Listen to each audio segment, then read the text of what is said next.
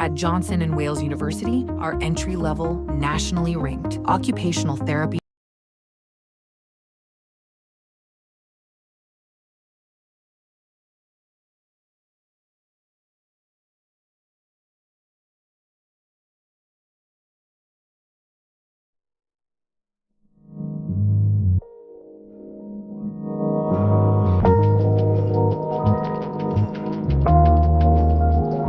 Do you know what we're here for? Equal parts. Oh my gosh. Illegal. That's too much, man! Come on! What? Not gonna do it. Wouldn't be prudent at this juncture. It's a bold strategy, Cotton. Let's see if it pays off for them. In the Ice Age, how much taxes did people pay?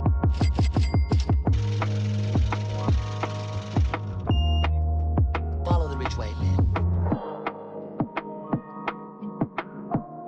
I'm staying in the race. Consequences.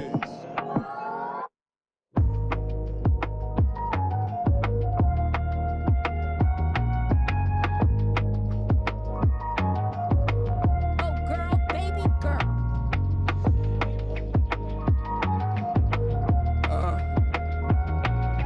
Your name, please? A fucking bitch.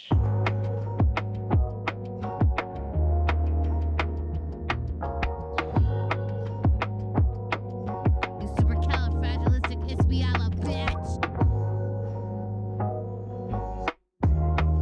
Don't even play.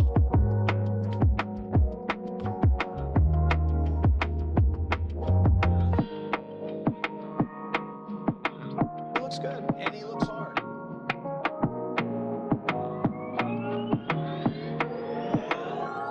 Aren't I a good guy?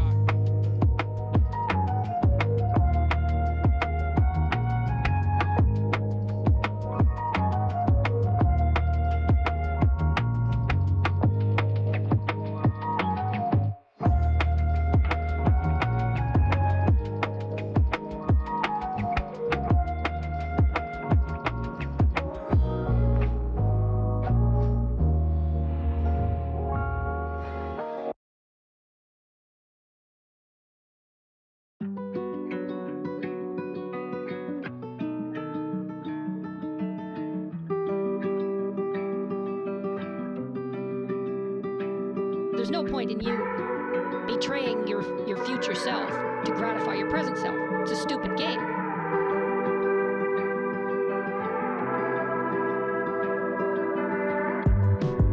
There's no point in you betraying your future self to gratify your present self. It's a stupid game.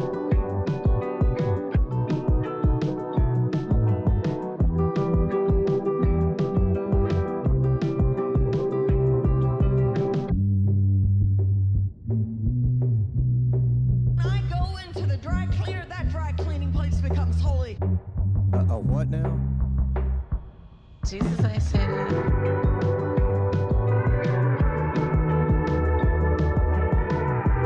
So I just want to address something. I was wrong.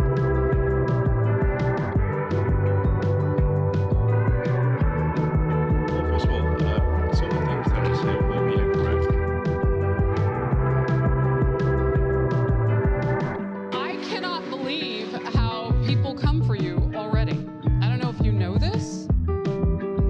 Phrasing. That's hot.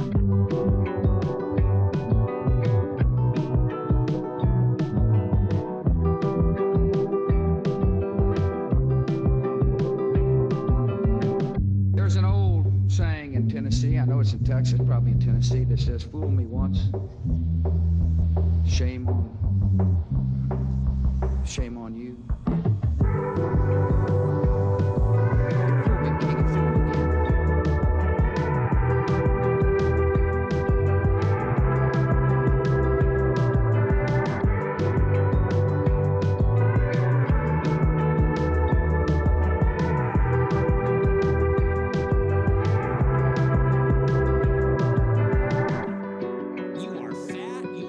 joke. You are stupid. You are not funny.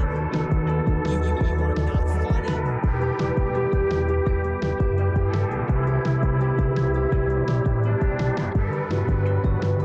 Oh, never good. Interesting. Just crazy enough to war, yeah.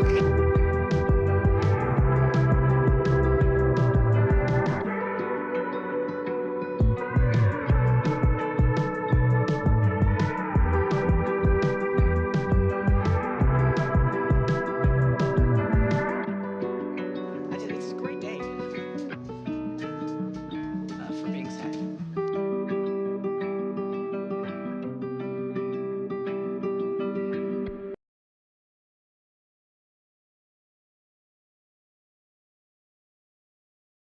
This is from 12 Rules for Life. I don't want reality. It's science.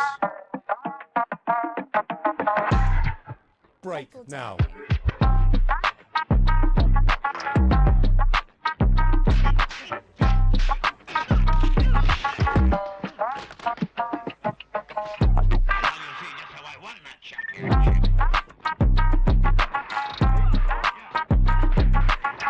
I see that you know your judo.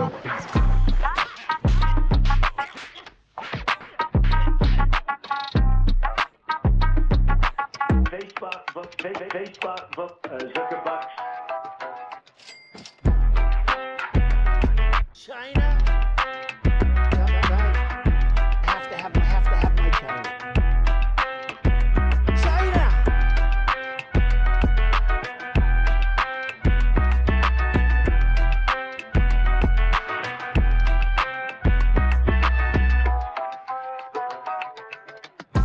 Donald Trump spent a lot of quality time with my wife.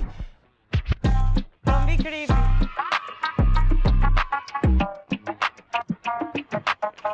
I mean, this woman is dangerous, ladies and gentlemen.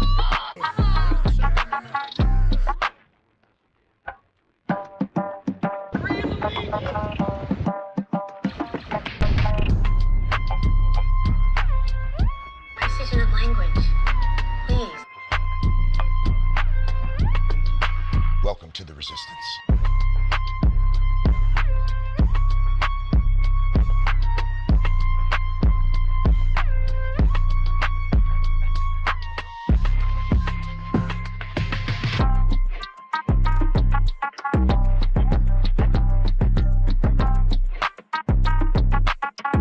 I made a huge, tiny mistake.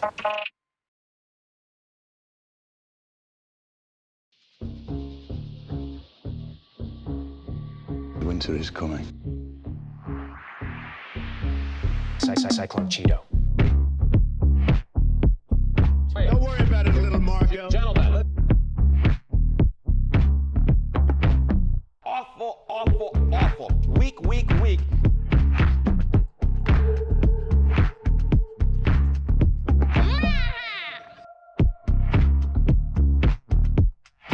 This is ridiculous.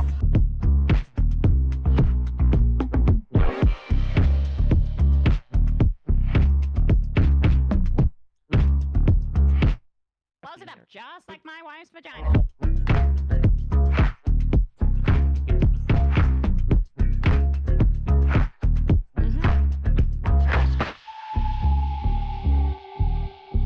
Cacao.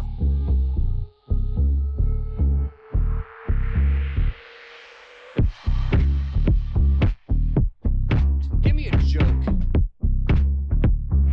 Climate and everything are the same word. You should be ashamed of yourself for having that thought. I feel like I'm taking crazy pills. Arguably the greatest work of nonfiction of the 20th century.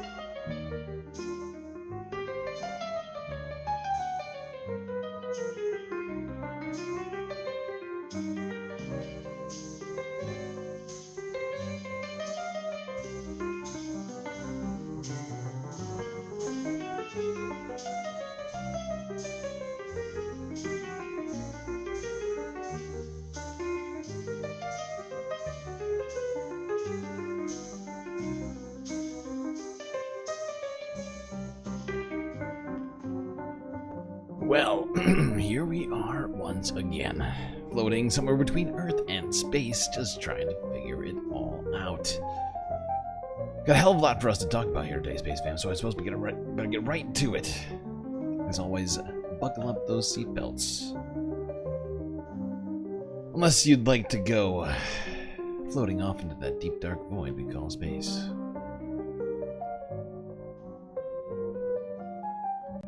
Good to see everyone here today on this Wednesday week, midweek report is what we have going on here today. I was going to start earlier, had a number of technological problems.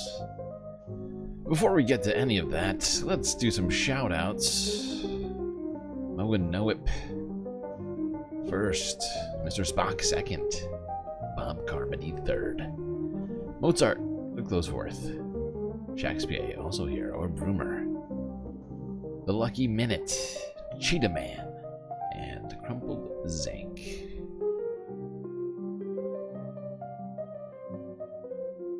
Good to see you folks. Like I said, we've got a lot to talk about here today. It's already been a very busy week. Epstein files revelations. Donald Trump enacting martial law in Washington, D.C. Which city comes next? We'll talk about it all. More Supreme Court shenanigans upcoming. Things are on fire and or underwater as usual. And much, much more. Let's start in that familiar place. We talk about the Jeffrey Epstein files, as they call them. We are still talking about that. That's right. But K-File's extensive reporting now shows the two shared a close social circle for nearly 2 decades, from private jet flights to high-profile parties, and that's only part of the story. Photos, flight logs, and court records help reveal how long their personal history really was. K-File's Andrew Kaczynski is here with all of that, and it is some extensive research and reporting that you all did. You've chronicled this relationship between Trump and Epstein from the 80s to, what, mid-2000s is obviously when their contact probably cut off. What's the most striking thing that you find that kind of contradicts this? Donald Trump is no fan of Jeffrey Epstein. Yeah, so what we found, it really actually paints a portrait starting, as you said, in the 1980s up to the mid-2000s. It paints this portrait of a long, enduring friendship. I think there were several associates who have called them best friends. Epstein himself said that he was Donald Trump's closest friend for 10 years. And we looked through these hundreds of hours, hundreds of hours of video, hundreds of photos. We went through documents from court files, exhibits from lawsuits. So we really chronicled this whole relationship over time. And one thing that I found really interesting was these flight logs from Epstein's private jet, which were part of that investigation into Ghislaine Maxwell. And they really tell you a story of how close these guys are. Look at just a few of them. This is in 1993, for instance. This is the same year that we found as well that Jeffrey Epstein attended Donald Trump's wedding to Marla Maples. Trump flew on that plane 4 times with Epstein and Ghislaine Maxwell between Palm Beach, where Mar-a-Lago is, and where Epstein also owns a home. Let's fast forward then to 1994. Trump flew from Palm Beach to Washington, D.C. with his then wife, Marla Maples, his daughter. Look at that. Donald Trump and the whole family going on flights with Jeffrey Epstein. That's so cute. Aww. Little family outing. Tiffany and a nanny before they returned to New Jersey that day. In August 1995, just he and Eric were on board with Epstein and Maxwell again. They flew from Palm Beach to Teterboro in New Jersey. And then in January 1997, Trump flew with the pair from Palm Beach to Newark, New Jersey. All of these trips, 8 in total, were documented in logs that I mentioned were from that trial. You also took a look at what Donald Trump himself has said about Jeffrey Epstein. What did you find? Yeah, that's right. And one of the things that's always been so striking is that quote that he said in 2002 that we found in that New York Magazine article where he said he was a terrific guy, he liked beautiful women just like him, and then that quote where he says he likes many of them on the younger side. That was from an article entitled Jeffrey Epstein, International Money Man of Mystery in New York Magazine. Now, just 2 years later, we were going through Donald Trump's book, and there he had one called How to Get Rich. And then we wrote in his book that somebody named Mysterious Jeffrey had called him, and that you could see it right there. That's the passage from his book. He says Jeffrey calls in, but there was actually a lot of activity between these two in 2004. One of the things that was... Hold on, I just want to read this passage. 4:30 p.m. Giuseppe Cipriani, who has one of the best restaurants in New York, calls. As someone who goes out to dinner a lot, I have very particular tastes. And Giuseppe is someone who will never let you down. I am trying to get him into my Park Avenue building. The mysterious Jeffrey calls in, as mysterious as Jeffrey is. He's one of the few people I know who can get by on just a first name. My staff never asked for a last name in his case, which in a way puts him up there with Elvis. Not that Elvis calls in much these days, but you never know. That's why I have a floor for security. Sometimes we need it. We've had some calls you wouldn't believe. The mysterious Jeffrey. Who could that possibly be? The mysterious Jeffrey who needs no last name.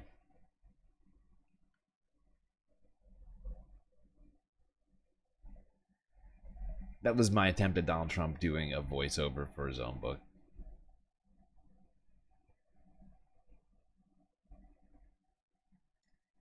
Okay, let's go. Let's keep talking about this. Former ambassador now spoke with MSNBC yesterday. Let's go here.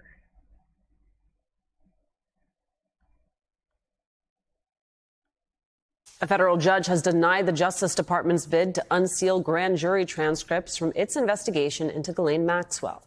But the DOJ's legal battle over the Epstein files is far from over. Several legal groups are now demanding answers from the administration, filing their own requests to force the DOJ to release some of that information to the public, including our next two guests.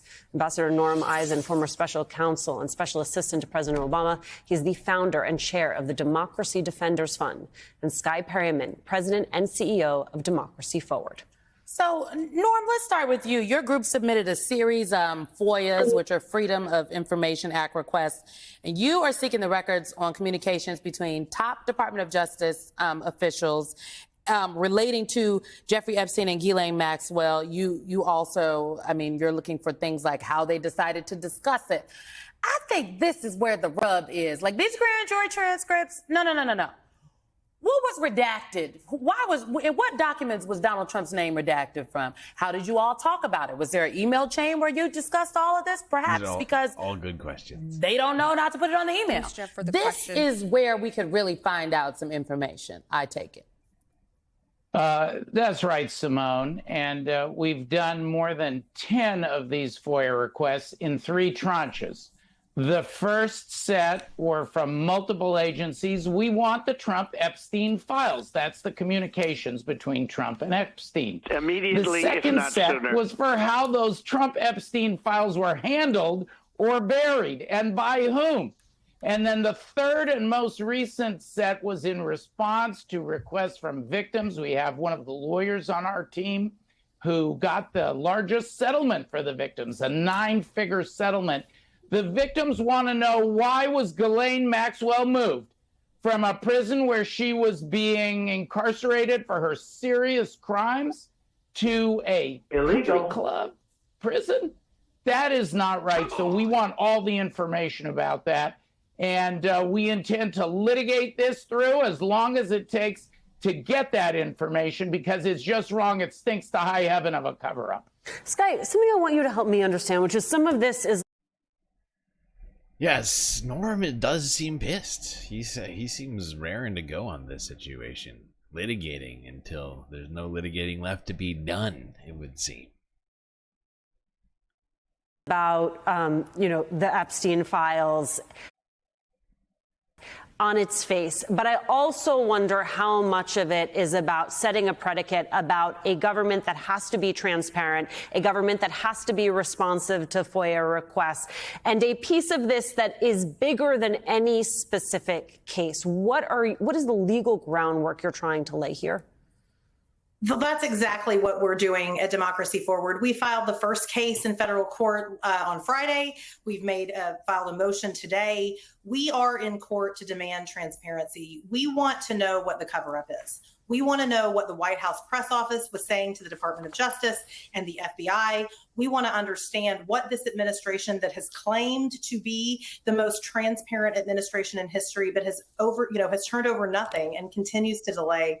We want to understand what they're up to. So we filed requests. The Department of Justice failed in responding to those requests, and that's why we're in court.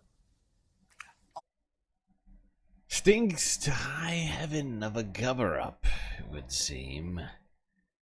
My God. But yeah, there's a lot of elements of this that have been very fishy. Very strange. Like Donald Trump's personal lawyer just going to a federal prison to talk with Ghislaine Maxwell. Unprompted. The secret meeting.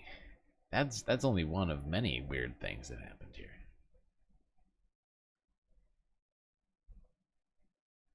Let's talk about somebody who has more of a past relationship in all of this, not an active relationship in all this. Ex-U.S. attorney under Donald Trump, Alex Acosta, who some are claiming can be called before the House committee to testify in the same way that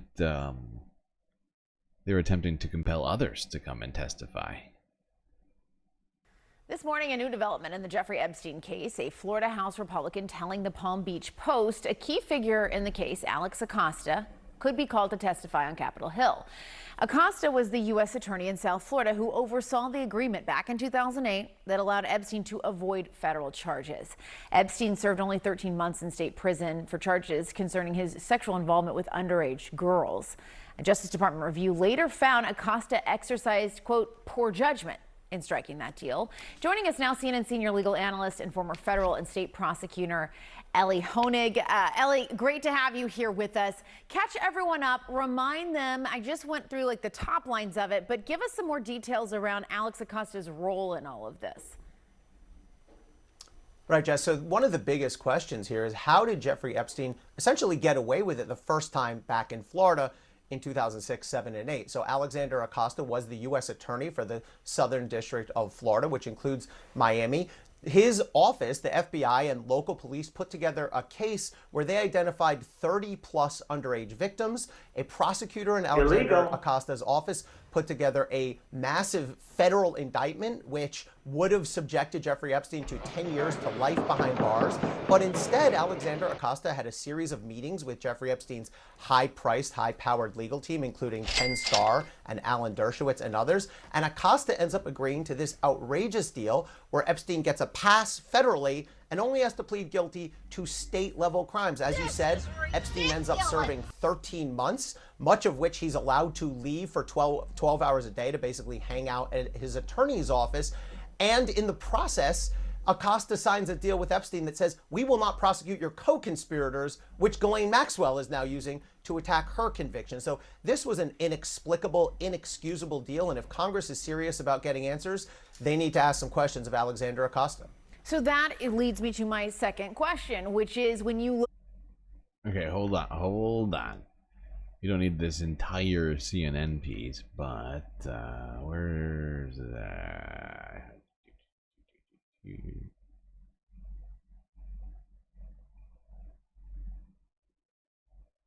Where is it?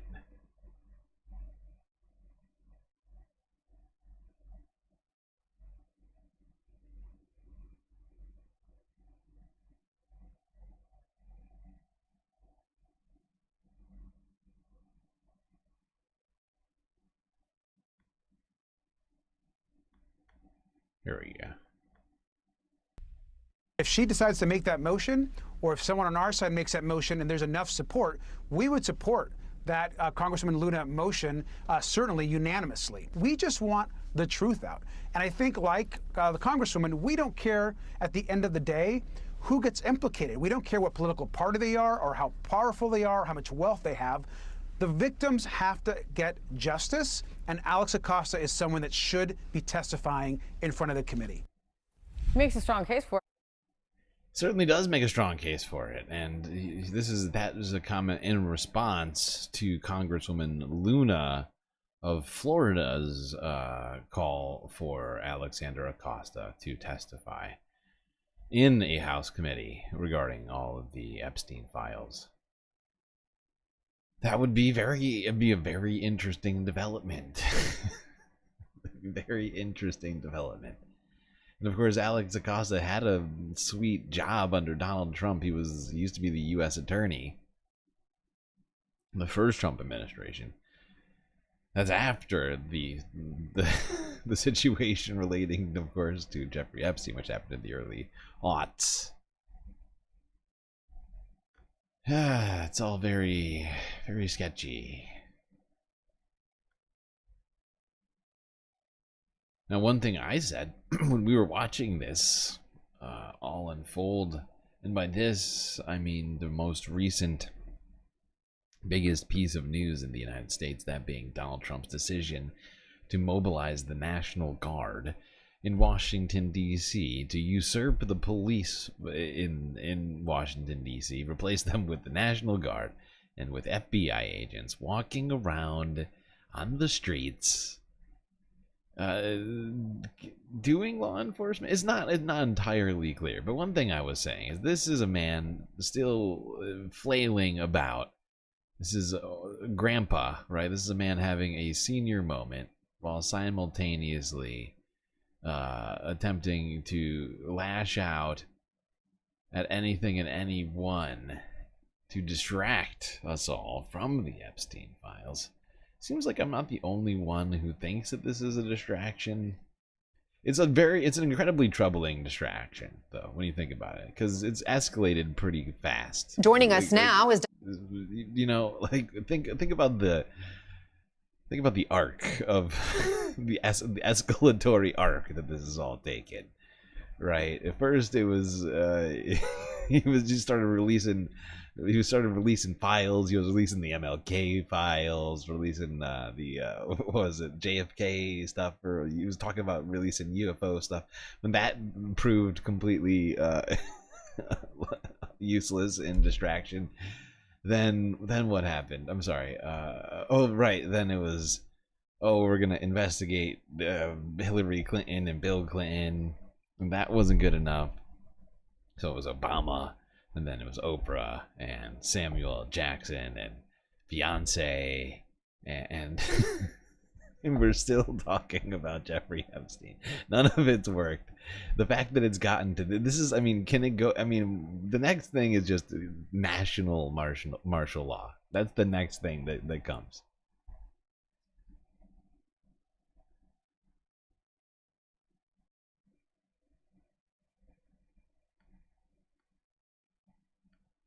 joining us now is Democratic Congressman Glenn Ivey from Maryland. Congressman, good to see you. Let's just start with the facts here. Homicide rates have been declining since the 1990s. Overall violent crime just hit a 30-year low this year. And homelessness in D.C., which the president has also pointed to as justification for these actions, homelessness is actually lower right now than at any point during Trump's first term in office. Given that background, what questions do you have about this federal takeover?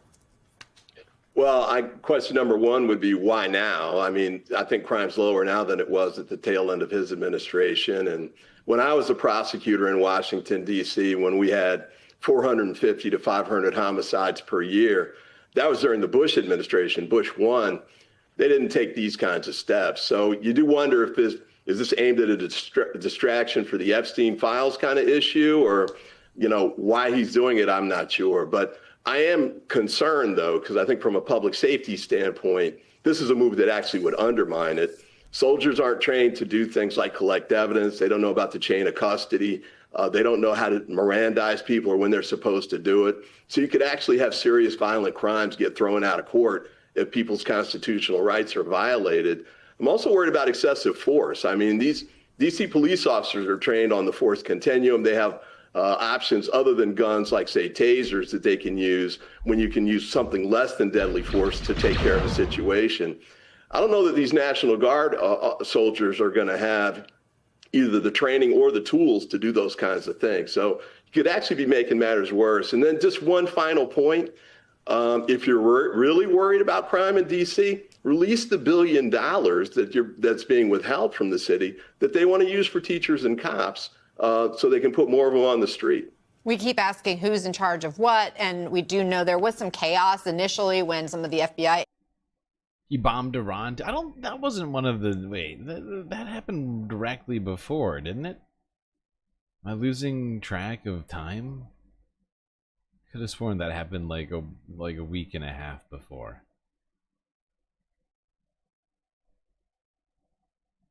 Or it was like this. It was like the same week, but it happened before it. Anyways, we don't need all this. Let's talk about. Let's just really talk about this goddamn federal takeover of DC, which we watched. I mean, Donald Trump's announcement of this live. He left reporters and us waiting for like 40 minutes before coming out to the podium to discuss all of it.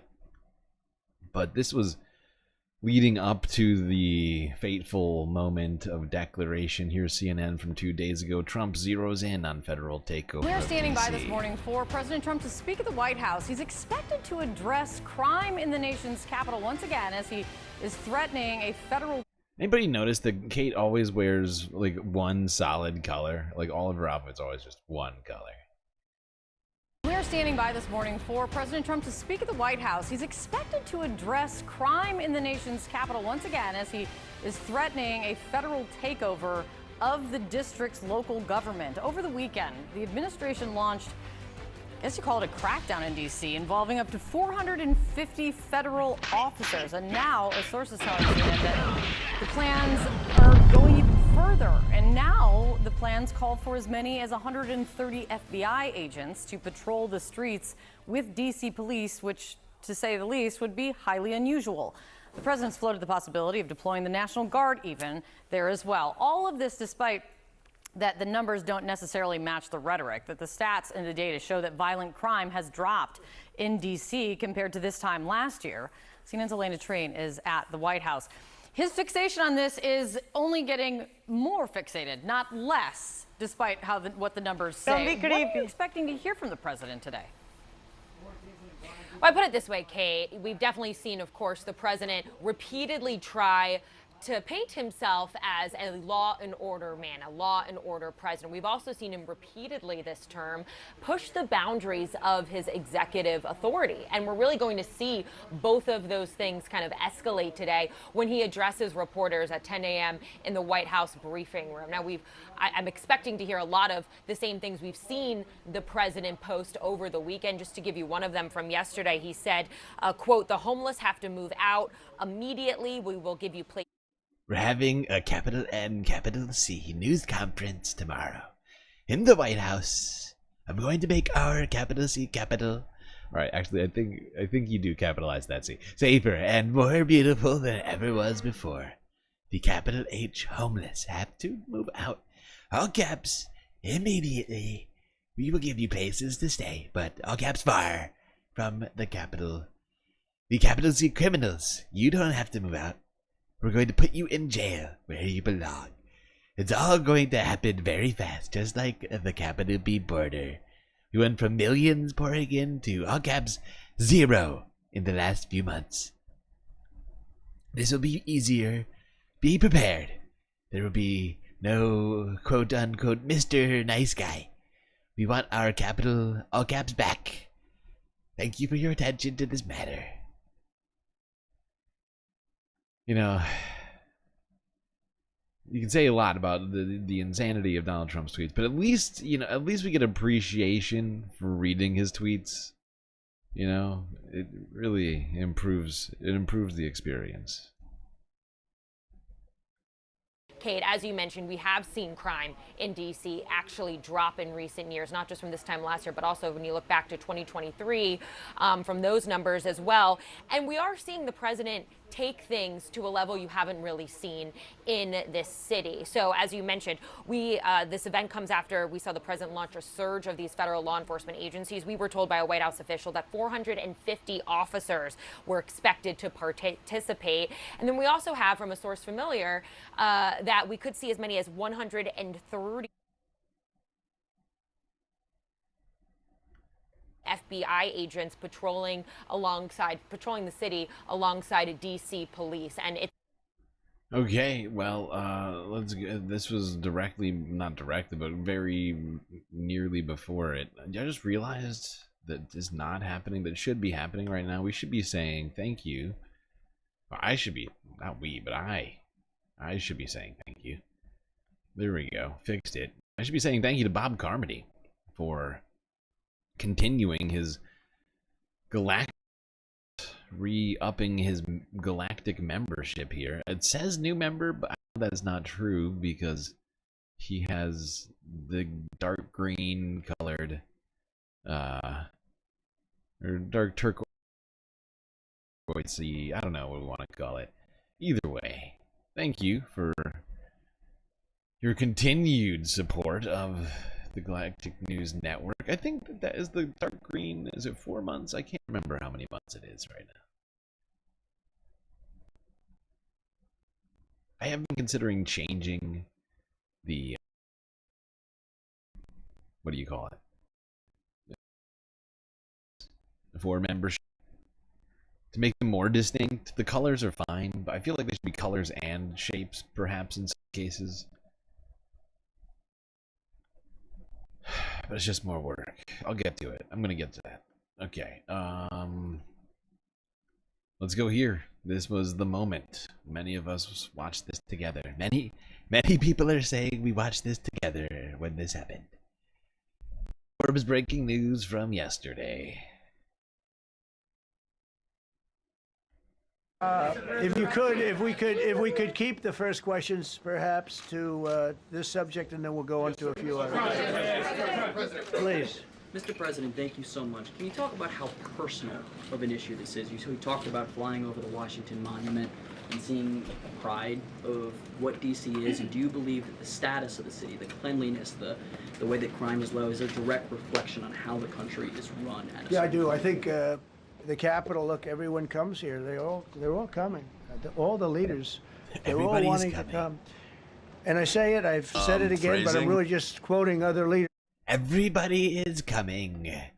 Narwhal by nature, coming in hot with the sweet, sweet super chat. I know that much. What's the chances that Steven Seagal will suddenly appear patrolling next to the National Guard in D.C.? I feel like he's not loving Belarus. I don't know, I feel like that guy's really out of shape. I don't know, patrolling, I don't know if that's in his wheelhouse right now. I guess he could sign autographs. He could just sort of like set up a table and like sign autographs for people. If we could keep the first questions perhaps to this subject, and then we'll go on to a few others. Please. Mr. President, thank you so much. Can you talk about how personal of an issue this is? We talked about flying over the Washington Monument and seeing pride of what D.C. is, and do you believe that the status of the city, the cleanliness, the way that crime is low, is a direct reflection on how the country is run? Yeah, I do. I think the Capitol, look, everyone comes here. They're all coming. All the leaders, they're all wanting to come. And I say it, I've said it again, but I'm really just quoting other leaders from NATO, from the Middle East, King of Saudi Arabia. Everybody's wanting to come. I say no, not yet. Daddy says you can't come yet. Okay, it's not time. From the Middle East, King of Saudi Arabia, Qatar, UAE. I was over there. We brought back $5.1 trillion of investment into our country. But a month and a half ago, I was at NATO. We had a great thing. They agreed to put up 5% instead of 2%. 2% they didn't pay, 5% is already paid. We had a great meeting, and they all said the same thing. They said our country was dead. They thought our country was gone. 1 year ago, they said your country was dead. And now you have the hottest country anywhere in the world. We're the hottest country in the world right now. The tariffs have helped. It's given us not only the money, it's billions, trillions of dollars. Donald Trump is having a goddamn psychotic break. Okay. Look at Pete's face right now. What is going on over here? Jesus freaking, I mean, my God. This is insanity. But Donald Trump, in this moment, Donald Trump is just having a psychotic break. He's doing everything he can to distract from the Epstein files. He's like, what? Big Balls was attacked? This is a national emergency. We are declaring martial law in DC. If we cannot have our esteemed great patriots over at Doge being obliterated by children, can I have that? Everybody, we need to talk about this right now.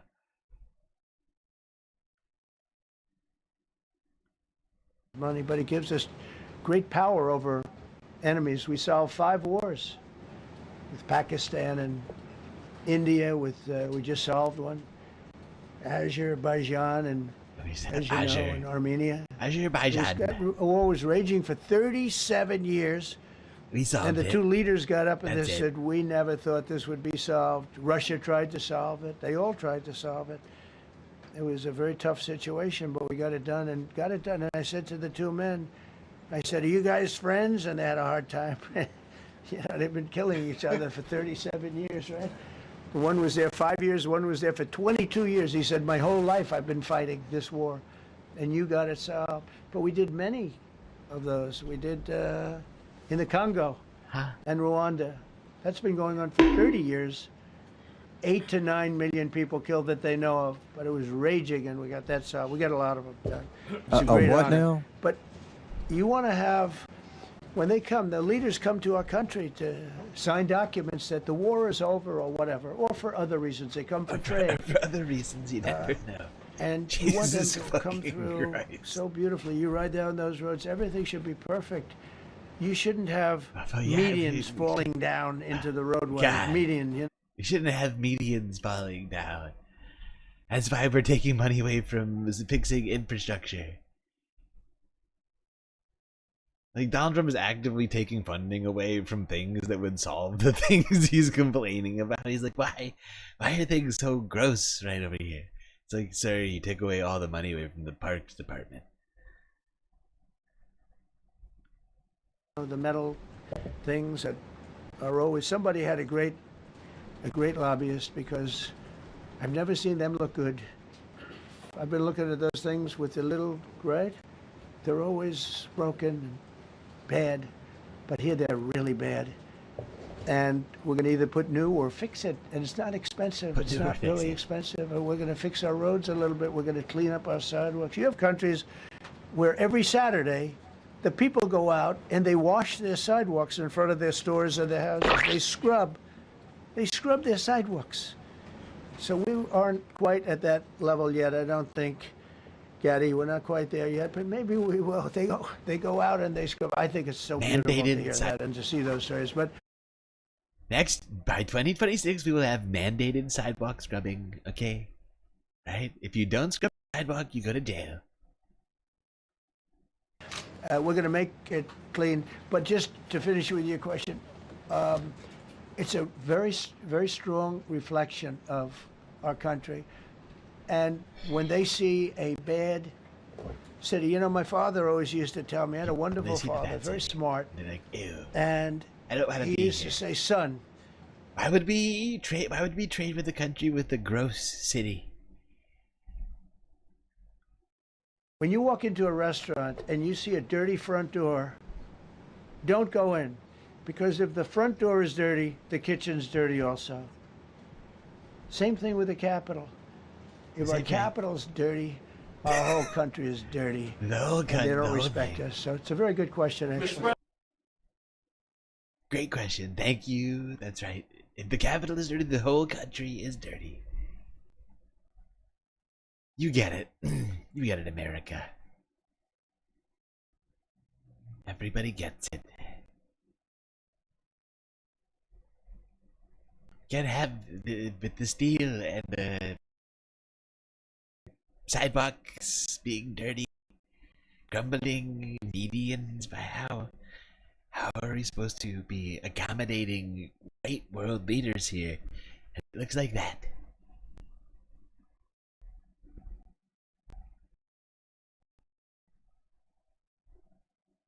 Here comes the language. It is a cleansing. This is social cleansing, right? It's not ethnic cleansing, it's social cleansing.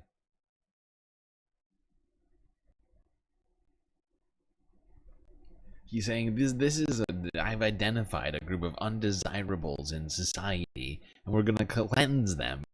The capital. That's literally what he's doing right now. It is horrible. Okay, let's see what Donald Trump had some other and we already did cover the whole thing. If you want to watch that, I mean, although I do feel like I need to double back on this fucking thing, probably for another day. But yeah, let's just go to this clip real quick. We do have the whole thing. We did it. Okay. Other crazy things. This is the very definition of totalitarianism. So, just to conclude, Washington, D.C. should be one of the safest, cleanest, most beautiful places anywhere in the world. It was years ago. We had one problem that was a pretty big problem. The radical left got out of control and they started trying to rip down statues. And I said, let's go pass a law real fast. We're going to do it real fast, but we were blocked by the Democrats who do not want safety. Nobody gets it. I don't get Democrats it. hate safety Because they can't get votes. I do. Democrats hate safety so much. I don't get how they can win an election with this, but they don't want safety. And I found an old statute, very old, early 1900s, that said if you so much as touch or even think about destroying a statue or a monument in Washington, D.C., you go to jail for 10 years with no probation, no anything. In other words, slightly different than we have today. Today we have cashless bail. There you get jailed 10 years. No curtailed sentence, 10 years. And we took it out. Nobody used it. If you touch Lincoln, you go straight to jail, all right? Never used because, it's harsh. And you remember they started to rip down the statue of Abraham Lincoln. I said, that's a tough one to rip down. He was pretty good, Pam. I think he was pretty good. When the ropes started going around Abraham Lincoln to pull him down, Andrew Jackson, others, and they were heading to the Jefferson Memorial, Thomas Jefferson. They're going to do a big number there. I said, it's time. And I signed that statute immediately. We had it updated. We made it use the same language, all passed by Congress. And I announced it's 10 years in jail, no probation, no anything, 10 years, no curtail sentence if you touch no probation, so much as touch. No trial. The statue.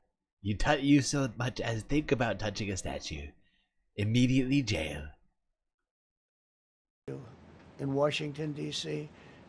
And it was an amazing sight, beautiful sight. Everybody just left.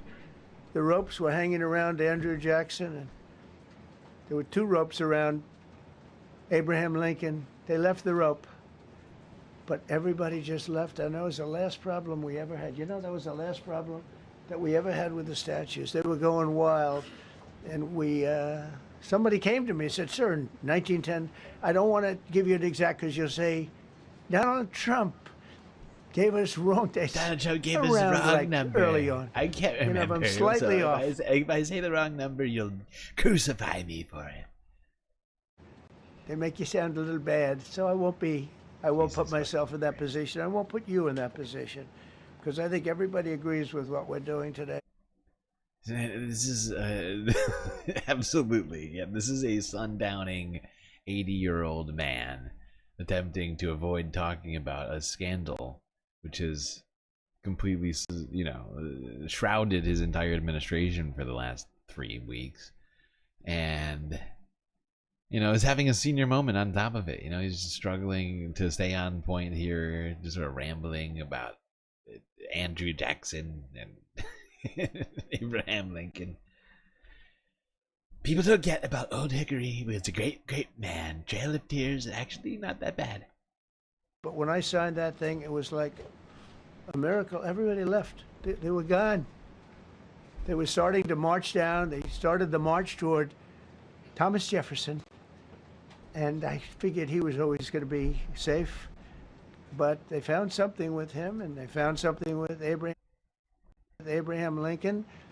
And even in the name George Washington in California, numerous places changed the name of George Washington High School and various other places. They took George Washington's name. This was a sick, woke culture that I think we've largely ended. And a lot of those people that were woke are now turning out to be the opposite. I won't go so far as to say MAGA. It's a very special category. But they've gotten out of that. But we have people that love this country, and they love this really beautiful capital. It is. I flew over it the other day, and I said, what a beautiful place. But if there's crime all over the streets, when you get there, it doesn't look so beautiful. But Jesus fucking Christ, dude. Oh my God. It is so absurd. It is so fucking absurd.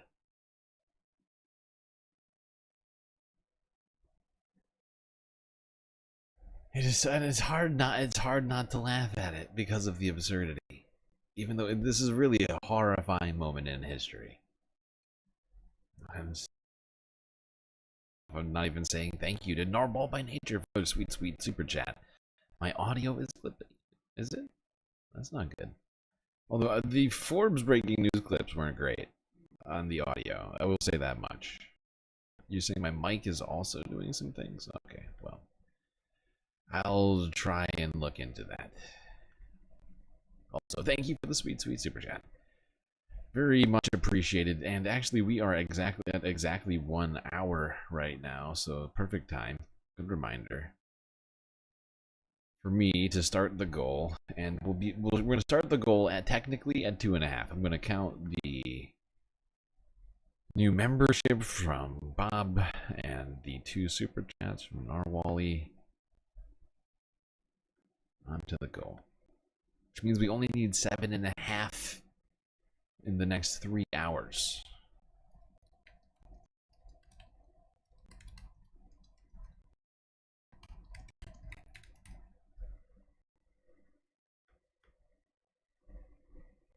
Okay, goal has been started. There we go. My mic is clipping right now. Is it? Look, listen. It's I can't even see my levels, okay? I can't even see my levels. I'm running my stream software in performance mode. We're getting way off topic, though. Let's go back. Let's remember what we were just talking about. We're talking about how people are going to get 10 years jail, said Donald Trump.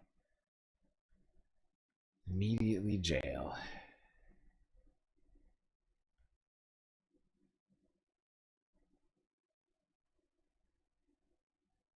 Now imagine you're holding coffee.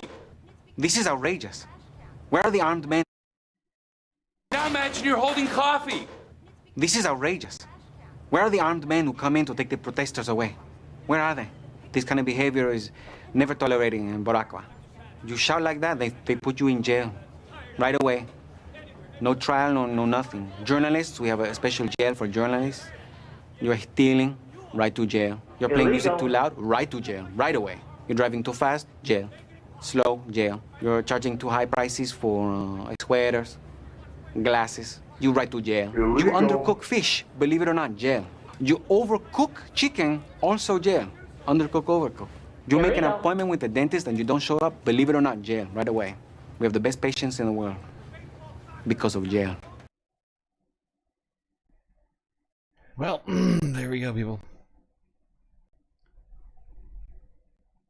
Immediately jail. Touch statue, that's jail. Immediately jail. No trial, just straight to jail. That's the America we get to live in.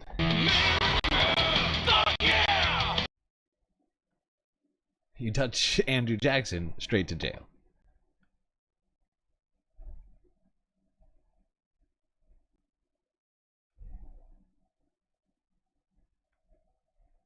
President Trump declaring a public safety emergency, saying he's activated 800 National Guard members in the nation's capital and has now placed the D.C. Police Department under federal control, saying that Attorney General Pam Bondi will, quote, take command.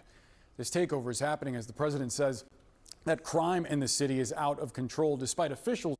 You know, before I let this guy, I always forget this guy's name. Before I let him go, I just wanted to both say thank you to Grumbled Zinc for the sweet super chat, which I'm gonna count as our third. We'll count that as 3. We'll count that up. We're 3 now on the super chat goal already. Great job, everyone.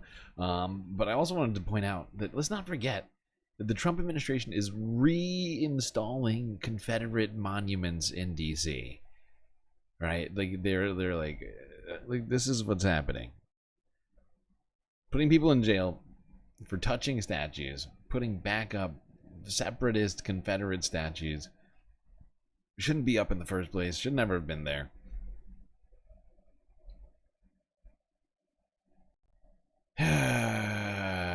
Boy. President Trump declaring a public safety emergency, saying he's activated 800 National Guard members in the nation's capital and has now placed the D.C. Police Department under federal control, saying that Attorney General Pam Bondi will, quote, take command. This takeover is happening as the president says that crime in the city is out of control, despite officials saying that certain crimes in the city have hit a 30-year low. Watch this. I'm announcing a historic action to rescue our nation's capital from crime, bloodshed, bedlam, and squalor, and worse. If necessary, we're going to move service members directly. The bedlam and squalor. To joining the Guardsmen, and that'll take place very rapidly. CNN's Brian Todd is closely following this story for us. So, Brian, take us through President Trump's order and what else he's threatening, because he says he might activate the military? That's right, Boris. He says he's kind of reserving the option to activate additional military units in Washington, D.C. if need be. He then later said he didn't think he would need them, but he's going to keep that option open. He is also considering at least expanding the National Guard deployment to other cities. He named Chicago and New York City. But let's see how this plays out in Washington, D.C. first. We do have some sourced reporting from 3 sources familiar with the matter saying that both the D.C. Mayor Muriel Bowser and the D.C. Metropolitan Police Chief Pamela Smith did not know of President Trump's announcement prior to when he made the announcement. They didn't. Way to work with local law enforcement. Oh, God.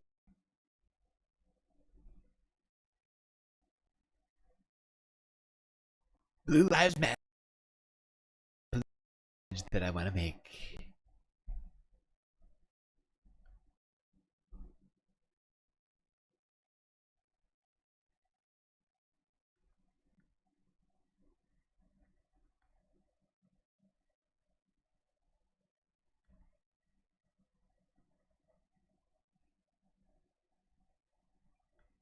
Whoa, this just got muted.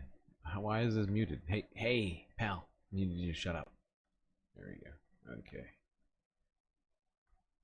President Trump says he's putting Washington, D.C. police under federal control, and it's raising the question, could it happen in other places around the country, including here in New York? The president calling Washington a crime emergency and deploying 800 members of the National Guard. That's despite police data showing violent crime in the nation's capital is down 26% compared to last year. I'm announcing a historic action to rescue our nation's capital from crime, bloodshed, bedlam, and squalor. But the president's actions in D.C. may not end there.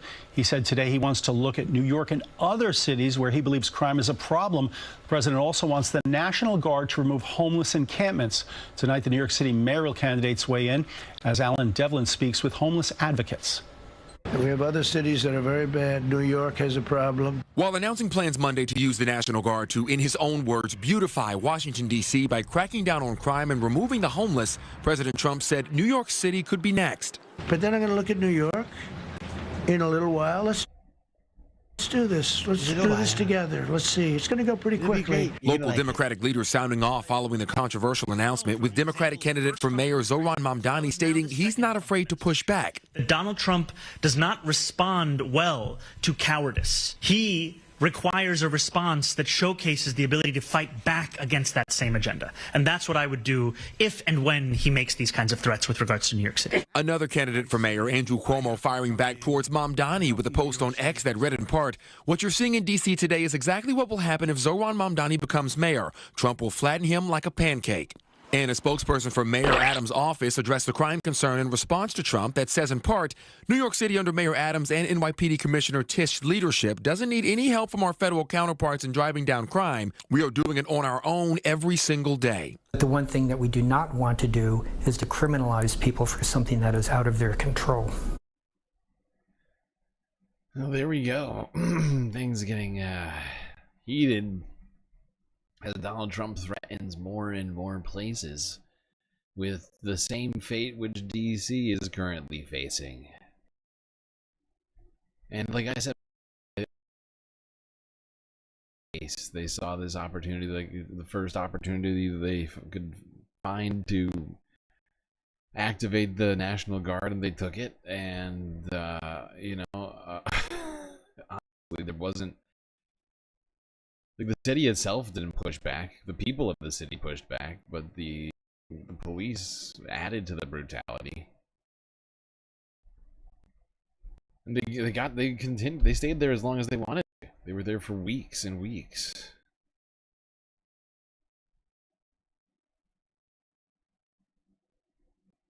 And I think I don't think it's unlikely to see this continue to escalate.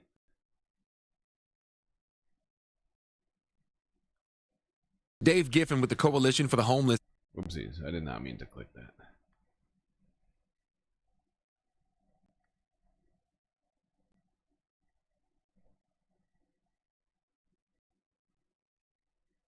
Thank you for joining us, and we begin tonight with President. Hold on, I just wanted to stay on. I meant to put this here. I put it in the wrong spot, I realized, so I had to switch this. But let's go back to talking about President Trump says talking about New York, which was specifically singled out by Donald Trump in that speech. It was what, New York, Baltimore, and Chicago were at least three of the places Donald Trump listed by name as possible next places to witness some form of martial law. Son of a, what just happened? I double-clicked it, didn't I? President Trump says he's putting Washington, D.C. police under federal control. At a news conference this morning, he said he invoked an executive order to declare a crime emergency so his administration could take over. This comes after he said last week he was considering ways for the federal government to seize control after the recent assault of a member of DOJ. Some are questioning the decision given crime statistics there. This is Liberation Day in D.C., and we're going to take our capital back. President Trump says he's deploying 800 members of the National Guard across Washington, D.C. in an effort to reduce crime, despite data showing crime has decreased across the nation's capital in recent years. You will see them flowing into the streets of Washington in the coming week. At your direction as well, sir, there are other units we are prepared to. I am feeling much too liberated right now. If we could go, whatever. If this is what liberation is, we need to go to being unliberated again. The mayor of D.C. weighed in. While this action today is unsettling and unprecedented, I can't say that given some of the rhetoric of the past, that we're totally surprised. Police statistics show violent crime in the nation's capital is down 26% compared with this time a year ago. We're at a 30-year violent crime low. The group, Free D.C., rallied outside as the president spoke. This is not about crime. This is about control. This is not about public safety. This is about power. Mr. Trump also said he planned to look at New York City. We have other cities that are very bad. New York has a problem. A spokesperson for Mayor Eric Adams responded that some of the most violent crimes are at record lows here, writing in part that New York City, quote, doesn't need any help from our federal counterparts in driving down crime. We are doing it on our own every single day. The president also talked about the homeless. We have slums here. We're getting rid of them. I know it's not politically correct. You'll say, oh, so terrible. No, we're getting rid of the slums where they live. He did not provide any specifics, but the Secretary of the Interior says, since President Trump's executive order on March 27th, making D.C. safe and beautiful again, the U.S. Park Police have removed over 70 homeless camps. Well, President Trump did not give a timetable for federal control of the police department. Under the act, he is limited to 30 days unless Congress authorizes it for longer. And the president's decision is playing out in the mayor's race here, with the president's ominous warning that New York could be next. That's right. Political reporter Marcia Kramer is here now with that part of the story. Marcia? Well, Alice and Dick, this is the latest salvo from President Trump, who clearly has made no bones about possible consequences if New Yorkers elect Zohran Mamdani. And tonight, Andrew Cuomo added to the discourse with his own dire warning. Andrew Cuomo is finding his voice on social media, swiftly warning New Yorkers about possible fallout from President Trump's decision to have the National Guard take over the Washington, D.C. Police Department. What you're seeing in D.C. today is exactly what will happen if Zohran Mamdani becomes mayor. Trump will flatten him like a pancake. Cuomo This is what will happen if Zohran becomes mayor. said on social media. In 2020, Trump said the National Guard into other states, not New York. There's only one person in this race who can stand up to Trump, the one who... I love how Andrew is talking like he is mayor right now. You're literally just some guy. If anything, he's giving credit to Eric Adams. So is this like a pro Eric Adams campaign he's running now? Already has successfully and effectively. New York City can't afford a rookie who needs on-the-job training to fight for us. Cuomo, who has increasingly tried to marshal social media, a Mamdani's strength in his newly rejuvenated campaign, was reacting to the president's threat to use the National Guard in other places where he thinks the leadership is weak. Then I'm going to look at New York in a little while. Mamdani, who began the first leg of a 5-borough anti-Trump tour, was unmoved by the threat of the National Guard coming here. Donald Trump does not respond well to cowardice, to collaboration. He requires a response that showcases the ability to fight back against that same agenda. And that's what I would do if and when he makes these kinds of threats. This was the second time in 24 hours Cuomo took to social media. He slammed Mamdani for living in a rent-stabilized apartment. I'm going to propose... How dare you live in a rent-stabilized apartment? Illegal. How dare you be incredibly relatable? Wow.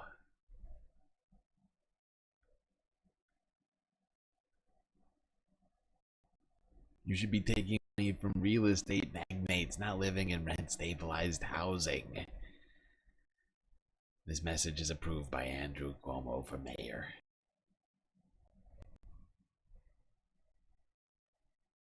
Okay. Let's continue talking about the implications of the Trump federalization of Washington, D.C. Now, technically, the laws in Washington, D.C. are different than in the states, as it's, it gets no real representation in Congress. It's not an actual state. But, still has implications for the rest of the country, no doubt. Thank you for joining us. And we begin tonight with President Trump sending the National Guard to patrol the U.S. Capitol. Hundreds of National Guardsmen have been activated starting today. President Trump has also signed an executive order declaring a, quote, crime emergency in the district. Our capital city has been overtaken by violent gangs and bloodthirsty criminals, roving mobs of wild youth, drugged-out maniacs and homeless people, and we're not going to let it happen. Wild youths, gangs of children are taking over the streets. We need the military. Think about that. We need the military to take on the child gangs. What you talking about? More, we're not going to take it. Now, despite the president's claim that D.C. crime is out of control, the numbers, they tell a different story. Police data shows violent crime in the capital is actually down 26% compared to last year.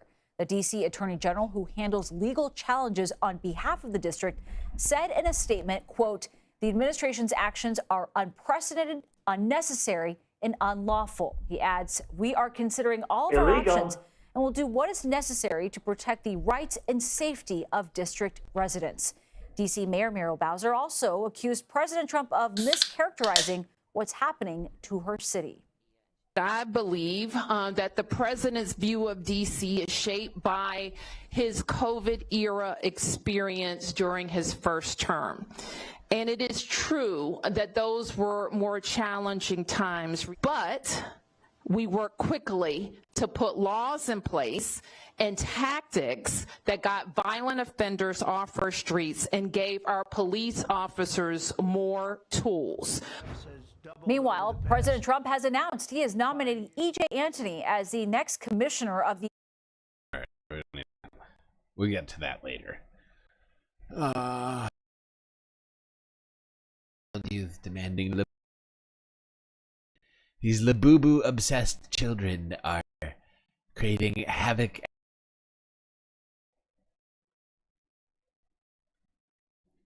I blame China. China!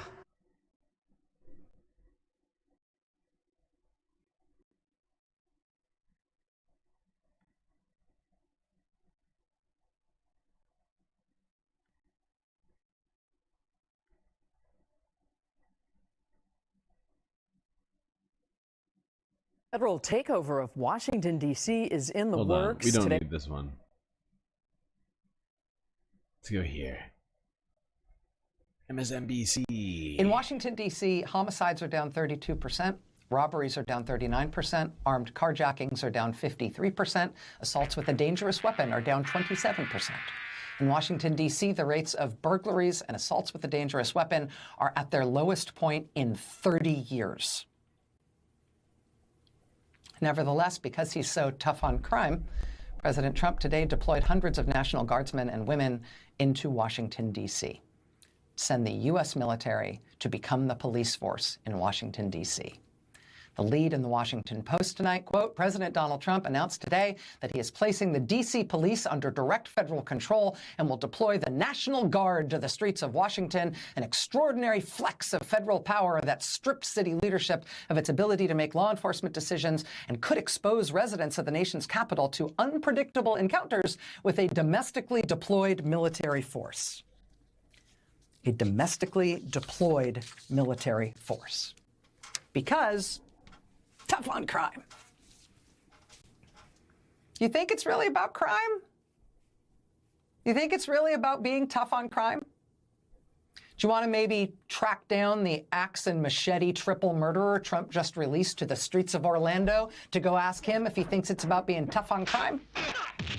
Or you maybe want to pop in to ask Ghislaine at that Bureau of Prisons crown jewel facility that kind of looks like a community college? You want to go ask her? Think it's because he's so tough on crime? That said, I mean, let's be generous here. Maybe it's not really just a generic tough on crime thing. Maybe it's specifically because it's D.C., which is the seat of the U.S. federal government. So even for a city enjoying a 30-year low in violent crime, maybe that's still just an intolerable amount of crime, specifically because it's D.C., and D.C. is where the federal government is, and maybe he's just really sensitive about protecting the federal government. Maybe he's really sensitive and really focused when it comes to protecting the seat of the federal government from any kind of crime. January 6th? No, forget about that. He's just sensitive about it now. Maybe that's it. Well, let's see. Today's Monday. On Friday, this happened. A sustained violent attack on the headquarters of the federal government Centers for Disease Control and Prevention. See all those little pock marks, those little holes? Those are bullet holes in the CDC. The gunman reportedly tried to get into the CDC headquarters in Atlanta. Security guards turned him away. He then drove to a nearby business, a nearby pharmacy, and took up a shooting position there. The Associated Press reports today that the man fired more than 180 shots into the headquarters of the Centers for Disease Control. That's too much, More than 180 shots fired. He was found with 5 guns, including 4 long guns, and bullets that he fired at the CDC broke at least 150 windows. Rid of the Second Amendment? The bullets pierced blast-resistant windows in multiple buildings and spat glass shards into multiple offices. 1 police officer was killed. The gunman died as well. It's not clear if he shot himself or was shot by law enforcement. It is a miracle, obviously, that CDC personnel, other than the police officer protecting them, were not killed. The head of the agency that includes the CDC, Donald Trump's health secretary, Robert F. Kennedy, posted this online after the shooting. Nice. Nice, RFK. Jesus Christ.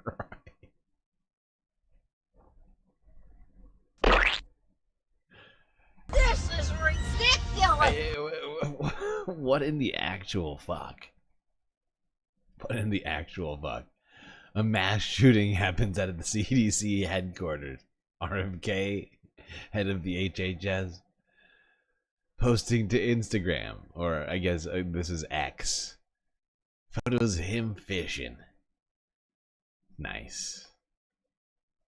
It's classy. That's classy.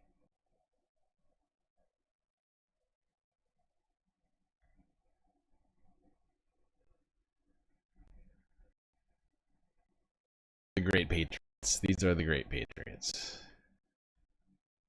They got their priorities straight.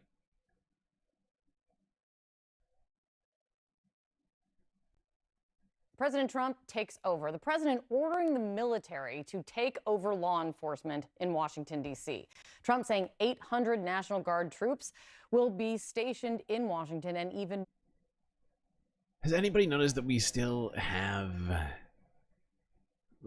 handles instead of display names? I was in the Majority Report chat earlier today.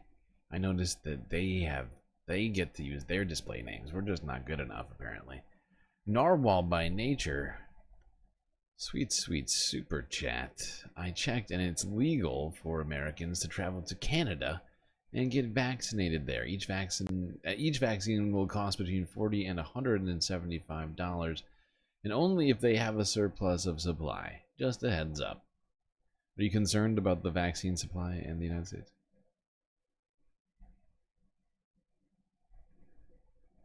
Or do you just think we're no longer going to have access to vaccines because the health apparatus is now run by a bunch of psychotics? President ordering the military to take over law enforcement in Washington, D.C.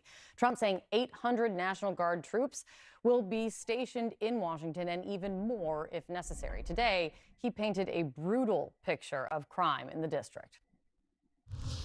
It's becoming a situation of complete and total lawlessness. They fight back until you knock the hell out of them because it's the only language they understand. It's a disgusting thing. Keep that in mind and then remember what the president said about January 6th, calling it, quote, very minor incidents. That's what he called the attack on the U.S. Capitol against law Very good enforcement. people. At least 140 officers were injured. Good people on both sides. Officers died after the insurrection on the Capitol. And then the president pardoned his supporters. Now he's saying D.C. officers should, quote, fight back and knock the hell out of perpetrators. It's also worth noting that violent crime in Washington is actually falling dramatically. After a spike immediately following the pandemic, the violent crime rate in D.C. has been steadily going down ever since. Even one violent crime is too many, of course, but the rate is now at a 30-year low. 30-year low. Weird. Well, you know, you say it's low. You say they're numbers. But then you got big balls out there getting pummeled by children. Who are you going to believe? The numbers or big balls? By the way, after that super chat from Narwhal, we are now at 5 of 10 already, if I'm not mistaken. We were at 3 right before that one. So yeah, we're at 5 of 10 already. And we have a full 2.5 hours to complete the goal. You're at quite a pace. Quite a pace.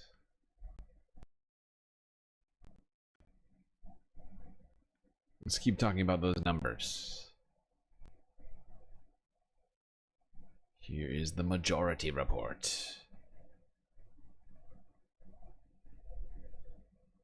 All right, well, let's turn to some good news, and that is some crime statistics from the D.C. metropolitan area. Not unlike what we've seen in major cities across the country, and frankly, minor cities.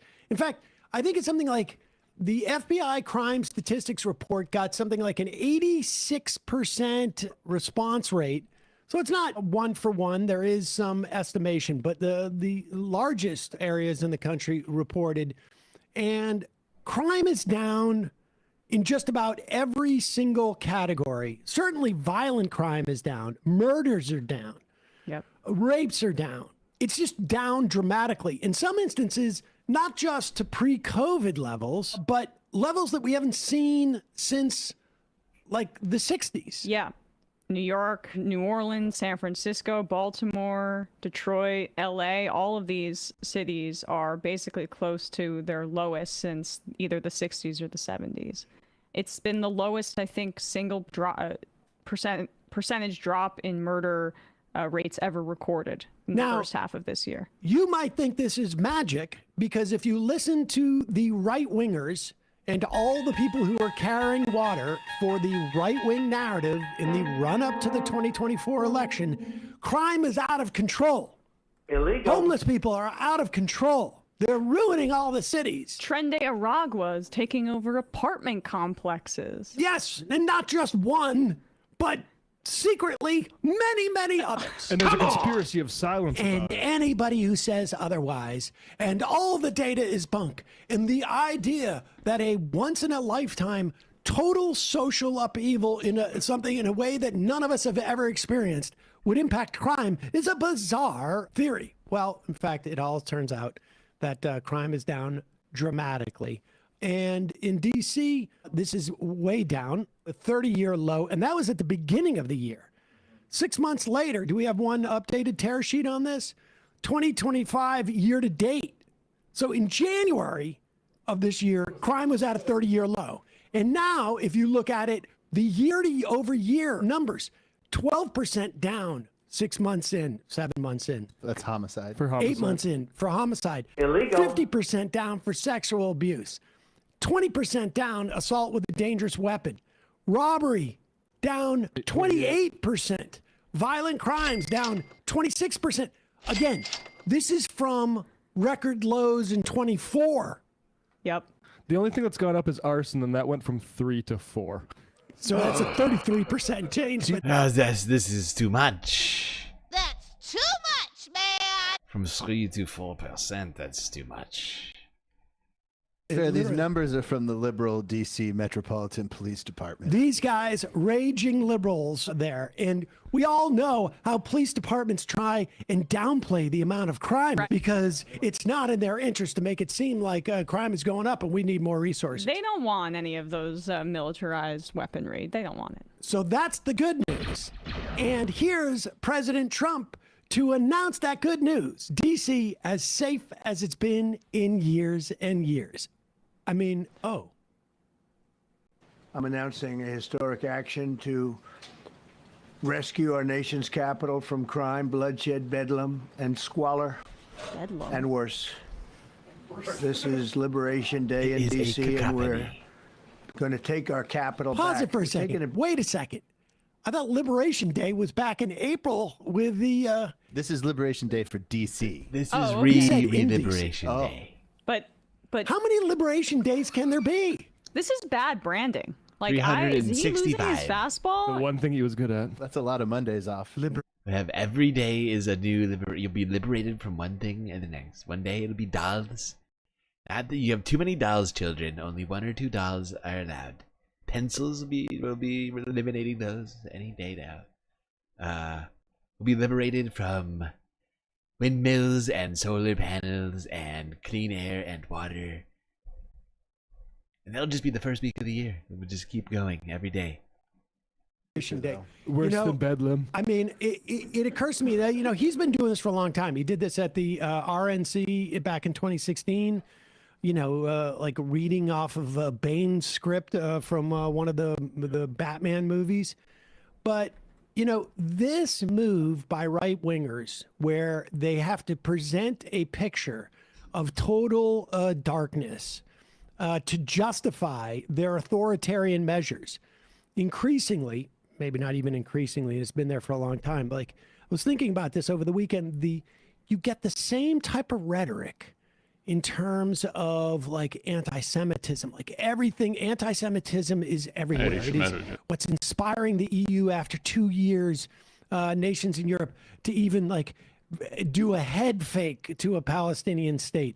It's inspiring, lawmakers to say that we shouldn't send weapons to Israel. I mean, it is this, the right-wing authoritarian mind must paint a picture of chaos and darkness and evil forces. Frankly, I've been watching Andor. The Empire did the same thing, like create this notion of total chaos. We need to bring about order. We need to stop the hatred that is boiling there by sending in troops. Go ahead. From crime, bloodshed, bedlam, and squalor, and worse. This is Liberation Day in D.C., and we're going to take our capital back. We're taking it back. Max squalor. Under the authorities vested in me as the President of the United States, I'm officially invoking Section 740 of the District of Columbia Home Rule Act. You know what that is? Everybody knows. And placing the D.C. Metropolitan Police Department under direct 740. We all know that's a very well-known law. Placing the D.C. Metropolitan Police Department under direct federal control, and you'll be meeting the people that will be directly involved with that. Very good people, but they're tough, and they know what's happening, and they've done it before. In addition, I'm deploying the National Guard to help reestablish law, order, and public safety in Washington, D.C., and they're going to be allowed to do their job properly. And you people are victims of it, too. You're reporters, and I understand a lot of you tend to be on the liberal side, but you don't want to get mugged and raped and shot and killed. Illegal. And you all know people and friends of yours that happened. And happens. So you can be anything you want, but you want to have safety in the streets. You want to be able to leave your apartment or your house. Pam got killed last week. Pam, you want to tell them about how you got killed last week? It was traumatizing for you, apparently. There it is. I mean, it really is stunning how sort of by the book this is. It's also as old as Donald Trump's political activism. It's very much echoes how he was talking about executing the Central Park Five, who were also children between the ages of 14 and 16, big balls, allegedly got beat up by two teenagers, two 15-year-olds. So he sent out Jeanine Pirro out there to talk about how they can't touch teens in the way that they want to, which is a theme in the administration in a variety of different contexts. But she means basically lowering the age in terms of when you can prosecute children as adults. So it's just, this is all like the racist broken windows policing stuff being federalized is being used in the context of immigration in particular. But the big thing here is the complete fallacy of the predicate for this. The total fallacy. Again, record lows in crime in this city. Even if it was at, I don't know, some type of baseline, completely inappropriate. But record lows. And this is just essentially proof of concept for the administration, for the regime. Mm-hmm. And the proof of concept is, can we take a place that has record low crime, say that it has bedlam and worse, Worse than rape, bedlam, craziness, darkness, bloodshed, and worse, like max bedlam. And can we then use that as justification to send in troops? Now, of course, the dynamic between the federal government and D.C. is unique. But recall, they've sent in troops to California on the predicate that we're protecting federal police workers, essentially. Now they're find another predicate that is based on a lie, even though they have legal authority to do this.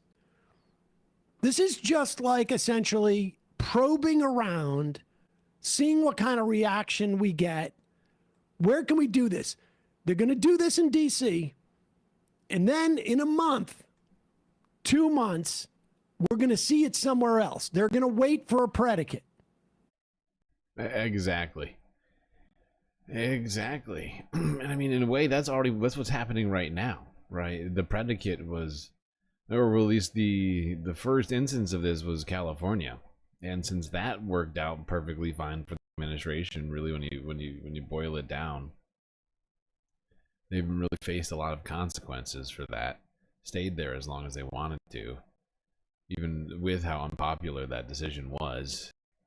And then this happened. The predicate was, oh, Big Balls was attacked. That means that crime is out of control. Therefore, we're going to gaslight the entire country into thinking that this is an example of actually how it's like exemplary of the entire city somehow.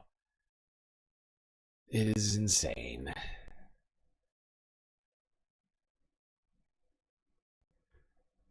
And we're talking all of this. Let's see how DC residents feel about Donald Trump's decision to usurp the authority of the local police with the National Guard and the FBI.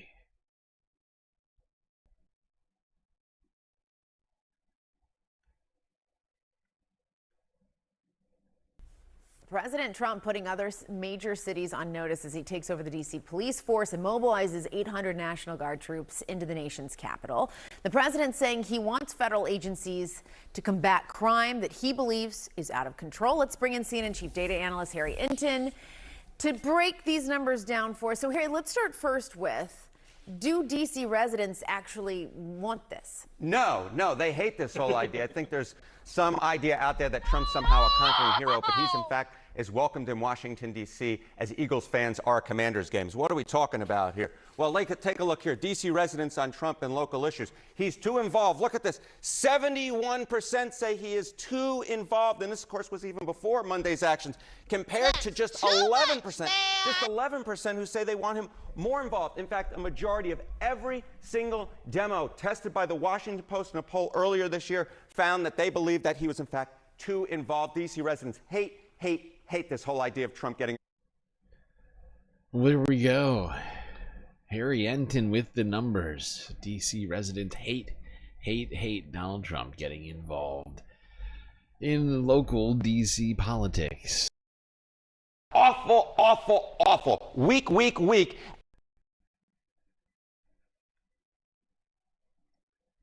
Now, people have taken note of this situation all across the planet, including France, our former Revolutionary War ally. Noticed that we're doing some weird shit over here.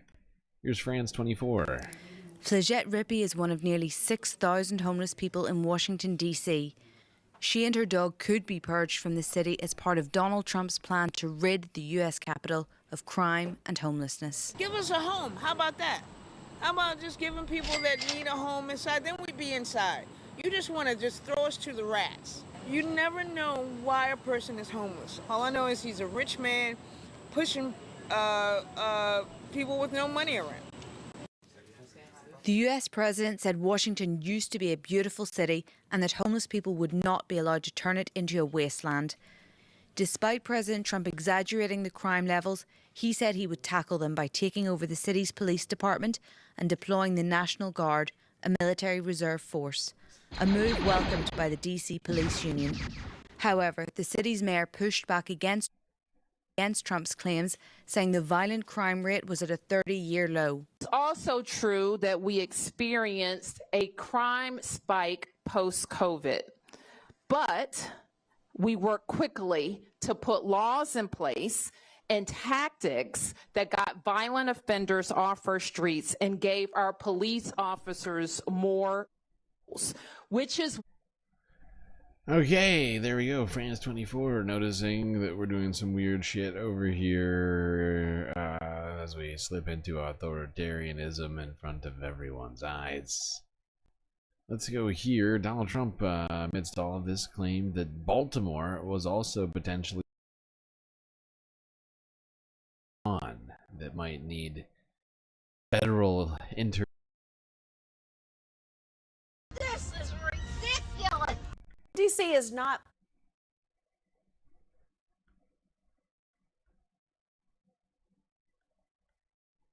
the first time, I mean, it's not the first city as well, where the president has made crime his focal point. Remember, it's not even the first year he said it. He did it in his first term when he was president before. He did it during the campaign in 2024, trying to be president again. He did it 2 months ago, actually, when he deployed nearly 5,000 National Guard troops to LA. That was to end protests against immigration raids. Remember that? Well, that move, you know, is still being challenged in court, and we haven't seen the end of that yet. But he gave a warning to leaders of other, what he knows as blue cities. He might be next. We have other cities also that are bad, very bad. You look at Chicago, how bad it is. You look at Los Angeles, how bad it is. We have other cities that are very bad. New York has a problem. And then you have, of course, Baltimore and Oakland. We don't even mention that anymore. They're so far gone. You know, I have to wonder when I was watching him earlier, what each of the mayors of those cities were thinking when they were called out, whether it was accurate or not, what the reaction might be. So I invited one on. The mayor of one of the cities that Trump said might be on deck. He joins me now. It's Mayor Brandon Scott of Baltimore, Maryland. Mayor, welcome.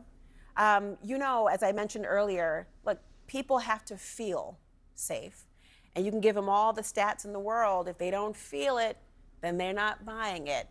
You, of course, know that in your district, in your state and city, excuse me, it's different than Washington, D.C., right? Because the president is able to send in the National Guard and take over D.C. police for a period of about 30 days.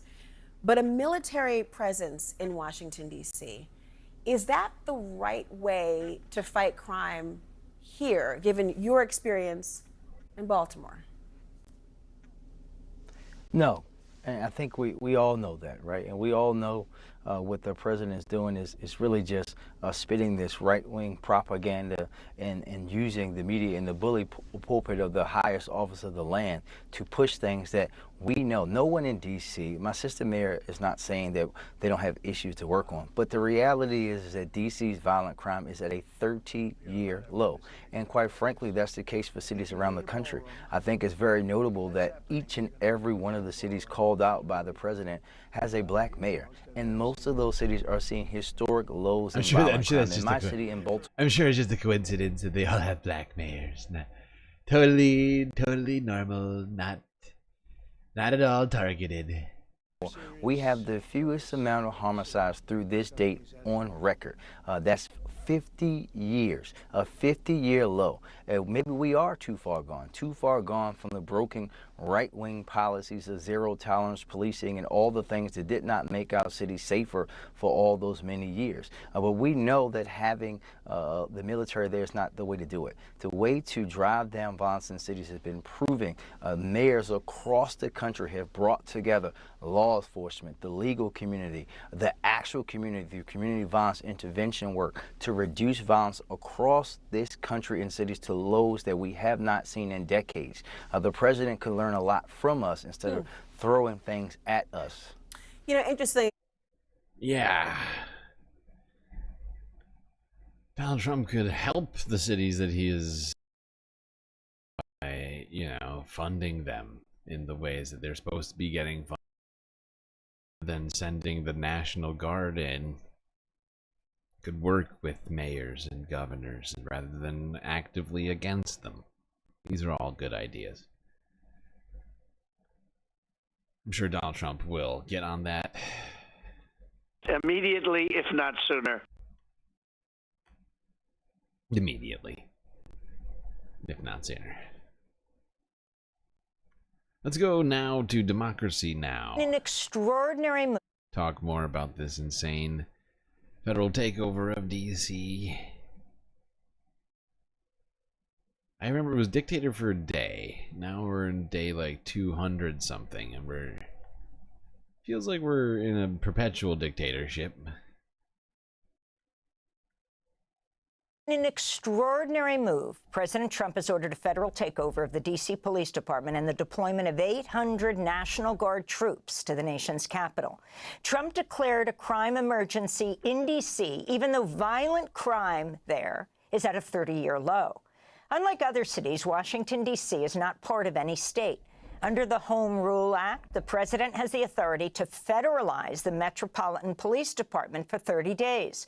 Trump also authorized Defense Secretary Pete Hegseth to work with state governors around the country to utilize additional National Guard units if necessary. Trump threatened to take action in other cities.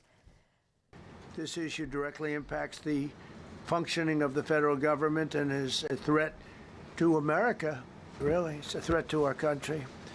We have other cities also that are bad, very bad. You look at Chicago, how bad it is. You look at Los Angeles, how bad it is.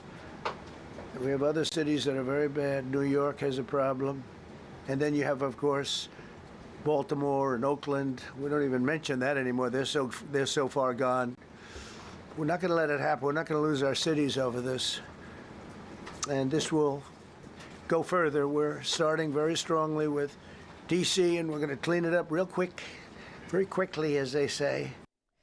Trump's move came days after a former DOJ staffer, known as Big Balls, was assaulted during an attempted carjacking. On Monday, Washington, D.C. Mayor Muriel Bowser denounced Trump's order to take over the D.C. police. And while this action today is unsettling and unprecedented, I can't say that given some of the rhetoric of the past, that we're totally surprised. We know that access to our democracy is tenuous. That is why you have heard me and many Washingtonians before me advocate for full statehood for the District of Columbia. We are American citizens. Our families go to war.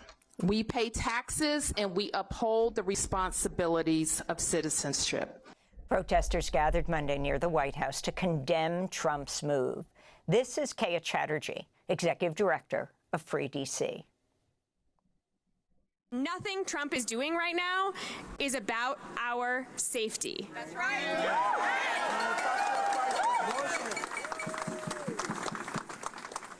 If Trump cared about our safety, he would stop mass firings of federal workers. Immediately, taking away if not our sooner. jobs, our families' jobs, that isn't safety. If Trump cared about safety, he would stop kidnapping immigrant neighbors. Illegal. Because terrorizing people, terrorizing families is not safety. If Trump cared about our safety, he would fund Medicaid. He would fund schools.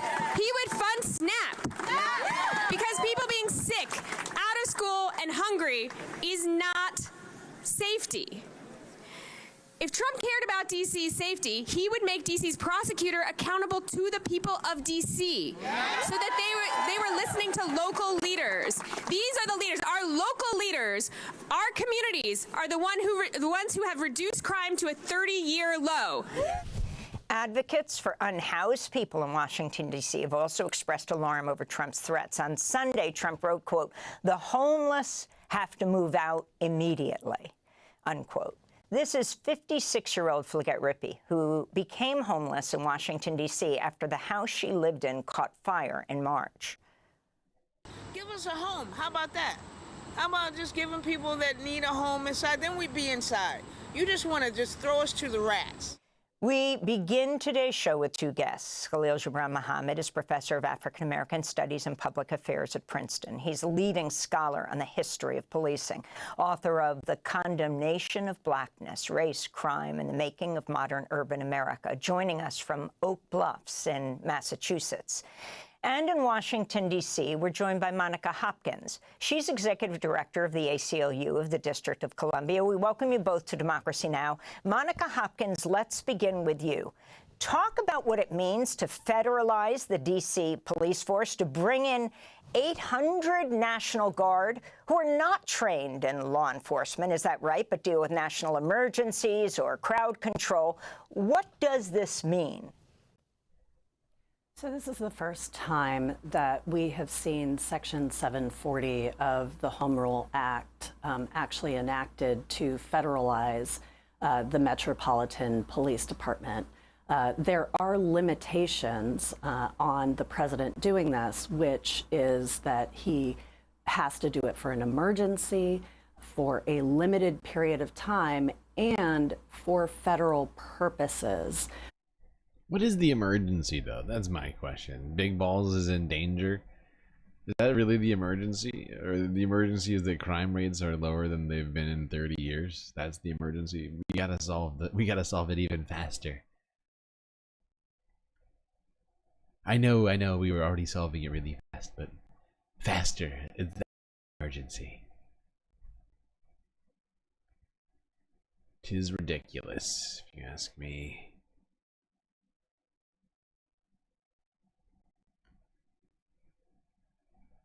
Gonna keep going through these. I'm hoping to finish on these before we take a break, although we're getting super close to the first break. It has been more than 24 hours since President Trump placed the Washington, D.C. Police Department under direct federal control. He said he's doing this to help combat crime. Today we have some new answers and some new questions on how this could all play out. This afternoon, the White House gave an update on the latest numbers, saying approximately 850 officers and agents have been surged across the city. We do not know specifically how many of those 850 are National Guard troops or National Park Police or FBI agents, which have all been mobilized. The White House says those officers and agents made 23 arrests, including arrests for homicide, firearms offenses, possession with intent to distribute, narcotics, lewd acts, stalking, possession of a high-capacity magazine, driving under the influence, and fare evasion in D.C.'s metro. White House Press Secretary Caroline Leavitt said the president's order will be reevaluated in 30 days. Just moments ago, Trump border czar Tom Homan weighed in on the president's action with this stark assessment. I think the president made the right call on it, cracking down on crime in D.C. I mean, I've lived in D.C. for several years. I won't walk the streets without having a gun. I mean, it's the violence and the crime is terrible here. The Trump administration has said these actions in D.C. are just the beginning, but we should note it isn't the beginning. Los Angeles was the beginning. You might recall in June, Trump deployed roughly 4,000 California National Guard troops and 700 Marines to Los Angeles, the stated goal being to combat, quote, violent insurrectionist mobs, unquote, in and around L.A. The protests were in response to immigration enforcement action around the city. Critics say that troop deployment quickly became fairly pointless. Or as the Los Angeles Times put it, quote, the National Guard came to L.A. to fight unrest. Troops ended up fighting boredom, unquote. All but 250 National Guard troops had left by August. Very little actual crime was charged from those protests, regardless of how easy it is for prosecutors anywhere to get a grand jury to indict anyone. So easy you can get an indictment of a ham sandwich and all that. Trump's top federal prosecutor in L.A. struggled to secure indictments in the protest cases. Out of at least 38 people charged with felonies, only 7 out of 38 were indicted, according to the L.A. Times. Then there's the actual cost of that operation. Shortly after. Yeah, millions and millions and millions and millions and millions and millions of dollars being spent on all of this.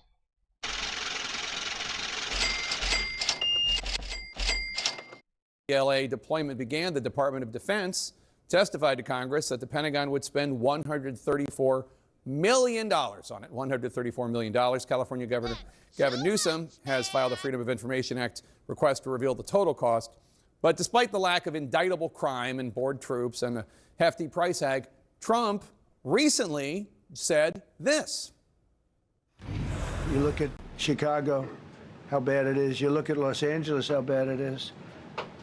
We have other cities that are very bad. New York has a problem. And then you have, of course... Okay, all right, that's enough. That's enough. But let's... We're almost done on these. On these ones here, but at this moment, there's almost 1,000 FBI agents and National Guard troops on the ground in Washington, D.C., carrying out what would usually be regular law enforcement activities from Washington, D.C. police. Mish!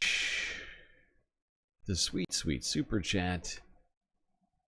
The big balls assault feels bigly like the assassination attempt. Yeah. Oh, God. It's terrible. That gets us to 7. With that sweet super chat from Mish over here, that gets us to 7 of 10. With 2 hours to go, I would like to point out. 2 full hours to go to complete the goal, and only 3 left. It's 1.5 super chats per hour.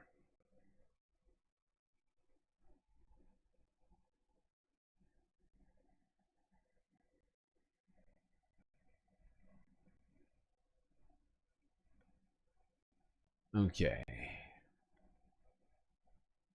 Actually, now's a good time for us to take a break.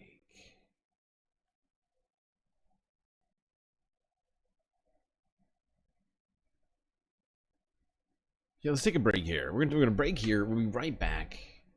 Don't you worry. Stick around, Space Fams. We'll be right back after these brief space messages.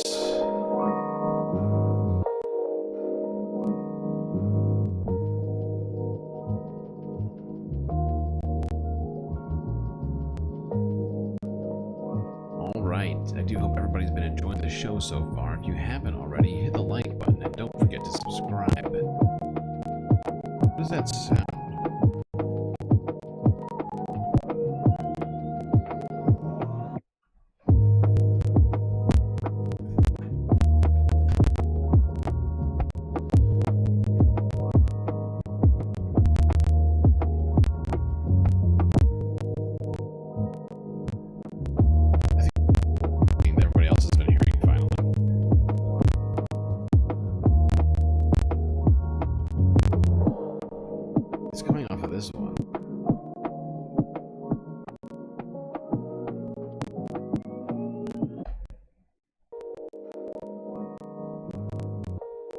It's okay. It's actually not coming off my microphone. It's coming off of this.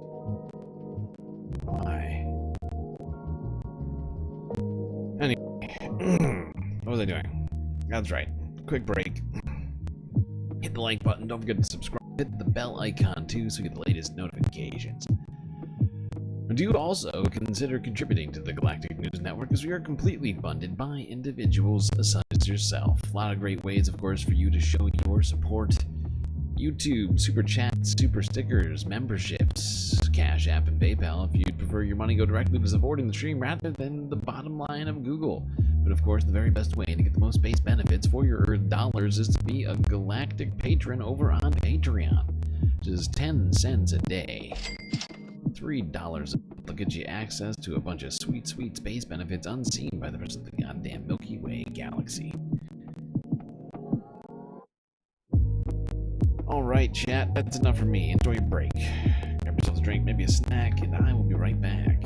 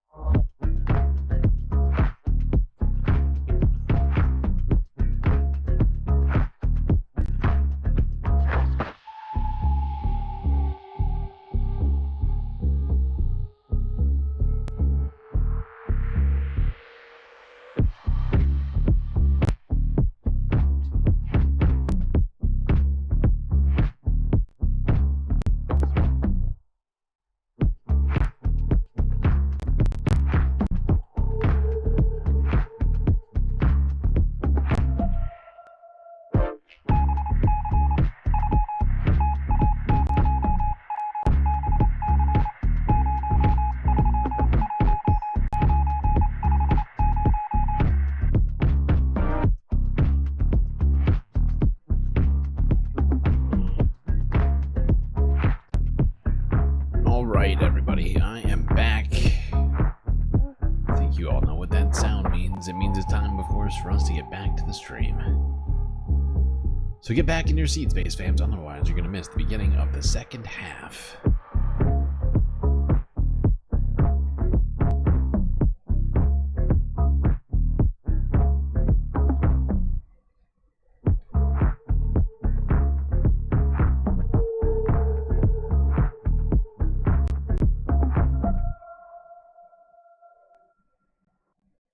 And I did hear the problems with the sound during the break. I might have to try and listen on another device during the second half here, try and figure out what's going on with it. I honestly don't know. I reset my audio interface and still nothing is solved yet. I do.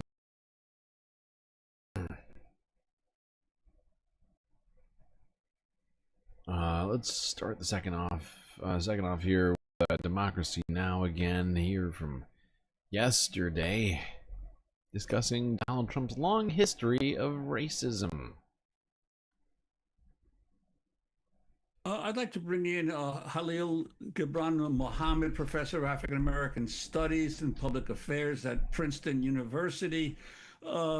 Professor, your reaction to this latest move of President Trump, and also if you could talk somewhat about why the District of Columbia is in this special status of essentially a territory within the United States, not even, and why DC statehood has been stalled for so long.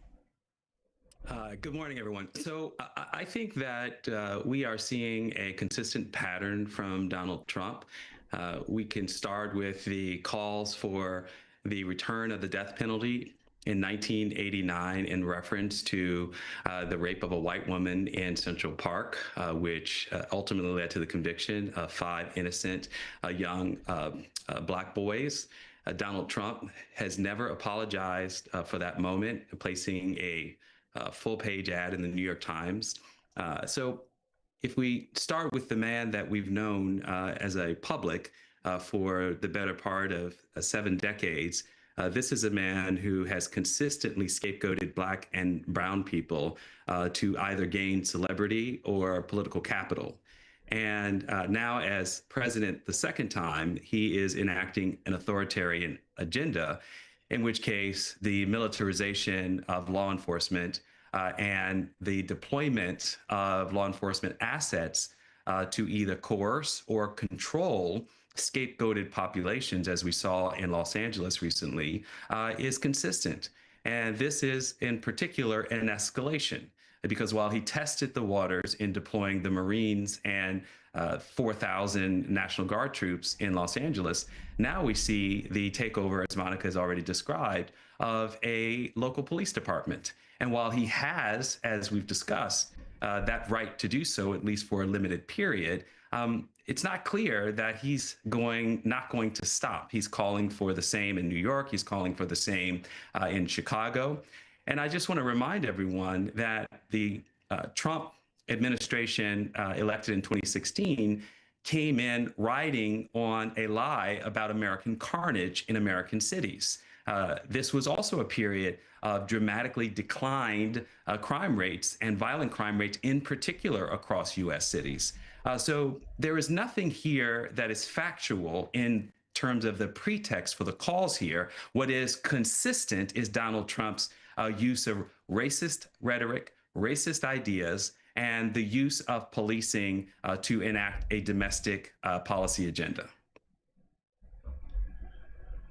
Yes, indeed. And Donald Trump's racist and fascist regime is becoming more and more troubling by the day. Really is. Now, let's go here to on the ground footage from Forbes Breaking News showing National Guard troops arriving in Washington, D.C.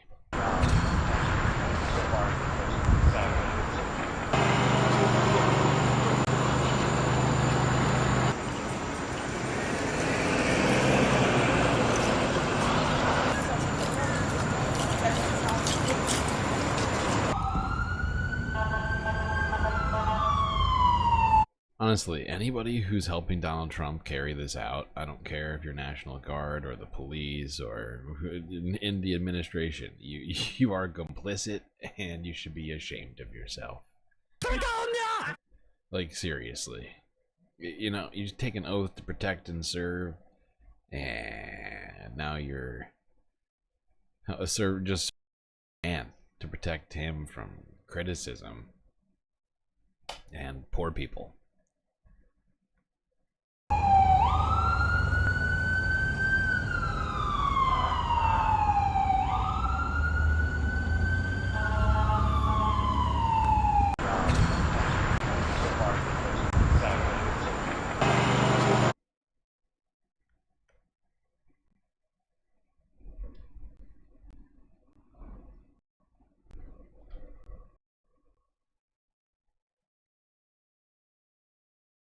In the midst of all this, one day before, actually, and we didn't even get a chance to talk about it, but because of the timing of everything. But a day before Donald Trump declared, you know, their decision to use the National Guard in Washington, D.C., trial began over Trump's military deployments in California earlier this year. So let's just talk about that situation before we move on to other things. Lawyers for President Trump and California Governor Gavin Newsom are clashing in court, the start of a trial with national implications. The state is suing the Trump administration, saying that they unlawfully federalized thousands of National Guard troops to quell anti-ICE protests back in June. Right now, some 300 troops are still on the ground in Los Angeles. Let's discuss with former Deputy Secretary of Homeland Security under President Trump, Ken Cuccinelli. He's now a senior fellow at the Center for Renewing America. Ken, thanks so much for being with us. So Trump's attorneys are citing Section 12406 of the U.S.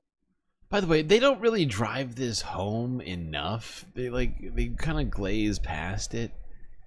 But this guy, the Center for Renewing America is I believe a political action committee or some kind of a think tank.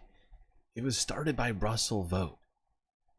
This guy is a spokesperson for a fucking organization started by the head of the OPM,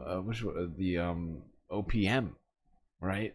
Literally Russell Vogt's own talking piece right here, and they barely even they glaze over who the fuck this guy is. Code to justify federalizing the California National Guard. Section 12406 justify or allows for that in cases of rebellion or when regular forces can't execute U.S. laws exclusively. The judge in this case, Judge Breyer, has called the protests in June far short of rebellion. So in your eyes, how is that standard to cite this code as justification being met? So, first of all, one of the things that's a clear difference with this judge is that the president has the authority to make this on a fairly unreviewable basis. So the first remarkable thing about this case is that it is continuing onward at all. This judge has already attempted to issue a temporary restraining order, which has a much higher standard than a simple trial, as we're seeing today. So we know this judge is going to rule against the administration. The real question is what's going to happen on appeal. And the judge in the lower court, well, the judge who's sitting today, made the very point in your question, and that is he questioned the substance of the president's decision. He questioned whether there was rebellion against the United States, which the U.S. says doesn't require trying to overthrow. It just requires resisting the efforts of the United States, going all the way back to the Whiskey Rebellion, so-called rebellion. Jesus Christ, we're gonna go all the way back to the Whiskey Rebellion to try and justify this crackdown. This is insane. This is ridiculous. This is fucking insane. Oh, let's go back and talk about the 1800s. You fucking idiot. Anyway, they are planning on taking this all the way to appeals. It would seem they are anticipating losing the initial proceedings, since they don't have any actual justification for having done what they did.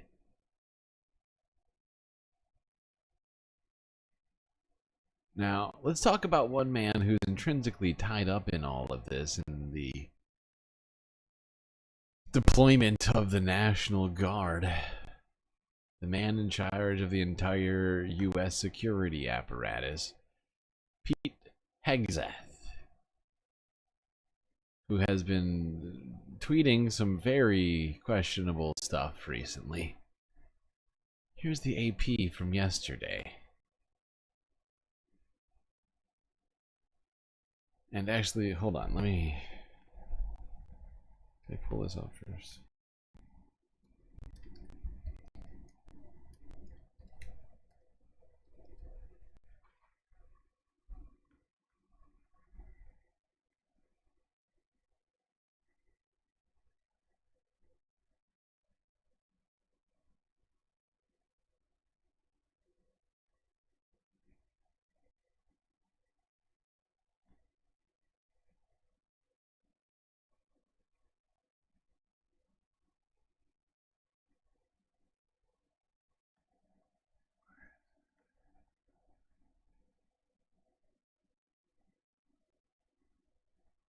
Oh, here it is. I found it. This is really bad quality picture, though. Motherfucker. There we go. So yeah, Pete Hegseth, he posted this earlier.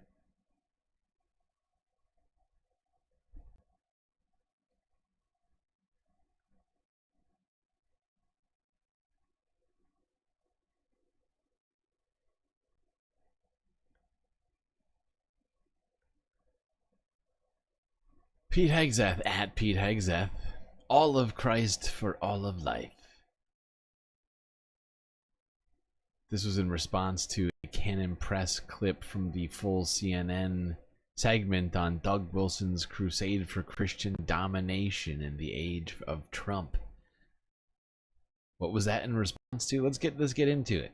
Defense Secretary Pete Hegseth recently made headlines when he shared a CNN video on social media about the Communion of Reformed Evangelical Churches, an arch-conservative network of Christian congregations where he's a member. The video included its pastors arguing women should not have the right to vote. I was very grateful to him for doing that. He didn't just repost it like, oh, here's an interesting thing that these weird people are doing.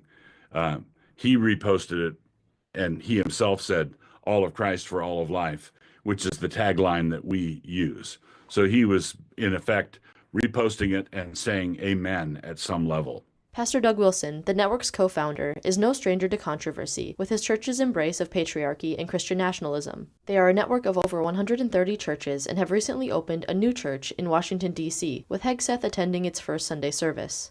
This is the first time we've had connections with as many people in national government as we do now, but this is not an ecclesiastical lobbying effort where we're trying to meet important people. We're trying to give some of these people an opportunity to meet with God. Wilson's church and the wider network believe and practice the idea that men and women have different roles and women should not hold church leadership positions. So yeah, there we go. Pete Hegseth retweeting a Christian nationalist leader who was essentially saying in that clip that women shouldn't vote. Oh, and actually, wait, you know what? We should listen to the rest of this, because he gets into what he means when he says he doesn't want women to vote. My wife votes, my daughters vote. If people rush to conclusions from what they heard on the CNN piece, I wouldn't want us to rush that's to a sad thing. Right, that is sad. At the same time, I think that the 19th Amendment was a bad idea. Oh, it was a bad idea. And I had no problem with how Pastor Jared answered the question. I would support that. Our issue is not a problem with the enfranchisement of women. Our problem is with the disenfranchisement of the household. Oh, letting women vote is disenfranchising the household, actually. Yes, the household is being disenfranchised by the existence of others voting. Oh, that makes sense. Thank you.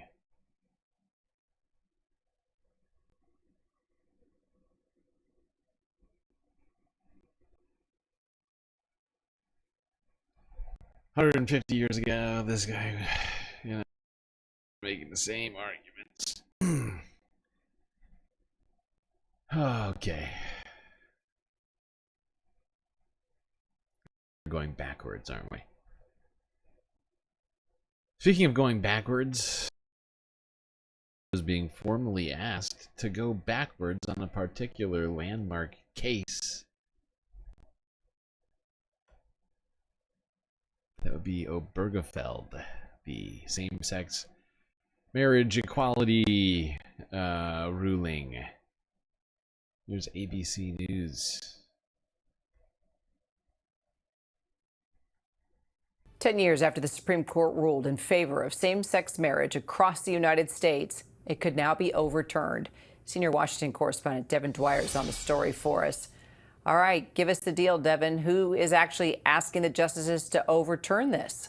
Well, in recent years, Kira, we've been waiting for a case like this as some of the sentiment in the country has started to shift a little bit, softened rather, against same-sex marriage. There's been a lot of talk about whether the justices would get a chance to reconsider the case. And as you said there, they are getting that opportunity next month. We've learned that Kim Davis, she's that Kentucky clerk from back in 2015 that was at the center of international controversy when she refused to issue marriage licenses to a gay couple in Kentucky in defiance of the Supreme Court. She spent 6 days in jail. She lost a defamation suit. She had to pay $100,000 in damages, $260,000 in legal fees. That's what she's appealing to the Supreme Court. But it's the first time, Kira, that anyone has technically asked the justices explicitly to overturn Obergefell v. Hodges, which was that landmark ruling. And she does just that. Her counsel in this petition, which was filed last week, says that decision was egregiously wrong. And if that sounds familiar, that's the same type of argument that was made by opponents of. Sorry, I think I had my cases switched up in my head. That's my bad. I made a huge, tiny mistake. Abortion when they sought to overturn Roe versus Wade just a few years ago. So a lot of eyes on this petition. It's unclear whether the court will take it up, but certainly a lot on the line. Well, is there any? Yes, a lot on the line for sure, it would seem. And it's insane how many things we're going backwards on. But people were warning about this stuff for a while. They weren't going to stop. Like, people were like, oh, they just want this one thing. No, they want to turn back the clock on absolutely everything. They do one thing and then they turn their attention somewhere else. They end women's rights to access health care. And then they're like, oh, well, that's done. What next? Dismantle the education system. That's done.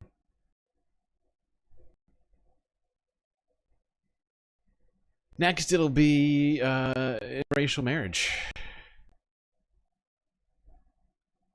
and integration.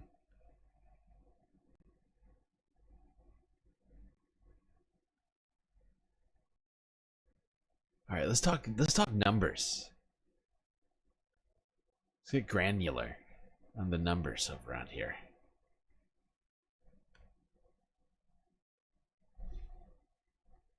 Here's PBD. Are they in Vegas? They must be in Vegas. It looks like it, yeah. Or they're just celebrating Vegas with their background. This is about polling about Elon Musk and Donald Trump. And speaking of those guys, it's pretty interesting to be celebrating Vegas at this time because you just headlined how there's... tourism to Vegas is down by about 15-20%. It is the Trump slump. Is that important to their economy? Yeah. I'd say it's pretty nice if you're doing a show, you can blame that on the ticket sales. Exactly. On the tourism. Oh. Trump slump. That's why I didn't sell out. Yeah. Trump slump. Otherwise, this place. All my international fans. Story comes out, and Adam, I'm coming to you first on this one. Elon Musk is officially the most unpopular public figure in America. Okay, if you want to go to it, Rap, on, do you have a video on that or no? I do. I think you have a video on that. Let me read the story, and then we'll go to the video. So Elon Musk, richest man in the world. A Gallup poll conducted between July 7th and July 21st found that Tesla CEO Elon Musk is the most unpopular public figure in America, with 61% of respondents holding an unfavorable opinion, 6% having no opinion, and only 33% reporting a positive view, marking a decline from his net favorability rating of -4% in January and -28% now. Damn, that's a plus minus of 24. Musk's unpopularity surpasses even Israel's Prime Minister Benjamin. Wow. He's ahead of Netanyahu? Where do you see that? Right down here at the bottom. And Marco Rubio was ahead of Trump? Jeez. How? What the heck is Then as that? Pete Heck said, Newsom, J.D. Vance, Joe Biden, RFK, AOC, Macron, Bernie, Zelensky, Pope, Leo. Very interesting when you see a list like this.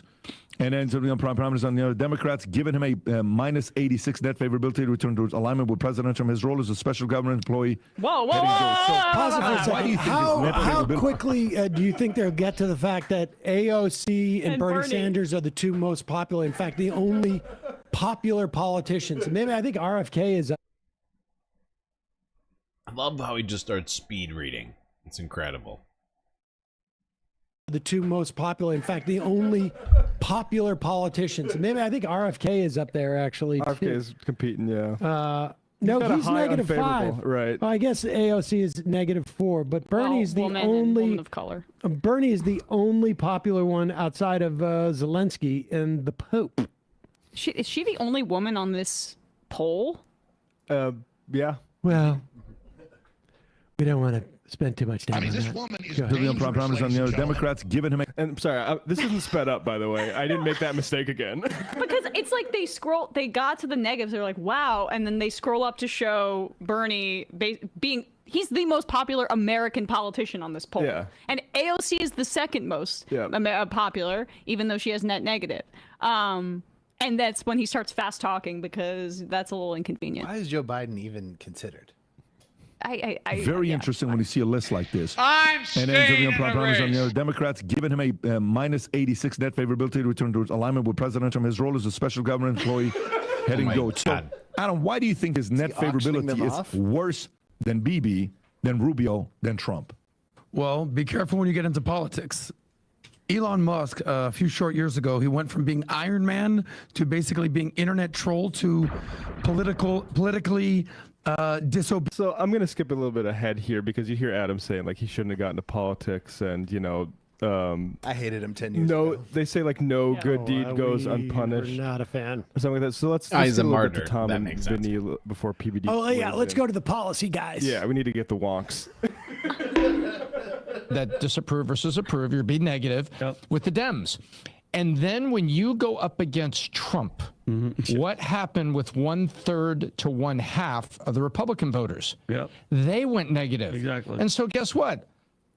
2 negative and then 1 negative is 3 negative, and congratulations. Oh, he is a wonk. The numbers are very simple.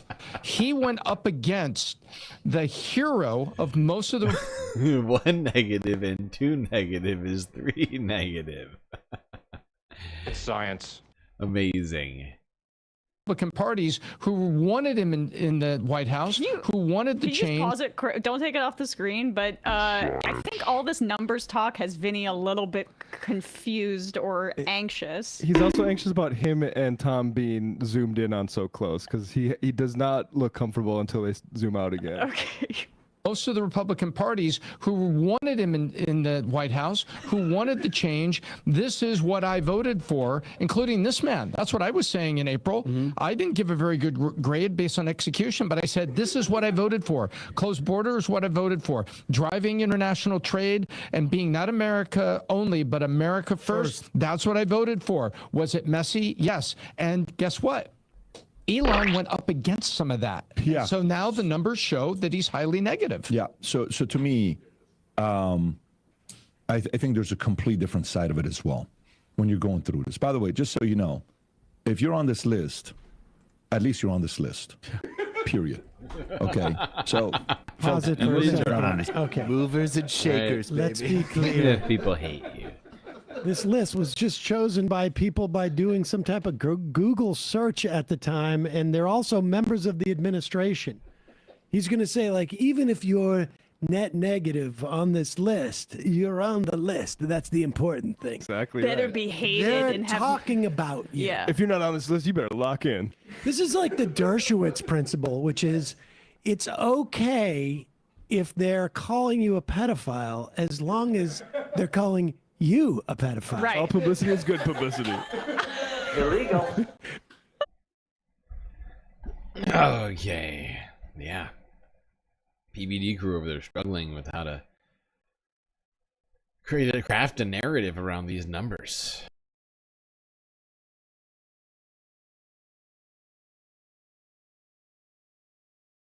Little Marco Rubio. Don't worry about it, little Marco. Gentlemen. Deeply in the negative. Meanwhile, Democratic politicians. Bernie, AOC, the more popular.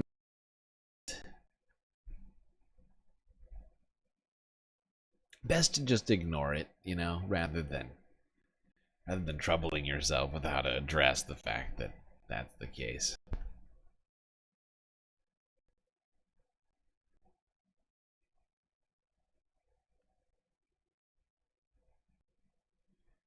Now let's go here. This is a shocking development. The former governor of Georgia, Republican, is leaving the Republican Party to become a Democrat. A what now? It's true. Here's CNN from 2 days ago. This week, a former Georgia Republican governor, Lieutenant Governor Jeff Duncan, announced that he was leaving the Republican Party and joining the Democrats. And in an op-ed in the Atlanta Journal-Constitution headlined, "From Republican Lieutenant Governor to Democrat, loving my neighbor is easier now," Duncan writes in his piece that, I'm quoting now, "There's no date on a calendar or line in the sand that points to the exact moment in time my political heart changed, but it has. My decision was centered around my daily struggle to love my neighbor as a Republican." We're joined now by former Georgia Lieutenant Governor Jeff Duncan. Lieutenant Governor, great to see you. Great to be here. You used some very powerful words there about loving thy neighbor as a Republican, and that was a turning point for you. But help us understand more about why you made that decision. Of course, it was a culmination of things, but I guess the inference was out there too, because you were, after all, at the Democratic National Convention last year. But piece it all together for us. Yeah, this was a very personal letter that I wrote to Georgia, and now I've gotten to have that conversation with America. It's really spread, but it was how Jeff Duncan feels, and others may not feel that way. There's probably plenty of Republicans that love their neighbor, but I just found it difficult each and every day to wake up in a parallel track. One was to watch the Republican Party just go the direction it's gone, full of visceral and hatred, and they've traded the notion of solving problems for calling names. And so that created the other problem, was all the solutions that I felt like we needed to have were impossible looking through a Republican lens, but they are possible looking through a Democratic lens. Not perfect, but it's possible. This is a fascinating take from this guy. I'm just now noticing that the Republicans are a party filled with vitriol and hatred. It's like, you just noticed that in the last, just came to you all of a sudden. It's like, oh my. Come on. Come on! That's not new.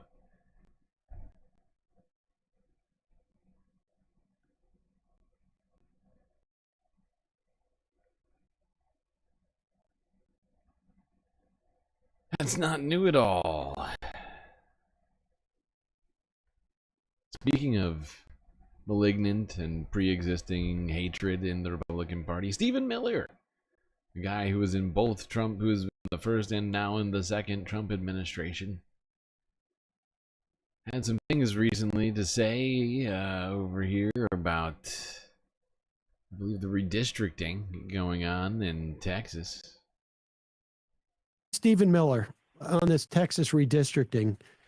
Greg Abbott has now said that they're going to do special session after special session. He's going to invoke it so that the Democrats, the Texas Democrats who are planning to be out of state for, I think, a couple of months even, or up to, will be forced to provide quorum for a vote to redistrict, essentially to create 5 new Republican districts, or 5 districts that they hope will be Republican. Keep in mind, however, though, there are probably restrictions as to how late in the game districts can be changed. So the idea that Abbott is pushing would not necessarily be in place for the 2026 election. Meanwhile, you have Democrats in California and New York, at least, who are saying that they may do a tit for tat. But here's Stephen Miller on Fox, and it's interesting that they have to lie about this. The Democrats have gerrymandered this country beyond recognition. Republicans won in the biggest blue states, about 40% of the vote in the last election. States like California and New York, according to the official tally, but only got 20% of the votes. I'm talking about the House Republicans here. In 2024, House Republicans won a 3-time larger popular vote margin than in 2010. In 2010, they picked up 63 seats. In 2024, 4 seats, even though they won, again, a 3-time larger victory in the popular vote margin, House Republicans. At every level of this country, Illinois, Chicago, New York, Massachusetts, Democrats have gerrymandered the vote beyond recognition to try to maintain their advantage in the House elections. On top of that, let's not forget, Democrats rigged the 2020 census by including illegal aliens. Remember, they sued Donald Trump. They sued the administration. They fought tooth and nail to include illegal aliens in the census. 20 to 30 of House Democrat seats wouldn't exist but for illegal aliens. Texas is taking just a small corrective step against this ocean of fraud, this ocean of abuse by the corrupt Democrat Party, Sean. Wow. Okay. Wow. First off, the census, it constitutionally calls for a count of the people within the United States borders, period. Now, I think a lot of undocumented immigrants do not answer the census for reasons, particularly after Donald Trump's 4 years in office from 2016 to 2020, because of their own sense of security. So I don't think that there are many who respond to the census. However, the census in the Constitution calls for counting all of the people in the United States. Also, you don't get, just because you answer a census, even in this, cooked up theory that in Stephen Miller's head, they don't get votes. You don't get a vote for answering the census. Still have to be a citizen. If what Stephen Miller was saying was true in terms of the redistricting in New York and California, you would see something akin to what we have in Wisconsin, which is and note in Wisconsin, they have changed the state Senate. They haven't done it with the congressional districts, but the amount of votes, and this was in the case in Pennsylvania, the amount of votes that Democrats needed to win 51% in the state house was close to 70% of the votes. They needed to win 70% of the votes to get to 51% majority in the state house. So, I mean, he's lying. We have in California and in New York, they did an independent commissions. And clearly it was a political mistake. They should maximize their advantage. And what Texas Democrats are doing right now is completely part of the part of the sort of the rules of the House, which is you need to have a quorum. Then you can break quorum. You can deny quorum. So yeah, exactly. But Stephen Miller is just very upset. Anybody would do anything to thwart him and Russ Vogt's plans that they've been cooking up in the nerdery all this time. All of their horrible, horrible plans.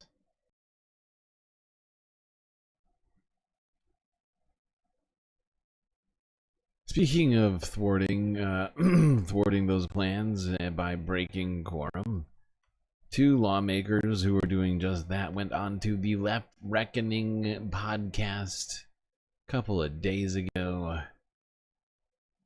Let's go here.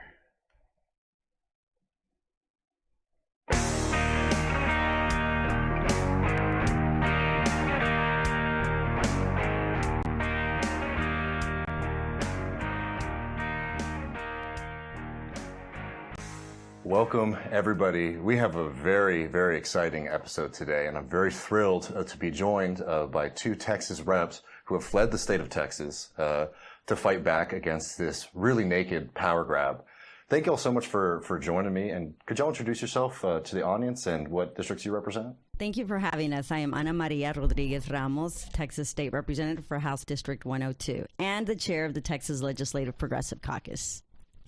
Gene Wu, State Rep out of Houston, District 137, and also the chair of the House Democratic Caucus, or the minority leader in Texas House. Yeah. Well, it's tremendous to have y'all here, and obviously we're going to be talking about this gerrymandering. But before we get there, I want to sort of talk about like what's not being done in this special session, right? Because there's a lot of really important things that Texans desperately need that are being avoided for this kind of Trump power grab. Mm-hmm. Well, one of the things that are not being done is so the governor issues a call and he has different priorities on what that call is. And so one of them was flood relief, but we know that the priority was really redistricting. But another one of the issues was essentially allowing bad cops to have a cover in the state of Texas, so that these bad cops would not be reported statewide, so they'd be able to apply to other agencies. And so it was just in a bathroom bill and all kinds of other horrible legislation. So the redistricting is just one of the many, many bad pieces of legislation the Republicans were trying to push forward. So it's not so much of what the public wants that's not being done. It's what the Republican leadership wants that's not being done. Like in terms of what the public actually wants, the only thing the public wants out of this special session is to fix the stuff that was supposed to be done for Kerrville and for all the places that got hit by flooding. We had a bill. The House kicked out a bill almost unanimously. It was a low bill number bill. It was a high priority bill sent over to the Senate and did exactly what these bills are supposed to do in the special session. But we passed it in the regular session. You know what the Senate did on it? What Dan Patrick did with it? Sat on it until it was dead, right? And for the governor to come out and say, well, Democrats are the responsible, like, dude, you could have made this a priority in the regular session. You could have done something about this. And in fact, like Governor Abbott could right now could write the check for the money that's requested in that bill today out of his discretionary funds, a fund specifically for these kind of things. He could have that money on their desk this afternoon, but he chose not to because he needs it for politics. Immediately, if not sooner. No. That's right. Republicans are playing political games right now. And with those political games, they are getting political prizes. Like having their nefarious plan to add more seats in the House by unconstitutional means being the center of attention. Now, Greg Abbott went on to CNN to say some stuff a couple days ago.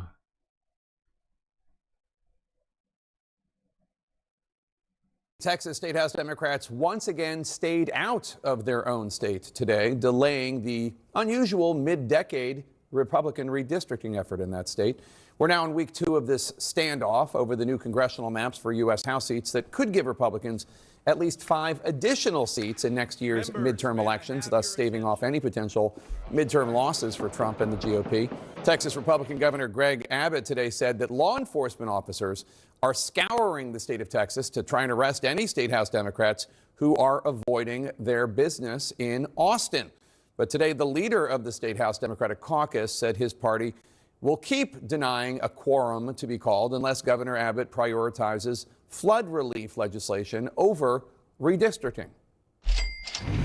If Governor Abbott says we will take care of the people of the state of Texas first, if he makes that commitment today, we'll be back. Texas Governor Greg Abbott joins us now. So, Governor, 4 items related to flood relief are on the agenda. When you call the next special session, would you consider removing redistricting from the agenda in order to pass this very, very starkly needed relief for Texans? So a couple of things. One is the first 4 items on the agenda right now deal with flood relief.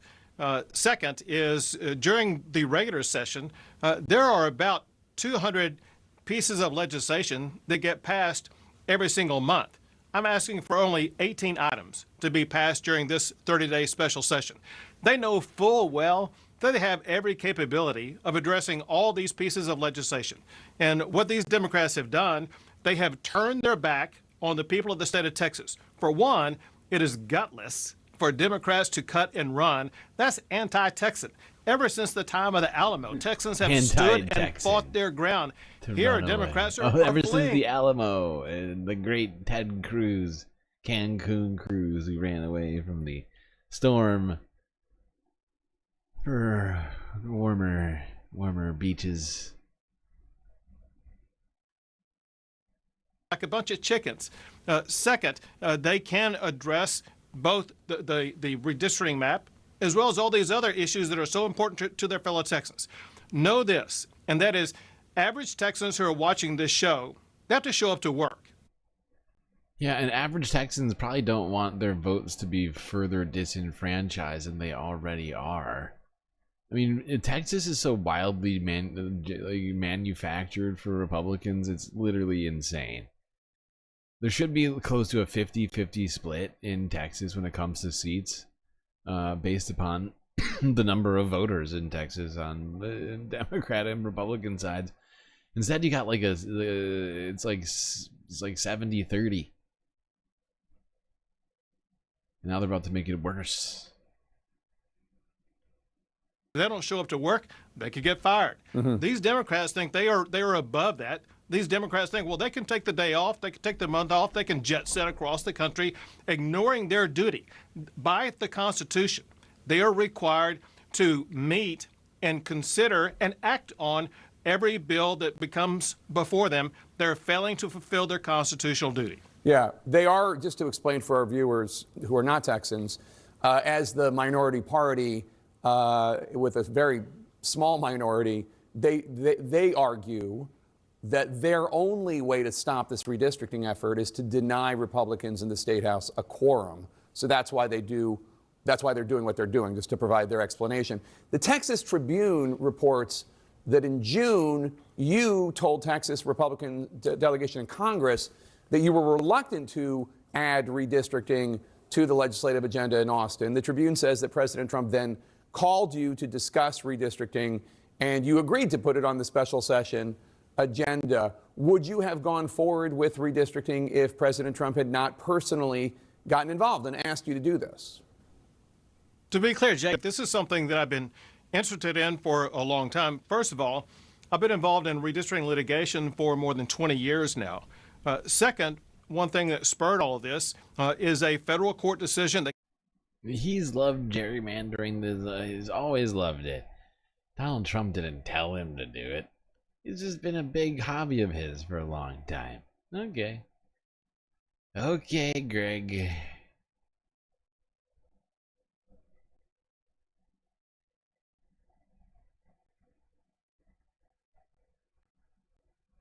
Now, the day after, Greg Abbott had more things to say. And actually suggested that the Texas Republicans might add even more than 5 seats. Wow. How are you going to get that done, Greg? The Texas State House is set to reconvene again this morning after failing to reach a quorum for the 4th time yesterday. In an exclusive interview with CBS News Texas, Governor Greg Abbott slammed the state Democrats who continue to block the redistricting and said there should be consequences for failing to show up. there have to be consequences in the real world. If you don't show up to do your job, you'll lose your job. Same thing should happen with regard to Texas House members. If they don't show up to do their job, they should lose their job. I'm seeking to vacate them or remove them from office because they were refusing to show up and do their job. This is ridiculous. I want to bring in CBS News political reporter Hunter Woodall to break this all down. Okay, Hunter, the governor and Texas Democrats seem to have differing views on whether the state constitution allows lawmakers to break quorum. What can you tell us? Vlad, what we're looking at here is two very different ideas of what it means to be representing constituents and voters during this time. Texas Republicans are saying that the Democrats that fled the state to deny this quorum or they're not doing their jobs is essentially what they're saying. You heard Governor Abbott say essentially that a few moments ago. Democrats are saying they're actually doing their jobs because that the voters that they represent have elected them to stand up for them, and they obviously see what Republicans are trying to do in Texas as they try and redraw these congressional maps mid-decade as being something that Democratic voters, Democratic constituents are objecting to. And this has all become full of national intrigue. It's become full of national tension. Obviously, this was a push that originated in Washington with the hopes from President Trump and his allies to get new GOP-favored congressional seats in Texas. But it really does come down now to a local issue between how...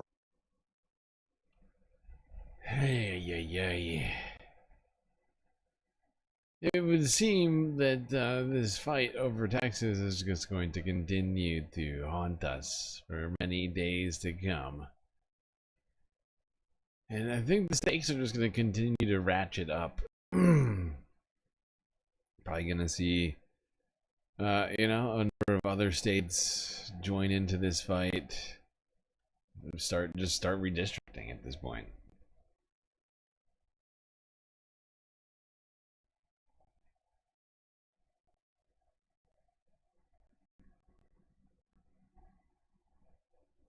Now, one problem with all of this for Democrats right now, in the midst of this redistricting fight as we look towards midterms next year, is that the dissatisfaction with the Democratic Party among Democratic voters is not, it's incredibly high. It's near all-time highs.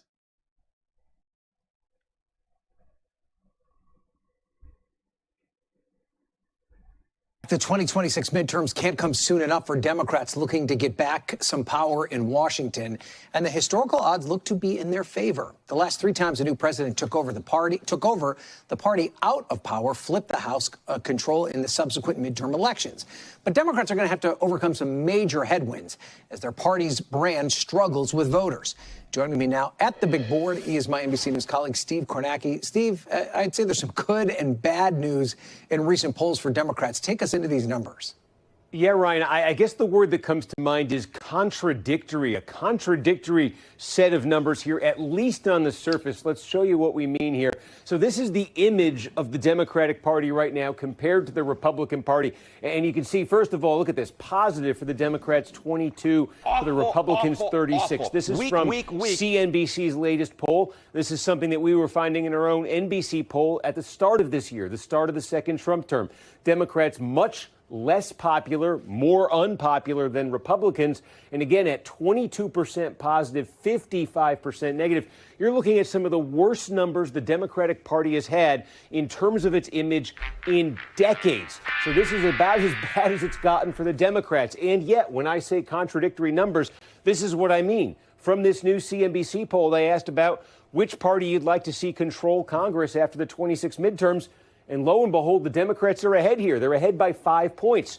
So the party has not been this unpopular in decades, and yet is 5 points ahead on the generic congressional ballot. Is that contradictory? Is that possible? How could that be? We'll dive inside the numbers. Well, a lot of that has to do with the fact people are willing to vote against Republicans once again. That can't be how we win this next one. It cannot be, and again, just a sort of a dissatisfaction vote against Republicans. Democrats need to stand for something. They really do.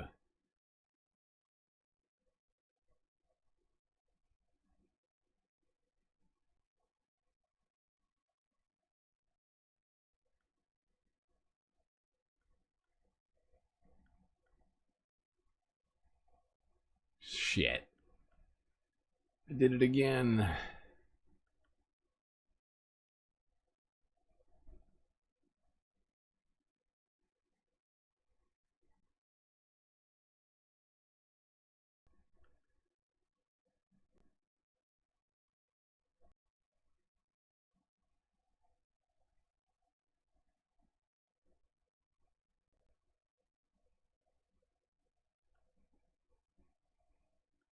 are not voters. These voters who are dissatisfied with the Democratic Party, they're not defecting when it comes to the midterm election, at least not right now. Again, let's show you. This is the generic ballot, Democrats by 5 points.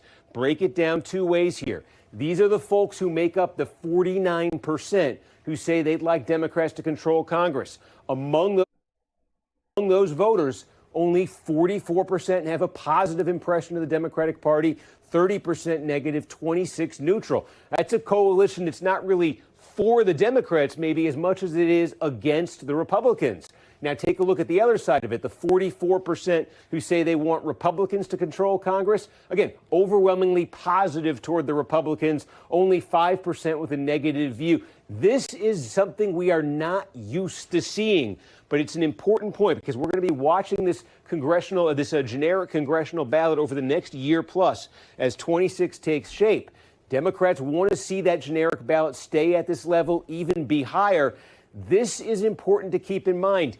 Every time you see polls showing the Democrats with very low popularity numbers, it doesn't necessarily mean, that's what these numbers are telling us, doesn't necessarily mean that they can't still win the House despite being incredibly unpopular. Yeah, I'm so sick of that fucking garbage. Garnacki is fucking spitting out here. They can still be super unpopular and win the election. It's like, I am sick of that. I am sick of that. Do something that's actually popular, please. Actually say things that are positive. Have a message that resonates with people. Stop asking us to vote against Republicans. Please. For the love of God.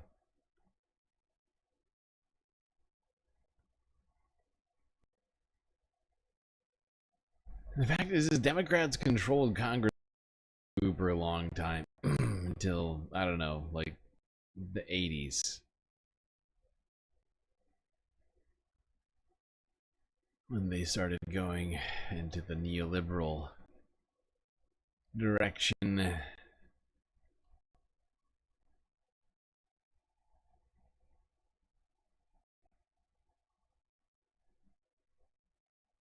Speaking of Democratic races, let's go to California. Talk about one woman who is emerging as the front runner in the race for California's governorship.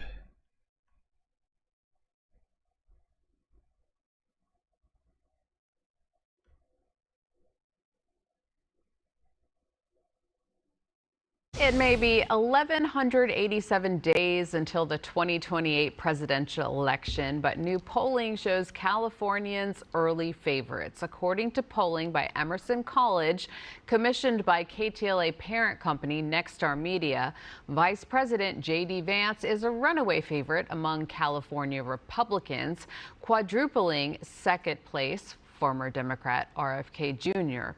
California Governor Gavin Newsom leads among California Democrats with 23%. Former Transportation Secretary Pete Buttigieg and former VP Kamala Harris are the only other Democrats to register double digits. That poll from Emerson and Inside California Politics also presenting a new snapshot of the race for California governor now that former Vice President Harris has decided not to run. Former OC Congresswoman Katie Porter, the Democrat, is out front with 18%, with Republican commentator Steve Hilton in second at 12%. This is quite, this is looking good for California. I mean, we're all sick of Gavin Newsom. So this would be a nice change of pace from Gavin Newsom to Katie Porter, I gotta say. And it would seem right now that she's got this thing pretty much in line to win it. I highly doubt that all of these Democrats are going to be in the race by the end of this thing. And one would assume they would last around the leader, and so I think these numbers are just going to continue to get better and better for Katie here.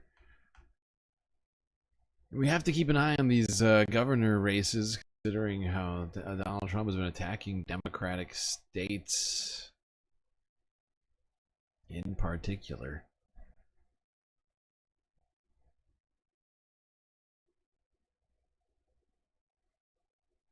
Now let's stay in California and talk about how ICE raids are continuing to affect It's just a litany of things in so many states at this point where they are seeing these ICE raids.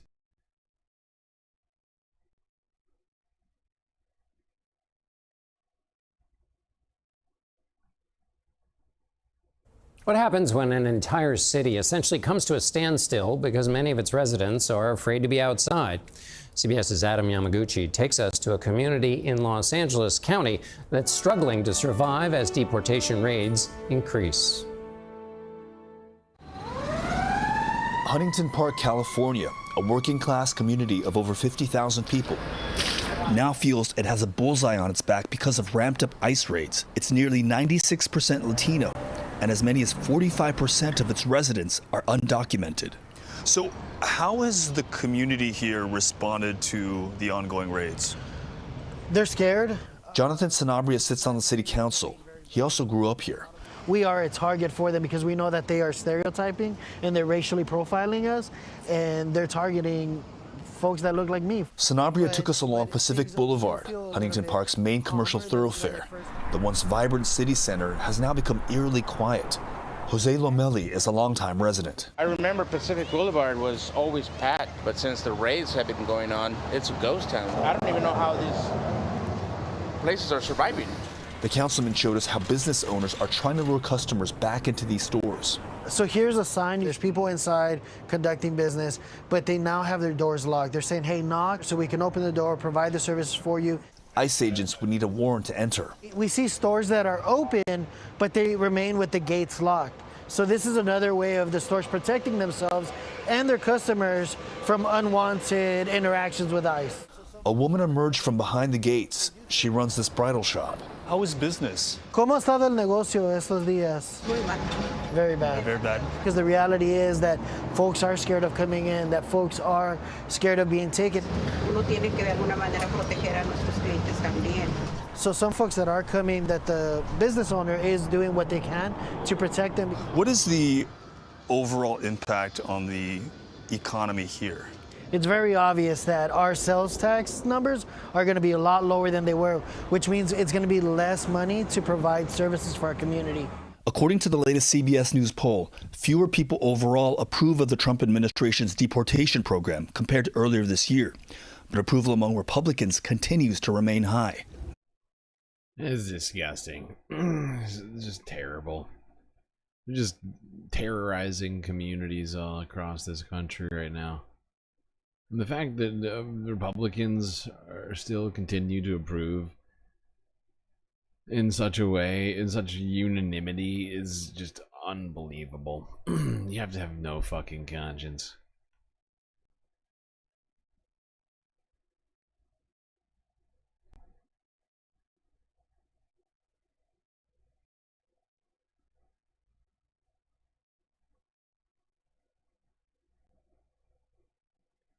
Okay, it's not just ghost towns that are being created. Those who need in-home care are also being negatively affected. Here's PBS NewsHour from 2 days ago. How Trump's immigration policies are affecting caregivers. More than 1 million immigrants work in healthcare in the U.S., and they make up an increasing share of caregivers for elderly and disabled Americans. That includes medical professionals, but also the housekeepers and the janitors that keep nursing homes running. These facilities already face labor shortages, and now, as William Brangham reports, the Trump administration's immigration policies could make it even more difficult to find workers. The place that has been Edeline Jean's home for 18 years suddenly doesn't feel that way anymore. Looking for a better life. She fled her native Haiti and settled in Florida. After the devastating 2010 earthquake, the Obama administration granted her and thousands of other Haitians temporary protected status, or TPS, which allowed them to remain in the United States and work legally, but didn't provide a path to permanent residency. As TPS for Haitians was repeatedly extended, Edeline got married, bought this house. She also had a daughter who is 6 and is an American citizen. She enrolled in school, working first as a nursing assistant and then as a registered nurse in nursing homes. I love what I'm doing, and I do it with pride and the compassion. Like, I feel for these people, like some of them, they have no family members. We are the family. We are family. Do you feel like you've become an American? I tried, like I do the right thing. I try to be one of them, to be part of America, but I don't think I'm welcome. Like, especially with this administration, no. In February, even as armed gangs expanded control over parts of Haiti, the Trump administration sought to end TPS for Haitians and send them back. They're pouring into our country, pouring in. If I weren't elected president, there'd be nobody in Haiti anymore. The move was just one of several efforts to rescind the status of thousands of non-citizens working legally across the United States. Is this something you're worrying about every single day? Every single day. I don't know how long do I have? Haitians on TPS were granted a reprieve last month when a federal district court judge ruled that the deadline for ending TPS must be extended to next February. But that's little comfort for Edeline and her family. If nothing happens, I'm screwed. Because if I can't work to take care of the bills, I won't be able to take care of my daughter. And I can't even think about it. People's entire lives being upended, thrown into flux. All thanks to the policies of the Trump administration. People who have every right to be here, had every right to be here, have gone through, necessary steps, being faced with potential deportation in the near future. People who work, have families, contribute to the United States and the economy.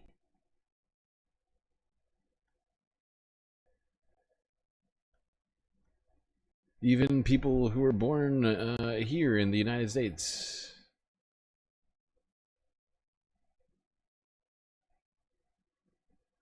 Dreamers are being detained.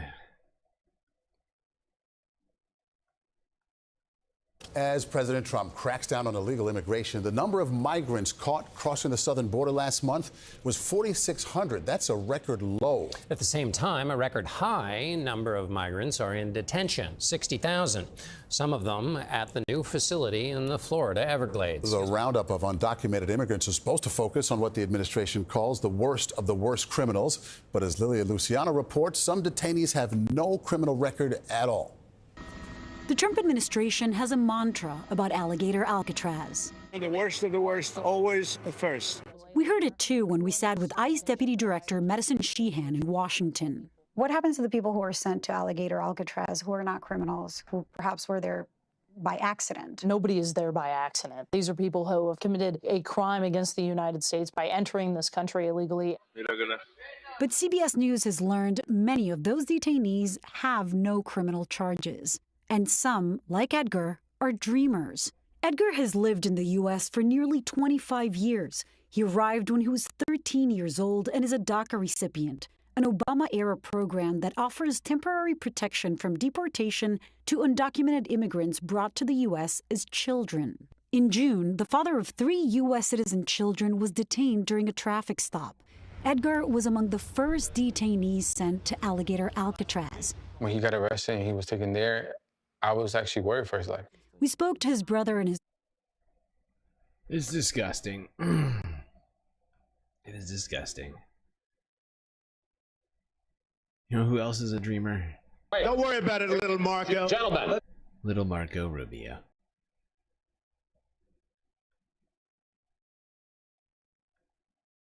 Now, one woman in Washington recalled her time in incarceration, a state of detainment by the U.S. government.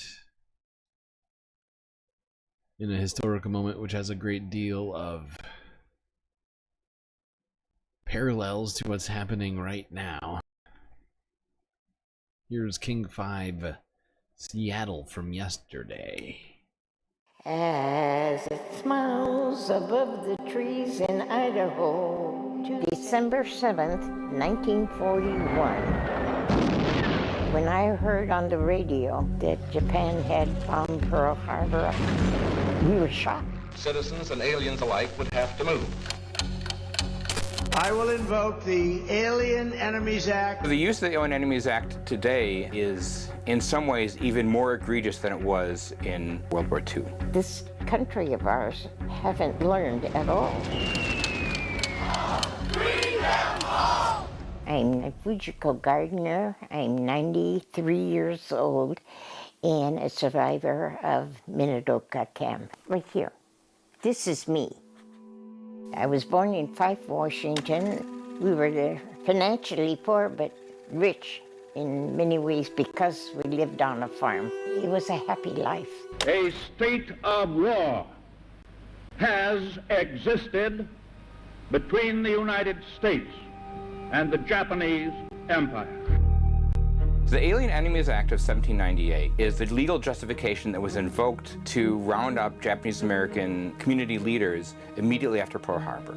And this is a part of the history that many people don't know. It did not begin with Executive Order 9066. All persons of Japanese descent were required to register. Executive Order 9066 is the order that was signed by President Franklin Roosevelt. It was used to justify the incarceration of over 125,000 Japanese Americans on the West Coast. I remember getting a new metal lightweight suitcase that I filled with some clothes and things. We had to go on the big truck to Puyallup. So most Japanese Americans in the Seattle area were initially held at a temporary concentration camp on the Puyallup Fairgrounds. I've always looked forward to the fair because of their hamburger. It was a shock to see the mass of Japanese people and to see all the soldiers in their uniform with carrying a rifle. How can one place change to such a sad place? From the Puyallup Assembly Center, we were boarded on the rickety old train coming from Washington State where everything is green and going to Idaho where everything is dry. It was a sad, sad train ride.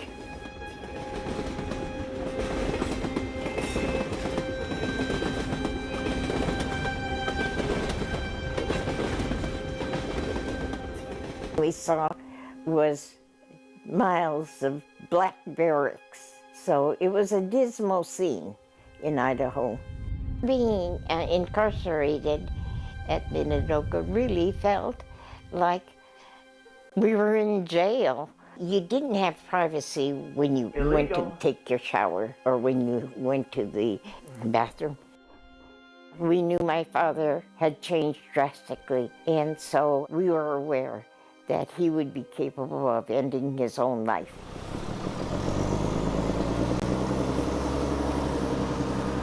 A really deep, meaningful, insightful tour led by Kelsey and her grandma. There was also open cracks in the walls, and so the tar paper couldn't keep the dust. My granddaughter is interested in learning more about Minidoka. We've gone to 8 pilgrimages together. I'm a quarter Japanese, so my only connection to the Japanese American community was through my grandma. Walking that space together, it might have just been my grandmother's history, but now that we've experienced together, it's our history and it's my history. The Japanese Americans had made a good example of what immigrants can do for the United States. A dramatic escalation of President Trump's illegal immigration crackdown. This country of ours have not learned anything from the past. I will invoke the Alien Enemies Act of 1798. Today, the Alien Enemies Act is used to designate immigrants as an invading force, as if that we are at war with other nations, other communities whose people are coming to the U.S. for a better life. It is, in some ways, even more egregious than it was in World War II. It's just unbelievable to me what immigrants are faced with today. And all of the experiences of the World War II Japanese American incarceration leaves me with just questioning, what does it mean to be an American? And how do you prove your Americanness? The detention centers that are holding immigrants today are in many ways reflective of the experiences of Japanese Americans incarcerated at places like Minidoka and Puyallup. I'm worried about our country today. Here we go. Historical retrospective bringing to light the parallels between a very dark time in American history and of nearly 100 years ago and now. And we are utilizing the same exact law to wage this attack on immigrants in the United States that we did back in the 40s.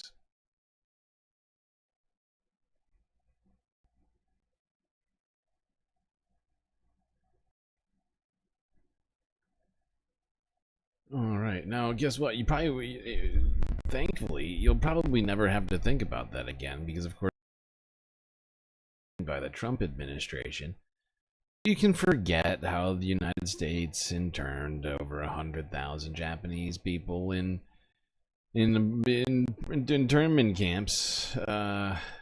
Today, the White House sent a letter to the... Let's go here. CNN from yesterday. White House orders review of Smithsonian Museum's alignment with the Trump directive. This is the very definition of totalitarianism. Today, the White House sent a letter to the head of the Smithsonian, one of the great museums of the world, which is actually 21 museums in all. In the letter, they made it clear to Smithsonian Secretary Lonnie Bunch III, writing that it wants what it wants and why from 8 of their museums initially, with more to come. Quoting now from the administration's letter, quote, "This initiative aims to ensure alignment with the president's directive to celebrate American exceptionalism, remove divisive or partisan narratives, and restore confidence in our shared cultural institutions." They're beginning a review of the Smithsonian's plan for celebrating the 250th anniversary of American independence next year, but that's hardly all.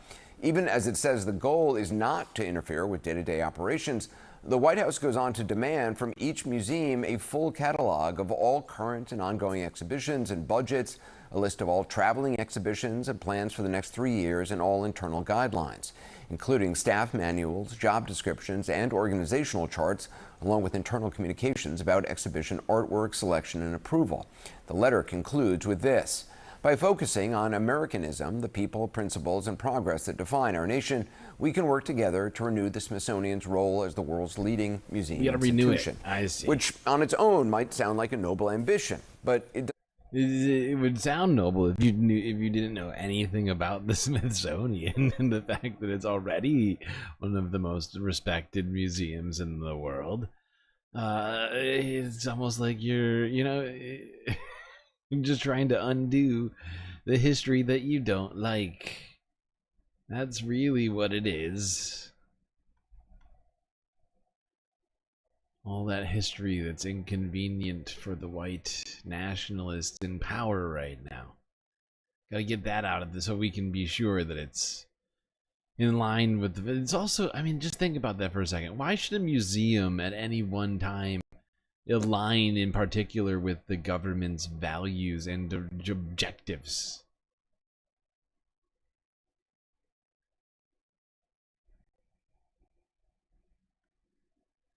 So many of these things would be utterly, like, if Democrats tried doing the things that they're doing right now, like, they would lose their fucking minds time and time again. Every single thing Donald Trump does, if Democrats tried to do it, they would pull their hair out.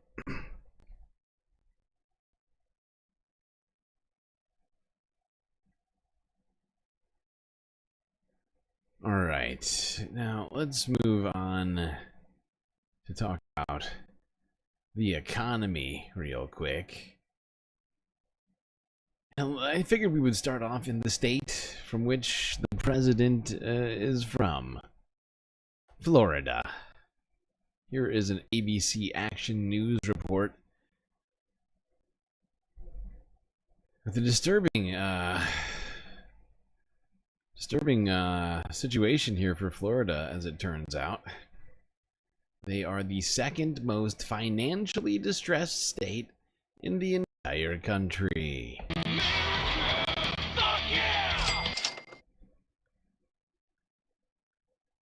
Committed to helping you navigate the high cost of living here in Florida. A new report from WalletHub reveals many Floridians are facing a serious issue with credit card debt.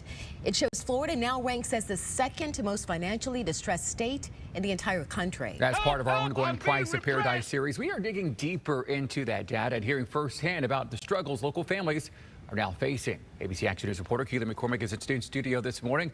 Keely, you spoke to several people about this. What did you find out? Hey guys, good morning. I found that many families in our area are overwhelmed with bills. I spoke to a single mom of 5 who works every day and she still struggles to keep up. She's one of the many Floridians telling us about the pressures of making ends meet. Drowning in bills. That's how Brandy Lynn Colpo describes life as a single working mother. Mortgage or rent, electric, water, internet, phone, and especially if you have children, like you cannot live without those.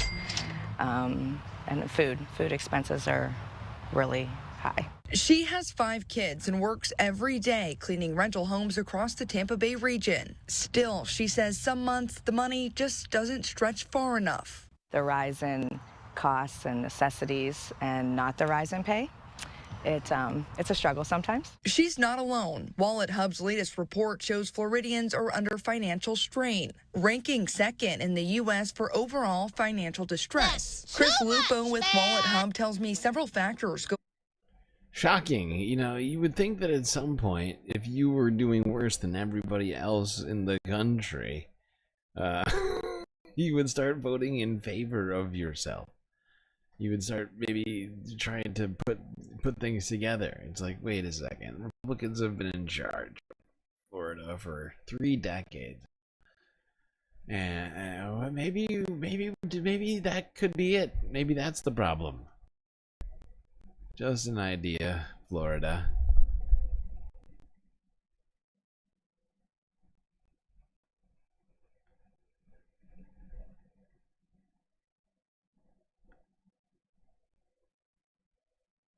And it's not just Florida who's having a bad time. Entire sectors and industries are struggling amidst this current economic paradigm we find ourselves living in. According to Bloomberg Television from 3 days ago, Trump's tariffs are bad.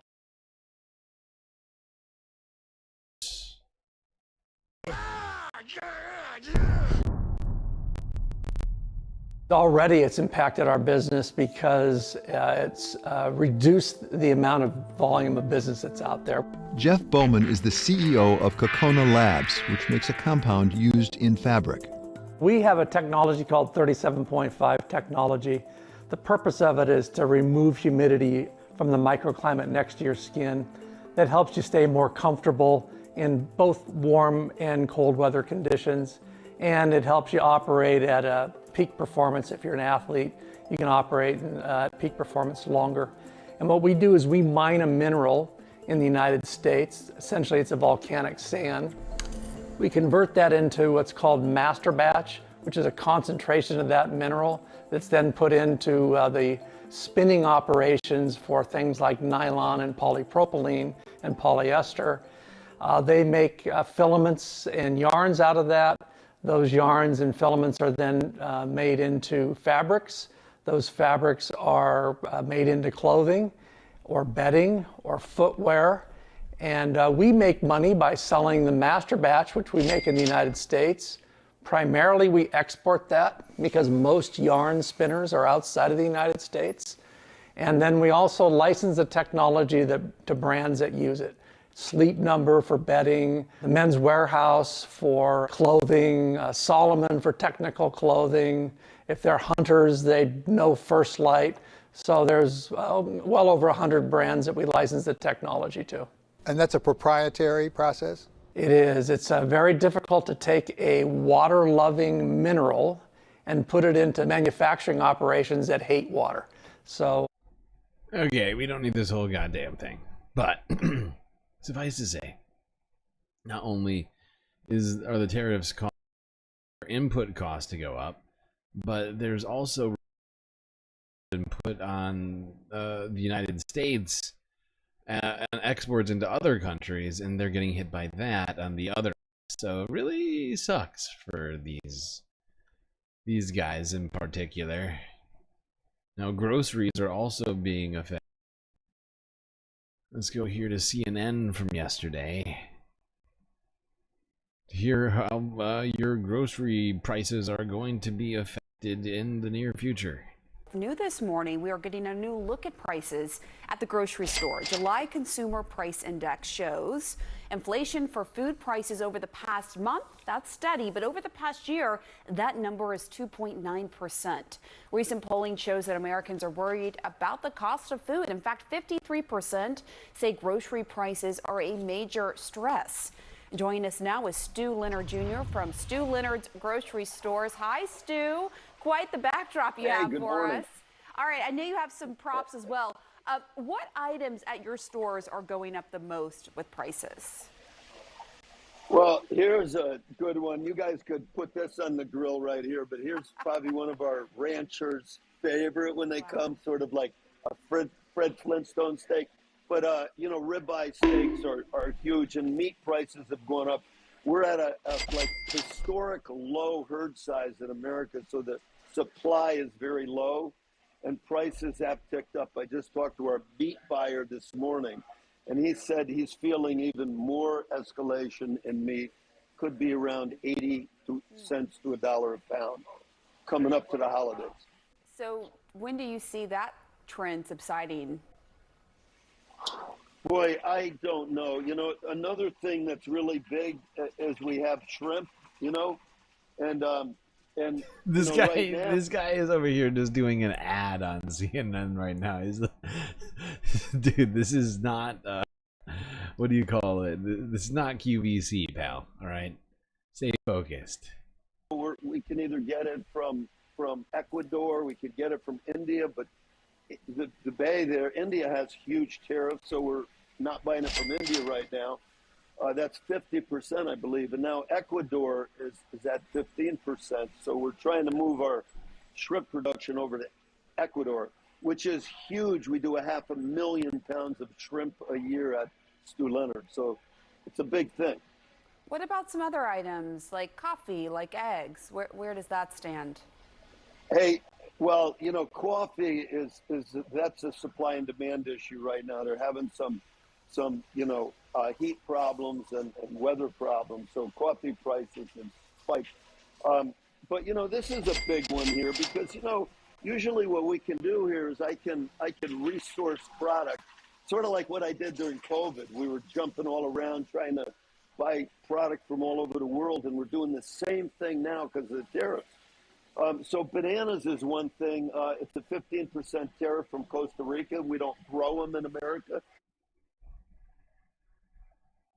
Well, there we go, people. Products across your grocery store shelves going up in price thanks to the Trump tariffs. And we had, I mean, hotter than wanted inflation readings that came in earlier this week. I think it was Tuesday that they came down. But the fact is some people are talking about it like they were numbers. They really weren't good. They were higher than the Reserve wants, right? The Federal Reserve keeps saying that they want inflation at 2% in order for them to lower interest rates. And the numbers that came in were almost at 3%. That's 50% higher than they wanted. It was just, I mean, it was just in line with the expectations from everybody that inflation would be ticking up, and it did.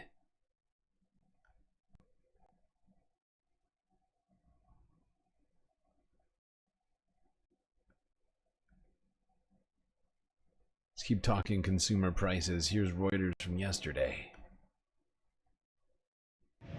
U.S. consumer prices rose moderately in July, and a key measure of underlying inflation increased slightly more than expected.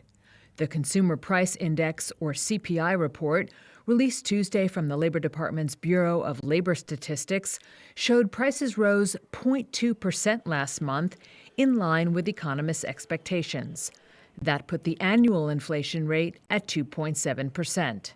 But core CPI, which strips out food and energy prices, rose to its highest level in 6 months, bringing the annual rate to 3.1%, above forecasts. That was partly due to price hikes on tariff-sensitive goods like household furniture. Economists also cautioned that prices would continue to rise from President Donald Trump's sweeping tariffs, with one telling Reuters that most goods on store shelves arrived months ago before tariffs were implemented, and that those on their way have yet to have additional duties levied. But Tuesday's CPI report did not change market expectations that the Federal Reserve would cut interest rates in September amid signs of a weakening labor market. Meanwhile, yeah, and I think that's stupid. I think that is ill-conceived plan, is to assume that the Federal Reserve will cut interest rates with inflation ticking up and with basically the whole picture laid ahead of them now at this point. Not all of it, but I mean, we know how bad inflation is going to be affected. And rushing to lower interest rates when you know that import tariff is 15% in the United States. And we import more goods than we produce here, right? This is going to have vast effects across the economy.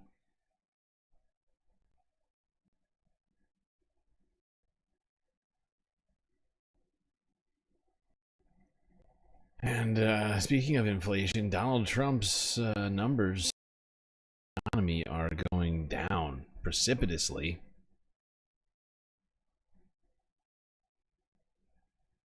Which we'll talk about in just a second here.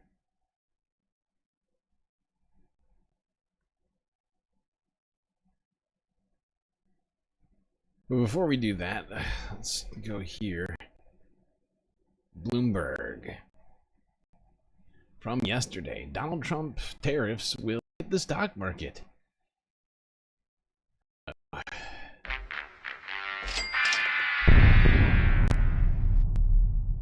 Goldman Sachs also had a study that 2/3 of companies have absorbed tariffs so far in corporate margins. Is it your expectation that at some point that will end and potentially result in weaker growth as consumers push back against higher prices? I think it's going to be very company dependent. If the companies have the wiggle room in their margins to absorb, and if they have a price sensitive customer, they'll probably absorb. But I think we are seeing more and more companies, as Mike mentioned, Nike, Procter & Gamble, saying we have to raise prices. And some, like tomatoes and coffee, which kills me, are already going up. But like he mentioned, Ford as well, they're estimating they're going to have a $2 billion hit from tariffs this year. So it comes one way or the other. It's either going to be corporate margins, which all else equal is a drag on the stock market, or it's going to be in the consumer, which is a drag on the economy, which then feeds through to the stock market. At least we do have egg prices coming down. Maybe that nets out with coffee to make your breakfast. Big enough component, eggs. Yeah, there you go.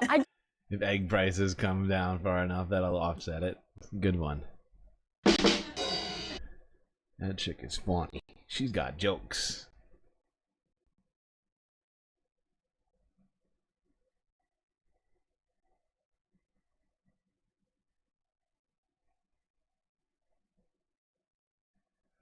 Just want to remind everybody that we are still 3 super chats or super stickers or an of donations on Cash App or PayPal or memberships. I guess it would be what, 5 memberships or $15 on Cash App or PayPal. That would all even out, right? Yeah. Yep. And an hour and whoa, way less than an hour. Hold on. We've only got 20 minutes. When did that happen? Attention over here. We only have 20 minutes to complete the goal, people. Red alert.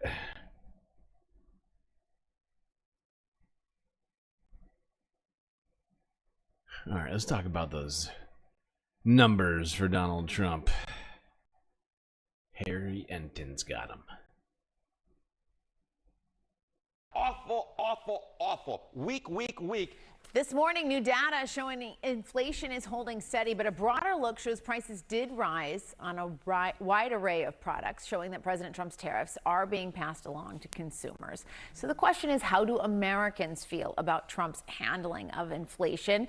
CNN's Harry Enton is joining us now. Harry, this is really a huge piece of why the president was elected, was to get a handle on cost of living. So how do Americans feel like he's doing? Let me just say, this is an abject disaster. Abject disaster for the President of the United States. You mentioned it, Jessica. Look, voters on Trump and inflation. He won the 2024 election because he was more entrusted on inflation than Kamala Harris was, led by a margin of 9 points. Look at where his net approval stands today, though, on inflation. My goodness gracious. Into the gutter we go, underwater we go. He's 25 points underwater. My goodness gracious. That is where the Little Mermaid is, and he is matching the Little Mermaid. That's how far underwater he is on the issue that got him elected. He led by 9 points on it last year, and now he's 25 points underwater. As I said, this is a complete and total disaster for the President of the United States. Complete and total disaster for the President of the United States. Oh, poor Donald Trump, elected to solve the economy, and now no one has any that he's capable of doing just that. Aww. Very sad. You know, you can't trust the numbers. You know, you can't trust the numbers.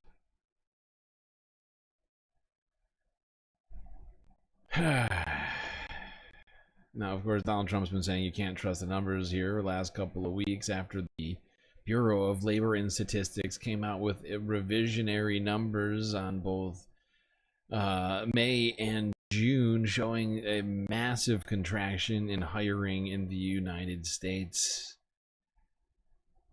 Donald Trump fired the head of the Bureau of Labor Statistics. He was so upset about those numbers, and now has a nominee, apparently, who is a Heritage Foundation economist to lead leading people like myself to think that we could have some real problems with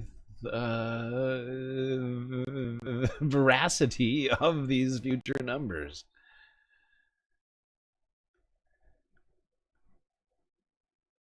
U.S. President Donald Trump on Monday said he was nominating economist E.J. Antony as the new Bureau of Labor Statistics commissioner.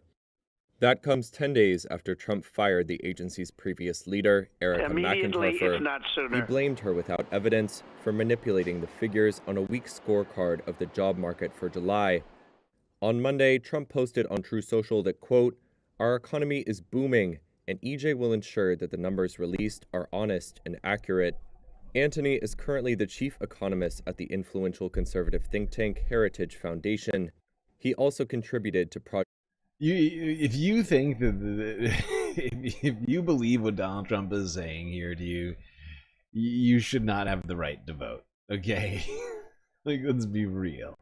If honesty and accuracy were the concern of Donald Trump, he would have just left the fully at the head of the Bureau of Labor Statistics Agency, where she was doing her job after having been approved 90-10 in the Senate years ago. Now, she's been at this job for a long time, fully capable and competent to do the job, rather than putting in place somebody that no one will be able to trust now. I mean, really, if you are at all, if you're capable of exercising any amount of skepticism, this is your opportunity here, because it is fucking insane to think anything but this is a political appointment where the numbers now coming out of the Bureau of Labor Statistics should be called into question as to their validity, how they were collected. That's all coming into question now. If we're gonna have, he's going to have to be approved the same way the previous commissioner was approved by the Senate. We'll see how that goes.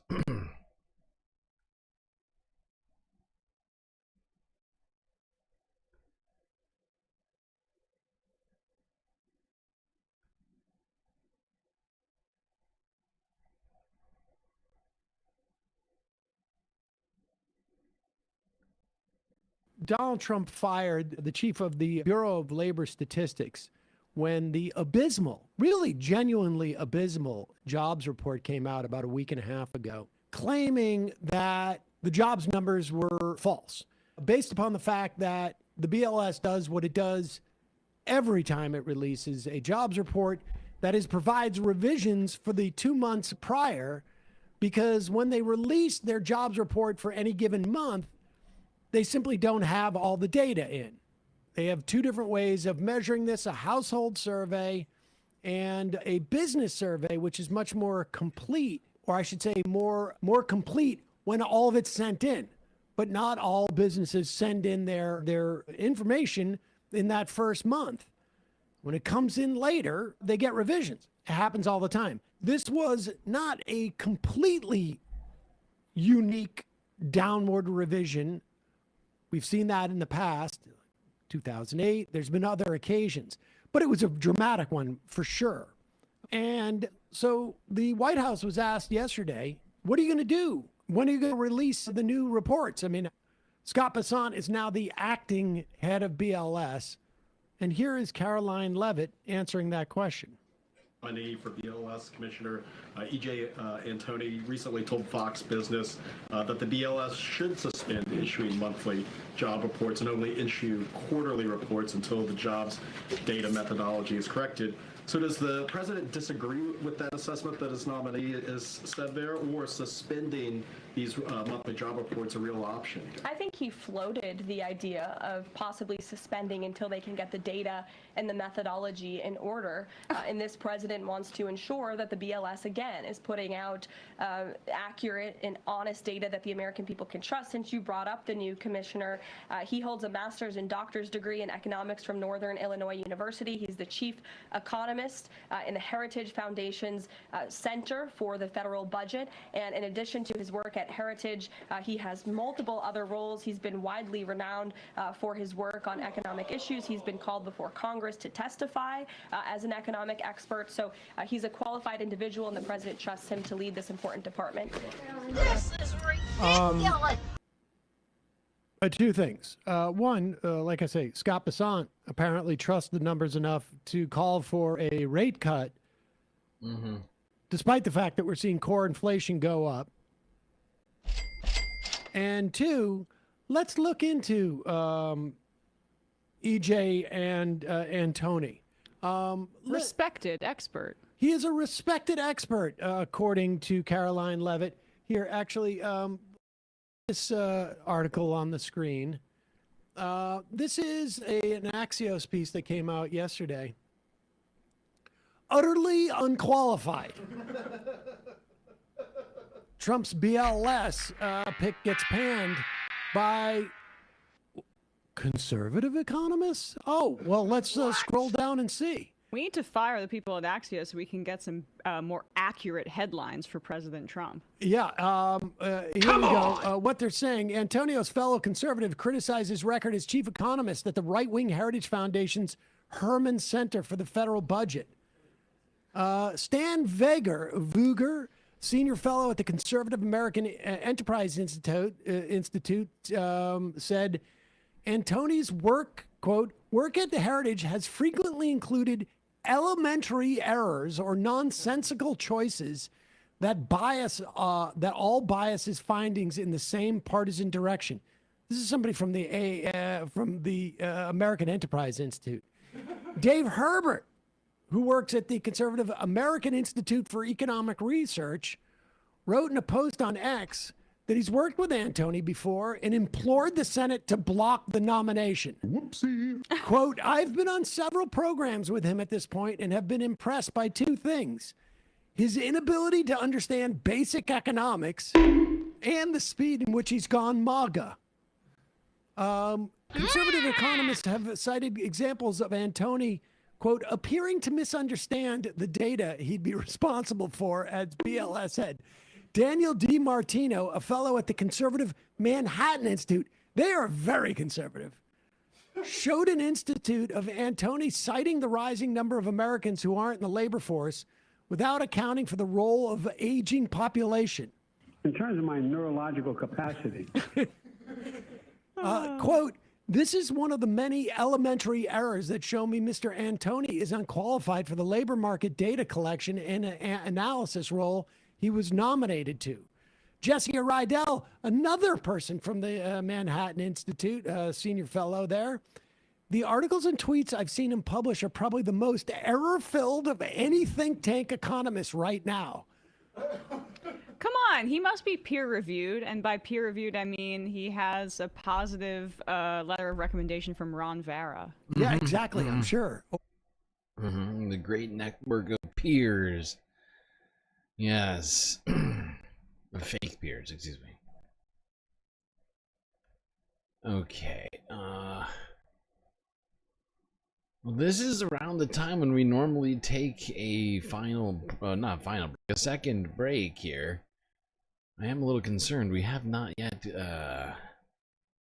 achieved the content goal. 8 minutes and 38 seconds left to complete the goal right now. So I'm gonna go to break. I'm gonna hope and pray that somehow we complete the goal during break. We only have 3 more left. We only need 3 super chats, super stickers, or some requisite symbol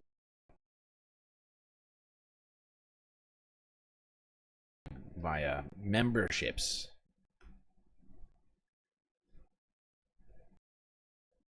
All right, chat. We'll be right back after these brief space messages.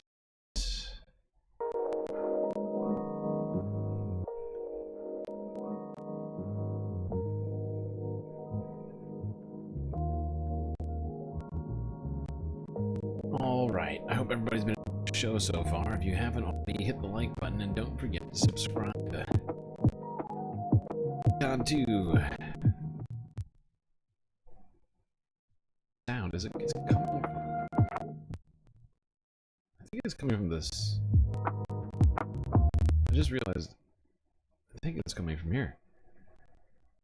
Hold on, I'm gonna restart my fucking soundboard.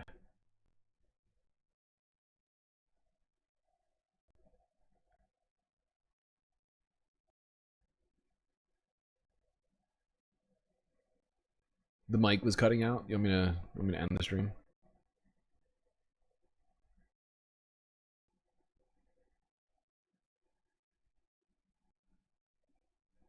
All sound cutting out? Well, then restart your app. If all sound is cutting out, then you should restart your app.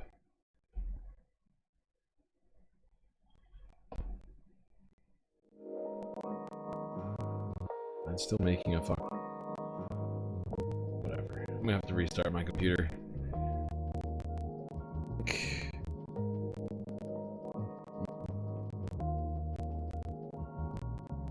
Anyway, chat, the break, grab yourselves a drink, maybe a snack, and I'll be right back.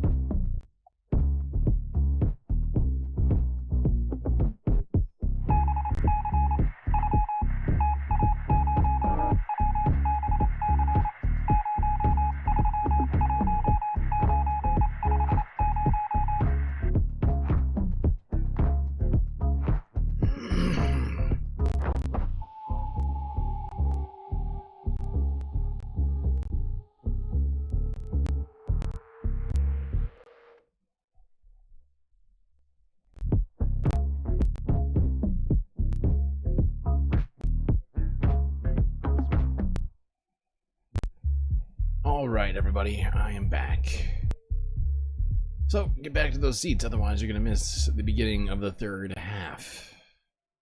Unfortunately, we did not complete the goal in the allotted time necessary, so I'm going to end it just slightly in hopes that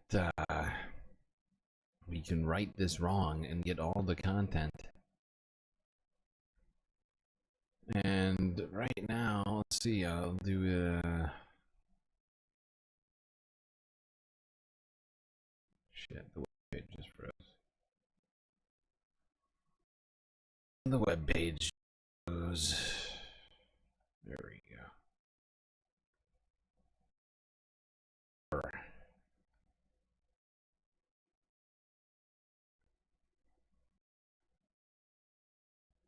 Since I can't do 3, I'm just going to call it 5. But you know, and I know, that it's actually 3 that we need. That's right, 3 sweet, sweet super chats, super stickers. Some combination of those donations and memberships would all help contribute to the goal of ours on this galactic evening. Okay.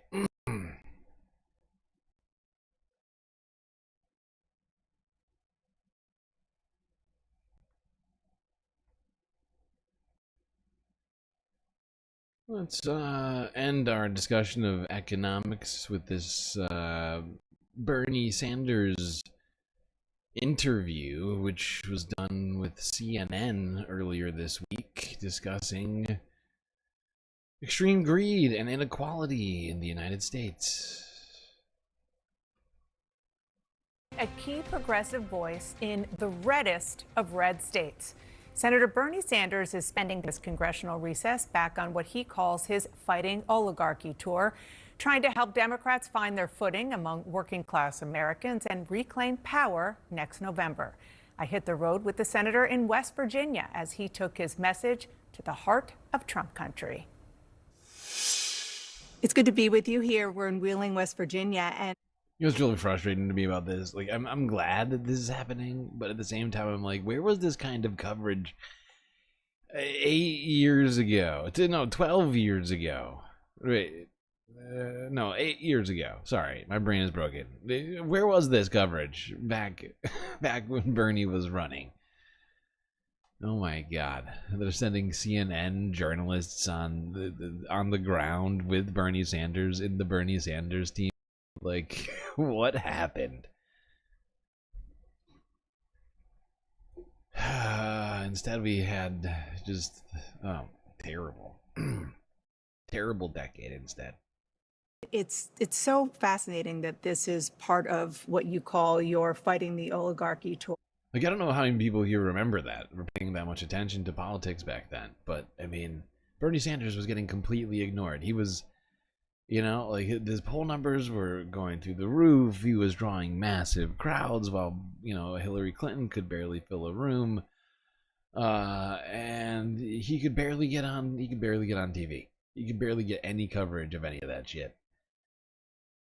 Now that there's no threat that he's going to run for president right now, and that his message is continuing to resonate across the country, they're like, maybe we should pay attention.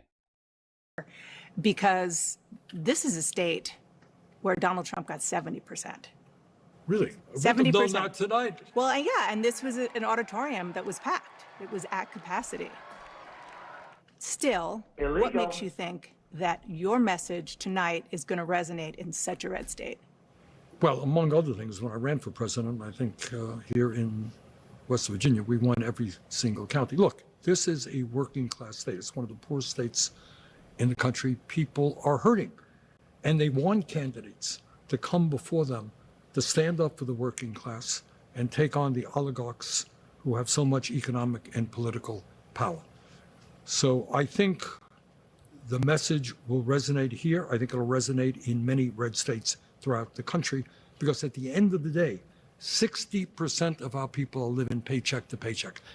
They don't want to see tax breaks for billionaires. They don't want to see the rich get richer. They want health care as a human right. They want to raise the minimum wage to a living wage. They want to be able to live in housing that they can afford. One of the things that you talked about here, as you've been talking about since even before it passed, is what the president calls his big, beautiful bill. Cuts to Medicaid, other programs. 25% of West Virginians receive Medicaid, 15% rely on food stamps. And yet, as I mentioned, West Virginians overwhelmingly voted for Donald Trump. How do you square that circle? Well, that's a longer story that has to do with the failure of the Democratic Party in general to speak to the needs of the working class. This used to be, decades ago, one of the strongest Democratic states in the country. Now it's a strong Republican state because I think in many ways, the Democratic Party has turned its back on what was its base. But I think our job and the reason I'm here and the reason we go to red states all over the country is to make it clear that there are some of us who are prepared to stand up for the working class. And if we stand together, if we're united, if we don't let Trump divide us up, there is no stopping what we can do as a nation in terms of improving life for ordinary people. Okay, we're not going to watch that whole interview. But Bernie continued to stay on message, continued to talk about the issues that face Americans, specifically as it relates to their finances and welfare.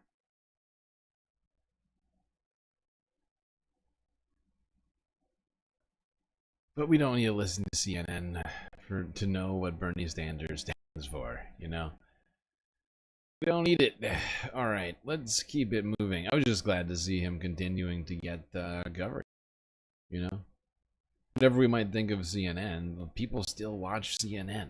People still use TVs. People still have cable boxes and things. But we need to just... You and I, we've heard these messages time and time. All right, let's move on to talking about environmental issues, and I'm thinking about renaming the environmental half to the if it's not on fire, it's under half, as that is one of our favorite phrases upon which to rely when it comes to these things.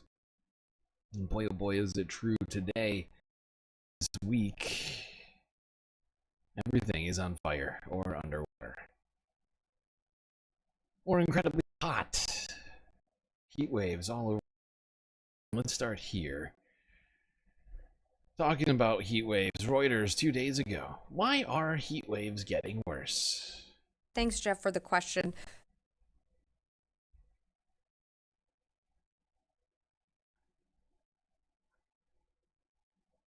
Climate change is the main driver of heat waves, and that's the evidence for that is overwhelming. There is no doubt about that. We have done tons of observations. We have models, everything agrees. The scientific consensus is overwhelming and is decisive, right? And we know that as long as we're going to keep burning fossil fuels, we're going to see an increase in temperatures, and that's going to make heat waves more likely and more intense. And as we burn these fossil fuels, we're releasing carbon dioxide into the atmosphere. And carbon dioxide is a really, really potent greenhouse gas. That basically means that when you burn it, when you put it into the atmosphere, it makes the atmosphere warmer. We're looking in some places at heat waves of 40, 45 degrees, almost 50 degrees temperature, probably more than that in the next 20 years. And we're looking at that being completely normal. The new normal is terrible. It's not normal at all. It's completely self-inflicted and human-caused. It's the opposite of normal, but in the shallow sense of human perception, certainly is becoming the new normal, one which is too hot. And when it's too hot, it gets too dry. Plants dry out and die, and are more likely to catch fire, like they are doing up in the Northwest. Let's start there. as fires are growing in the Olympic National Forest of Washington. A couple of different fires burning in Washington State in the last week or so. Let's start here. This is King 5 Seattle from yesterday.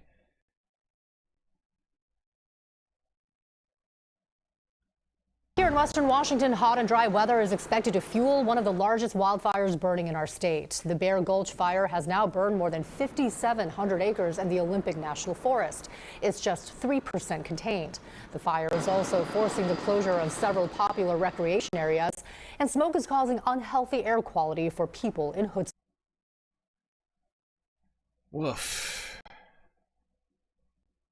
Oh, let's watch this. This is from Como News, Seattle, from 8 hours ago with an update. The Bear Gulch fire, now upwards of 5,777 acres, remains at just 3% containment. For the last few days, these are the areas where the fire has just been slowly spreading. Ground crews focusing on keeping homes and communities nearby safe with preventative work, while helicopters rain from above. This is a real area of concern for bucket drops, and essentially trying to keep the fire from moving this way any more than it already has. Now, an air quality alert issued for Mason County residents through Friday. The haze clearly seen blanketing the usually scenic Lake Cushman. Those closest to the fire lines advised of, quote, very unhealthy and even hazardous air particles from the blaze. The smoke usually settles in the evenings, especially, so the people who live around the lower elevations in the valleys and stuff will definitely experience pretty severe smoke,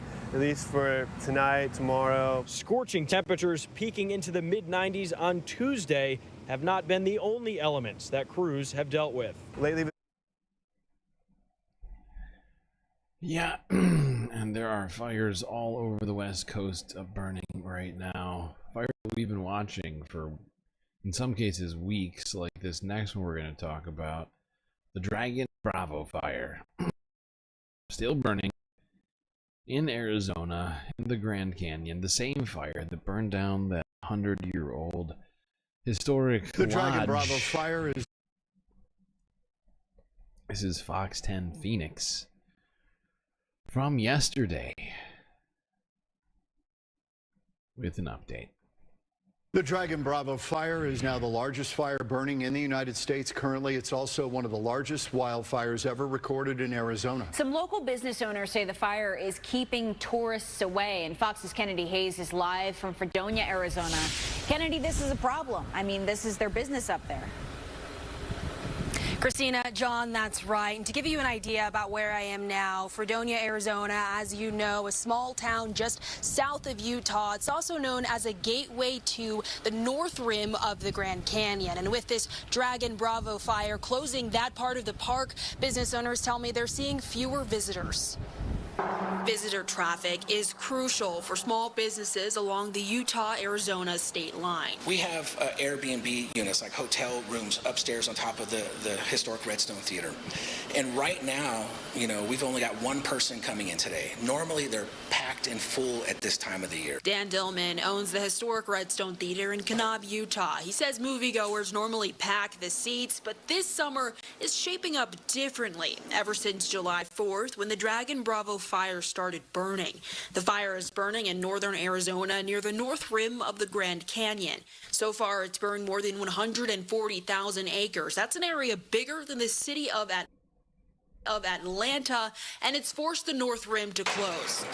Dillman's theater is about 2 hours north. The perception is...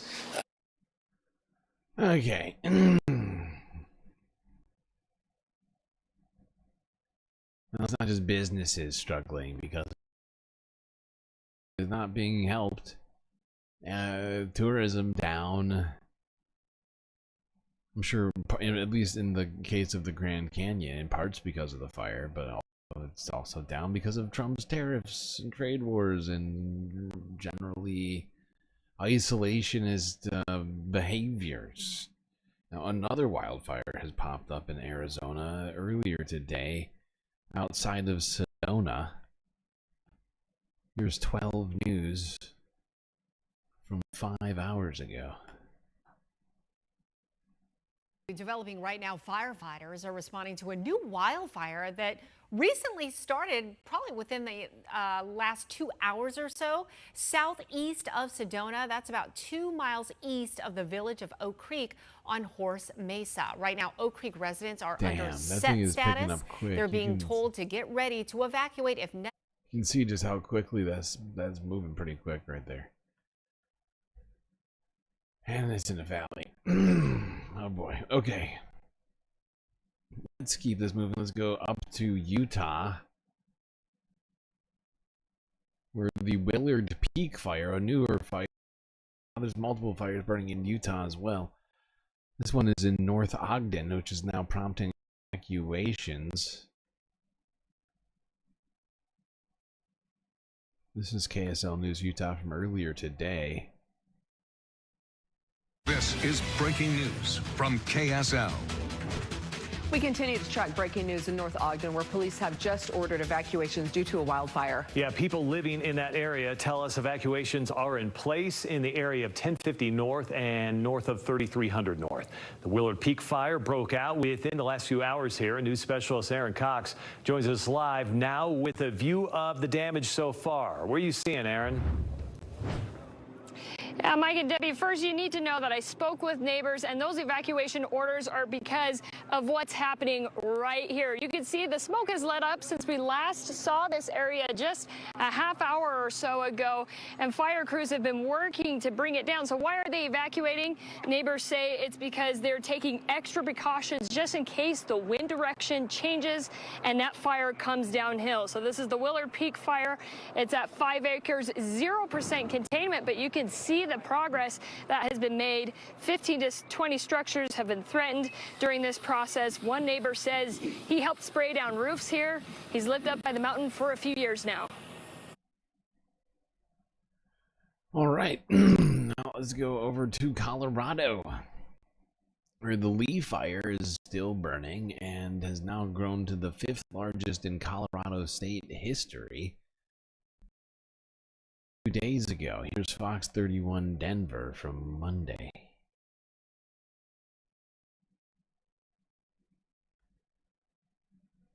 All right, guys, we're continuing to track multiple wildfires all across Colorado this morning. And this morning, one of the fires currently burning in western Colorado has just reached the top 5 largest fires in the state's history. Yeah, the Lee fire surpassed 100,000 acres as more fires sparked over the weekend. Fox 31's Kasha Carriage joins us live along I-70 in Jeffco with the latest on these fires. Kasha, good morning. Yeah, good morning, you guys. Now, new numbers from overnight that we just checked show the Lee fire is now at 113,000 acres and only at about 7% containment. That means that 4 of the 5 of the state's largest fires have actually happened just within the last 5 years or so. Now, Governor Jared Polis. Wow. 5 of the largest fires in Colorado state history have happened in the last 3 years. That seems bad. Verbally declared the disaster emergency for a new wildfire in Pagosa Springs only hours after it started. This oak fire is about 75 acres, but it does have mandatory evacuations with shelters set up at a local high school over there. Along with the Lee fire in Rio Blanco County, the elk fire remains relatively steady at about 14,000 acres. Good news in this one, containment numbers have gone up since yesterday from about 9% to 30%. We spoke with the Colorado National Guard, who is working from the air to drop thousands of gallons of water on both the elk and Lee fires, where flames are hardest to reach. Well, there we go. Multiple fires raging across Colorado. Practically every state in the West has multiple fires currently burning. It's out of control.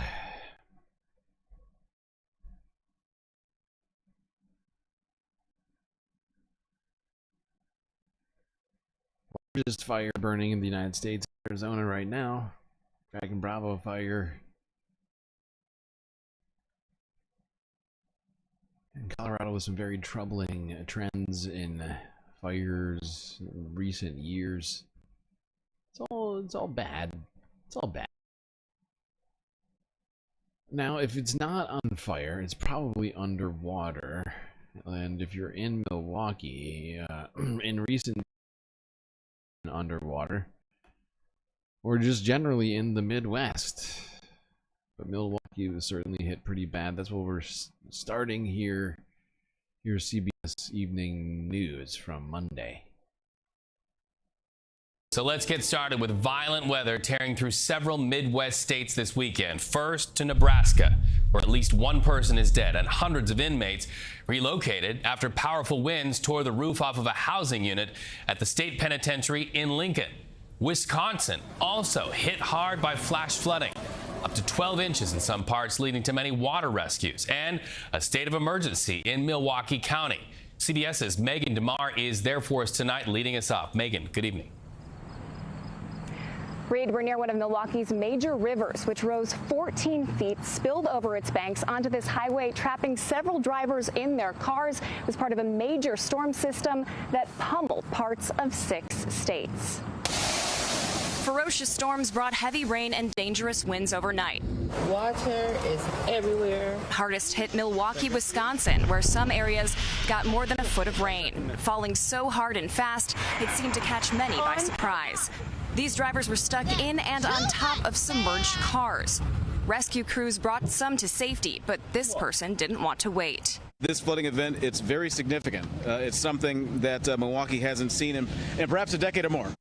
Are you going in with your socks? In West Allis, Wisconsin, west of Milwaukee, rising floodwater shut down the state fair. It's destroyed.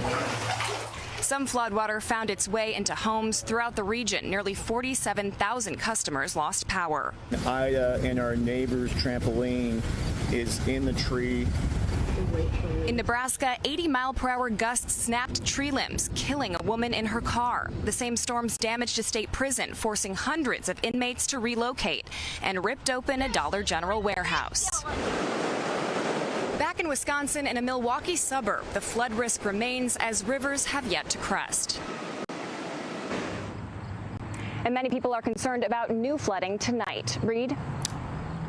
Megan DeMar, thank you. Now to the latest weather dangers. All right, let's go here. This is This is from the New York Post. This came out also on Monday. This is just downtown raw West footage. Allis. This is a 84th Street, 83rd. Those are cars completely underwater.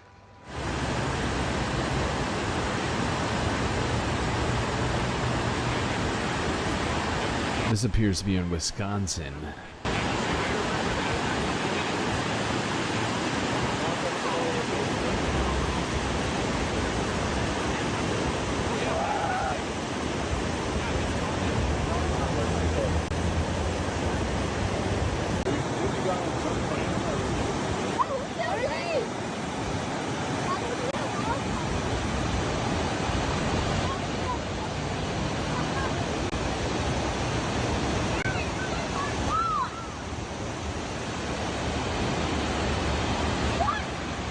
The street just looks like a freaking river.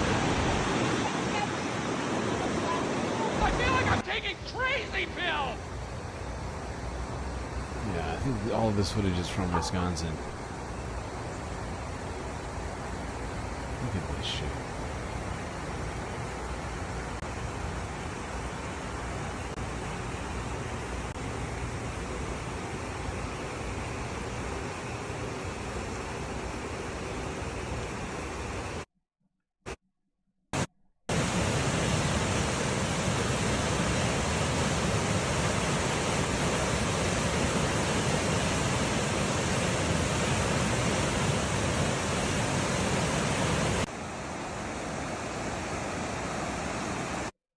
I love how it's so high that it's just on the bridge. The bridge is now underwater. The thing that's supposed to help you, that's supposed to keep you out of the water, is also underwater.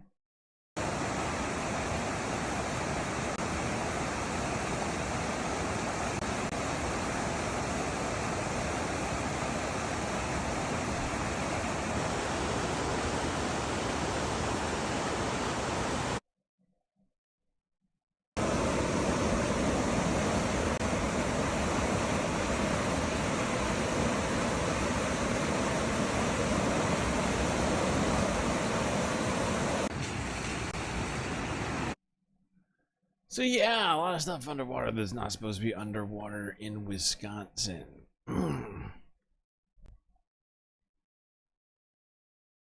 The effects of these floods were seen across the Midwest.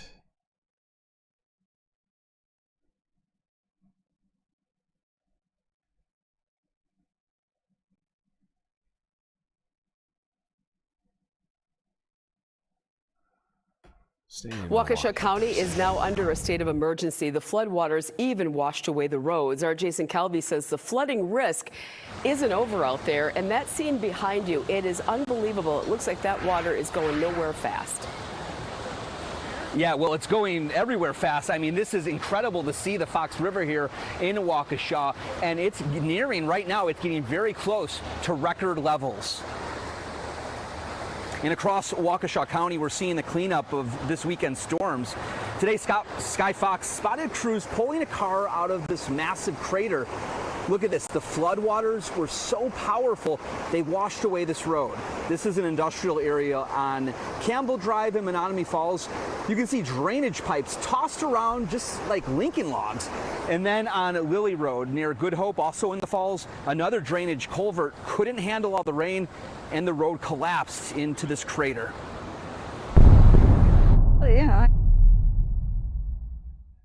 Yeah, infrastructure taking a massive hit from this storm, these flash floods which came through the area with unbridled furiousness.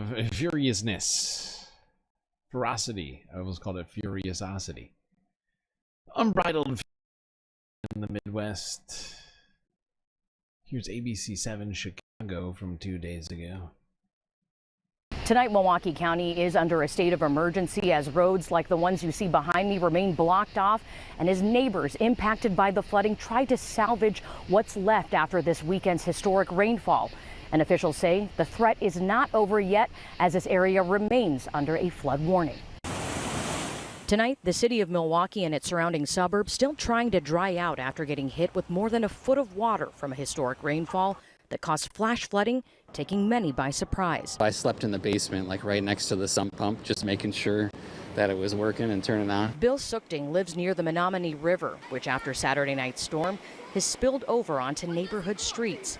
Last night, that river got within feet of Bill's front door. There was lots of lightning and thunder and just wanted it to be over. We were up 2, 3 in the morning outside, just watching it creep closer and closer, and then finally started to recede. Don't be creepy. So we were one of the fortunate ones. Thousands of other Milwaukee County residents were not so lucky. This is the sewer outside of my house. The night of the storm, sewers operating in reverse, pushing out floodwaters into people's yards. And my front yard is flooding. The Milwaukee Fire Department saying emergency responders were inundated with 911 calls. The department responding to more than 600 calls for help from Saturday night up until Sunday morning, including dozens of water rescues. This man, his friend, jumping into those floodwaters to help people trapped in cars. Yeah, that's not great. One side of this air system is incredible fires and heat waves. On the other side, incredible floods and storms.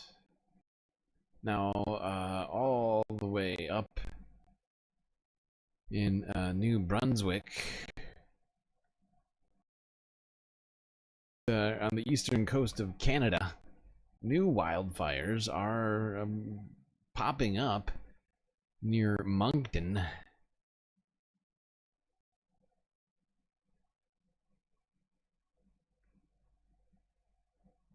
Let's begin this hour with New Brunswick, because there is a new wildfire spreading rapidly on the outskirts of Moncton. It's the second fire burning out of control in New Brunswick, with 12 active wildfires across that province. Oh, you can even smell it. Awful, awful smell. Just awful. Weak. The new fire is in the rural community of Maple Hills, which is about 20 kilometers northwest of Moncton. People haven't received an evacuation order yet, but the community is urging people to get set, to have their pets and their personal belongings ready to go in case. In Miramichi, the Oldfield Road fire has grown as well. It's now over 3 square kilometers. That fire was first detected on Wednesday, prompting the evacuation 3 square kilometers. That's wild. Of several homes. So as I say, we're going to keep close watch on this hour by hour, and Brett Ruskin is going to be doing the yeoman's work here for us. He's in Halifax this morning. We'll get to Nova Scotia in a second. There you go. 12 active wildfires burning across New Brunswick. The fact is Canada has been on fire all freaking year. It is out of control. Millions of acres have burned in Canada at this point. And fire season's not even being over. You've still got at least a good 2-3 months of it.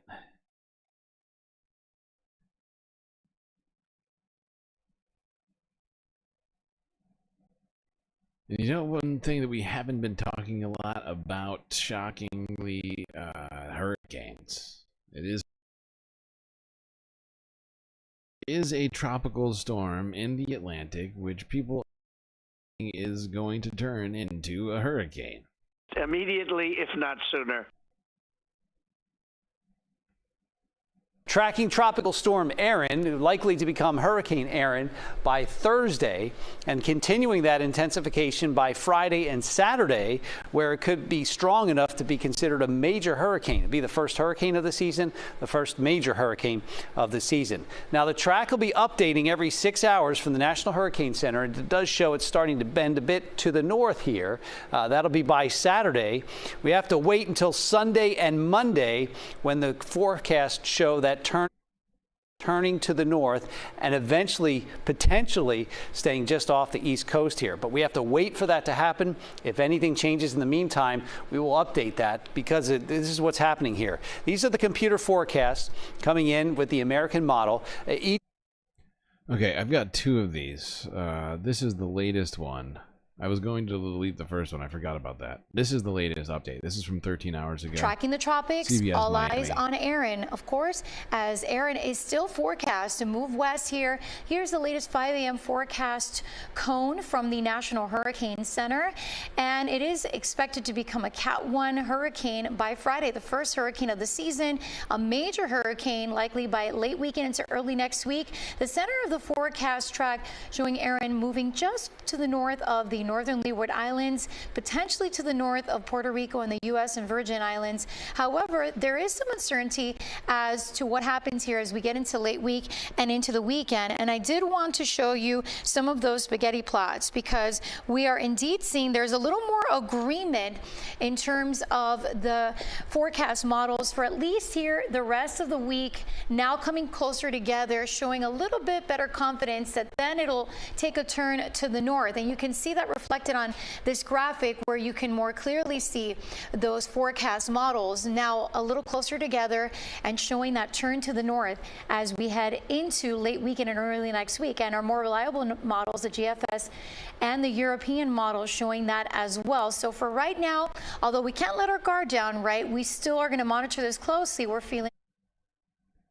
Well, there we go. For now, that storm looks like it's going to head up into the northern Atlantic and not make landfall in the United States, but anything could happen, technically. Now, let's continue talking about the oceans, as record warm seas are changing things in ways unexpected.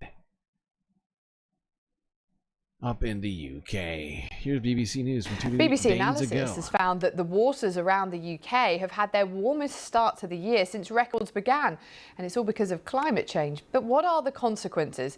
Here's our climate editor, Justin Rowlett. Heather Hamilton and her dad, David, are keen snorkelers. They've been going out into the seas around Cornwall virtually every week since Heather was a little girl. But in recent years, they have seen some big changes. huge blooms of these jellyfish-like creatures called salps, for example. They're normally rare in UK waters. When you're above the water, you'd have no idea that they're even there, and as soon as your head goes submerged underwater, you're seeing these big chains, almost glowing slightly, almost like fairy lights is the way I'd explain it, kind of just swirling through the current, connecting with one another. But yeah, it just felt very kind of out of this world, something I've never seen before. And then there are the octopuses, hundreds of them. I've been snorkeling 30-odd years. I've never seen an octopus. I saw my first one last summer for the very first time. And with Heather, this was it May or June we saw? Yeah, end of May, I think. End of May, we entered a special spot of ours and we saw about 10 of them. Absolutely amazing creatures. Out in open water, there are some even more dramatic sights. This was filmed off the coast of Cornwall last week. Dozens of bluefin tuna are feeding. They started appearing in our waters about 10 years ago. Bluefin tuna can grow to up to 3 metres long and weigh more than half a tonne.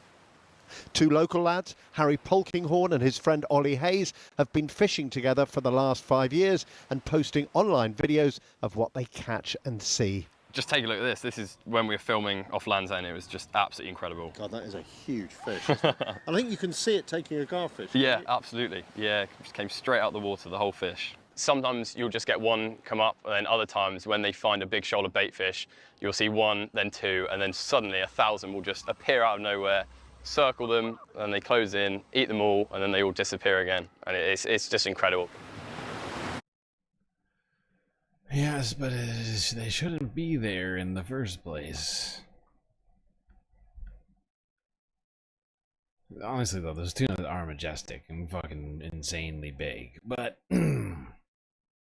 these sudden changes in ecosystem are upending local food sources, local wildlife, unfortunately.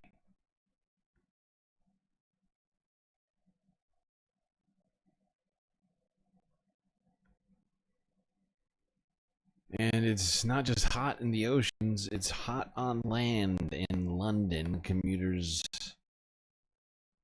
were getting utterly pummeled by recent heat wave. This is Reuters from yesterday. Live stream, people struggling in the heat. Can you tell how hot it is from looking? It's hard to say. It feels like people look hot. I feel like when people are like extremely hot, they walk in a particular way. There's something about it.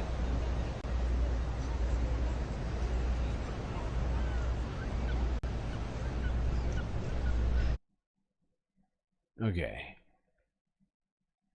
Now let's go here. Talk about something that's probably being affected by this heat wave. Water.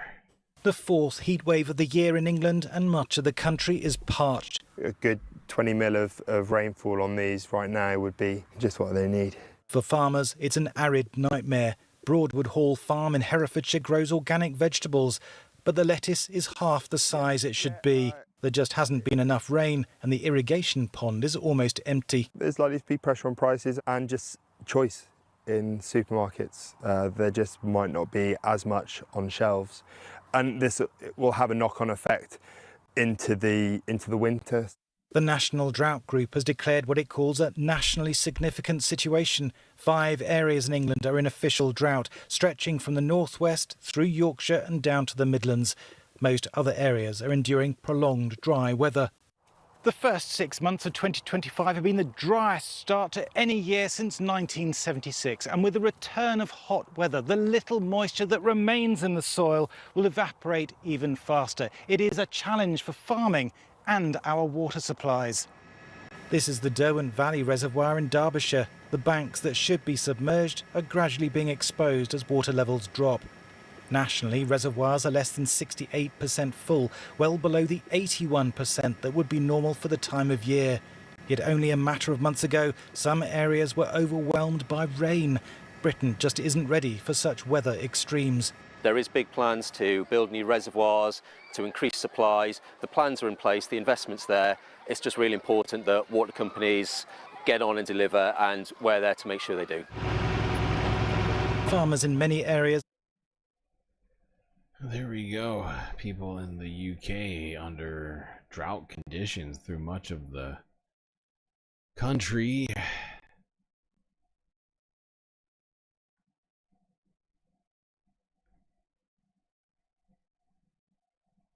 And not far from away, people are also hot, shockingly, in Paris, where people took to the Seine to cool off yesterday. Here's the Associated Press. Imagine that, swimming with view to the Eiffel. Imagine that, swimming with view to the Eiffel Tower and in pure natural water, clean, safe. And with all these lovely people too, you have every age here, which is lovely too. People actually like sporting, swimming for real, and just chilling out. It's a great mix of everything. I lost a bet with my boss at my job, and so the result of the bet was that when I came to Paris, I had to swim in the Seine, because I was saying that I would never swim in the Seine. I have to say that it was much nicer and cleaner than I thought it would be. So the bet was. Well, there we go. People taking to the Seine to stay cool, even though it's clearly filled with poop water. Better than being scorching hot, I suppose.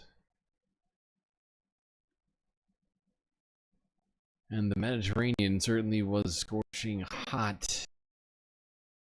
Fires ravaging half a dozen countries in the Mediterranean, from Portugal to Turkey, and multiple countries in between. Let's start with Portugal. Here's Reuters from yesterday.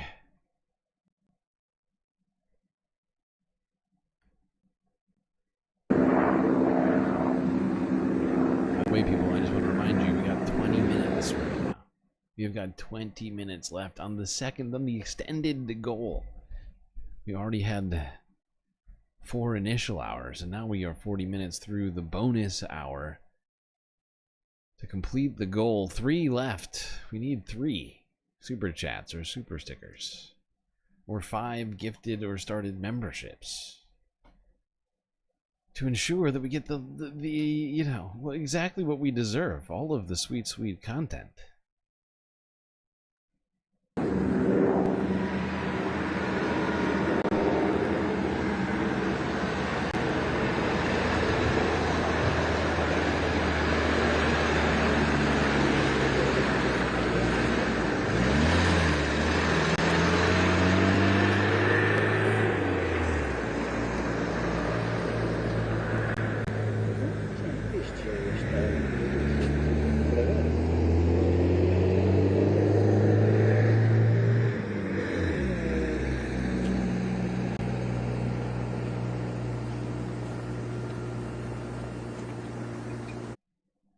Okay, we're not going to watch this whole thing. It's like a 12-minute live stream from one spot.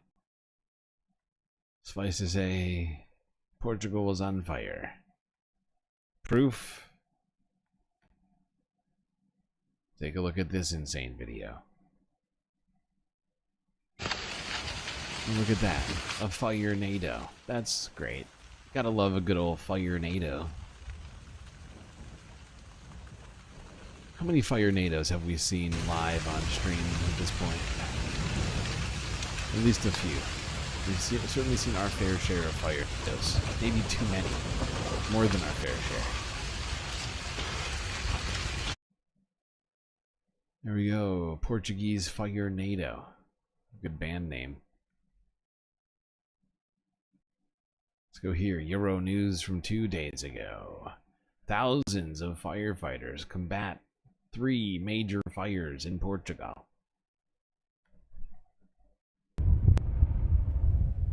More than 1,000 firefighters are tackling 3 major fires in mainland Portugal after soaring temperatures since July have left the country on alert for heat risk. Authorities said the most worrying fire raged in the district of Trancoso. The blaze, which reactivated on Sunday, has been fueled by high temperatures and strong winds. At least 17 people were lightly injured in the fire, which threatened to engulf the homes of residents in at least 4 nearby villages. More than 600 firefighters are fighting the blaze on the ground, with another 6 aircrafts that arrived in the morning. Nearly 400 firefighters were sent to tackle another blaze in the village in the municipality of Covilhã, which first broke out on Sunday afternoon, whilst more than 80 battled another inferno in Taboaço. Portugal has deployed thousands of firefighters this summer to combat blazes as temperatures have soared. Okay, will we actually see a Sharknado for real at some point? Didn't we kind of see a one out in Italy? I mean, it was in the ocean, it was in the Mediterranean, I think, and there's sharks in the Mediterranean, so one could assume there was a shark in that NATO. With his just saying. Now let's go to Spain, where fires have been ravaging this neighboring country. Yeah, it was not fun in the Mediterranean this week. With his warehouse ablaze, this resident of Cubo de Benavente in northwestern Spain has come to check on the damage. He's not the only one. This man was among hundreds of people forced from their homes on Sunday. We came today to see how the situation is looking because our farm is very close to that warehouse.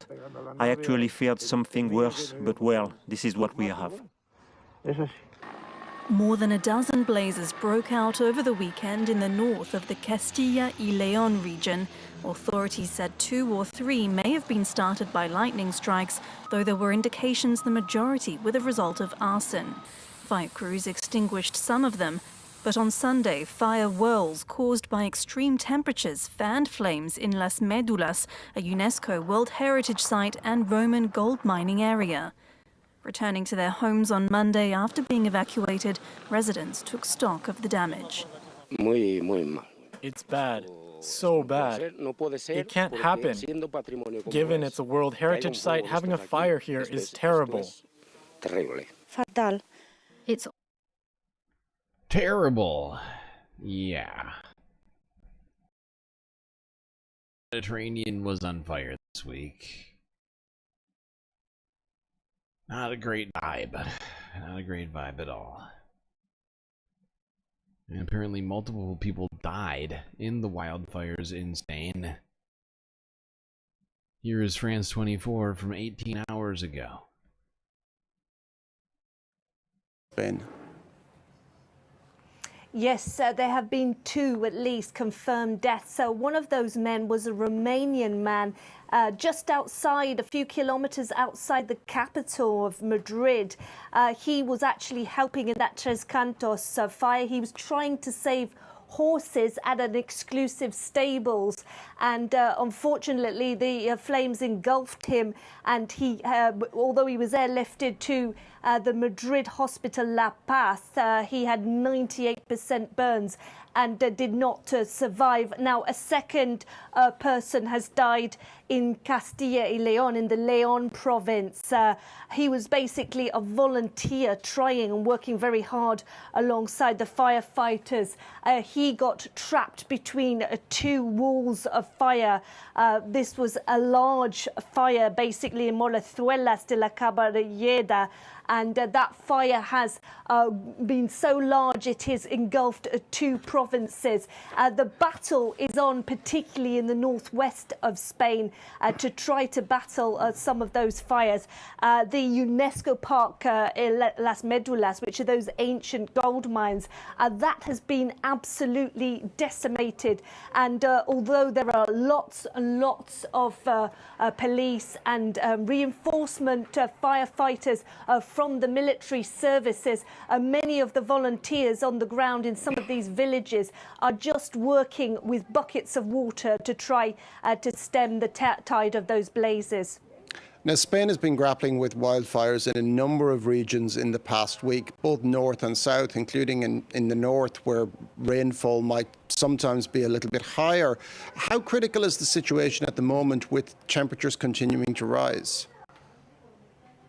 It's very critical, Oliver, because although the weather forecasts are saying that there could be a fall of about 3 to 5 degrees in northern parts of Spain, which...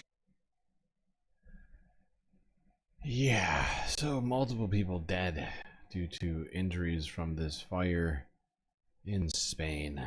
Multiple fires in Spain. Into one mega fire. Just horrible. Portugal also being ravaged. But those aren't the only countries. Greece, too, is being by wildfires. Montenegro, Serbia being hit in these Mediterranean fires amidst, I mean, they've also been, you know, in a massive like heat dome for like most of the summer, which has been adding to the fuel for this moment.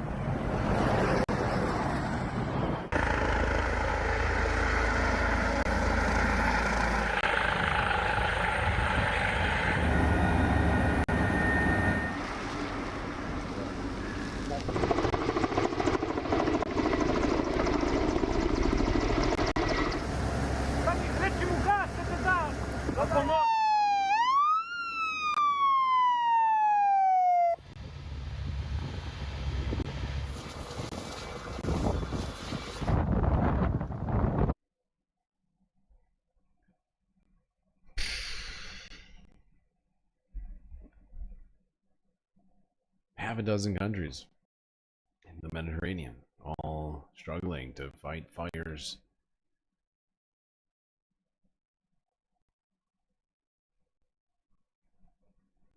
And France just got done. I mean, like over the weekend, they got the containment down on their the largest fire in decades in France. Jesus Christ. By the way, just a reminder to everybody, we are running out of time quickly. 8 minutes left to complete. Otherwise, we will be unsurreptitiously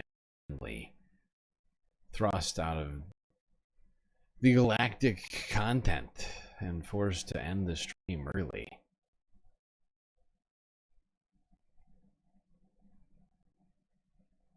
All right, let's go here. This is Reuters from 14 hours ago in Greece.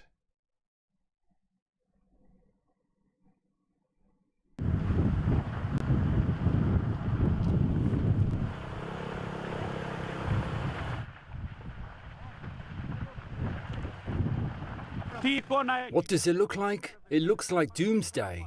We came from Athens with our volunteer association Klesenis. We can't do anything more. May God help us and help people here.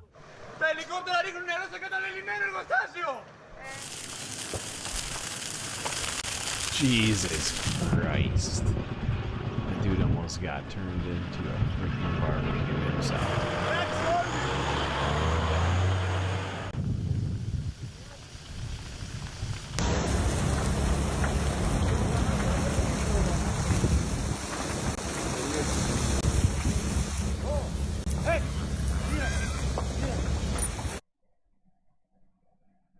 Damn, imagine trying to wrangle horses in the middle of a raging wildfire.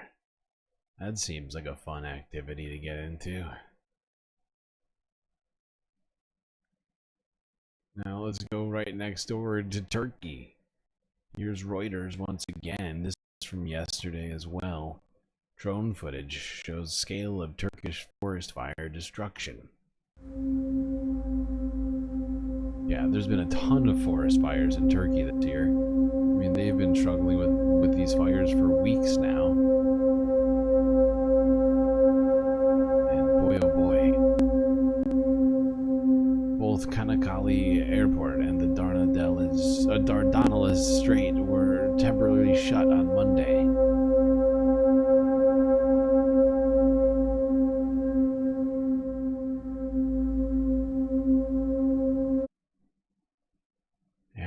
You can see the landscapes now scarred by these fires.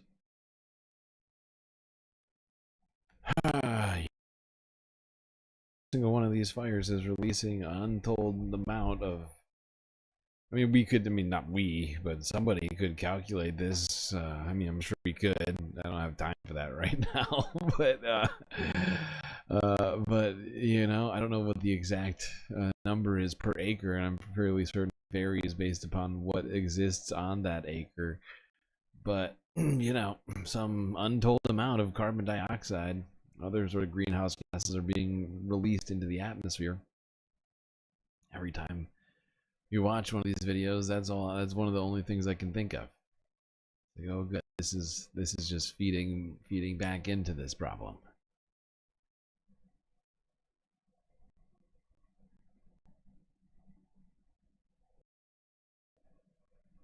Yep.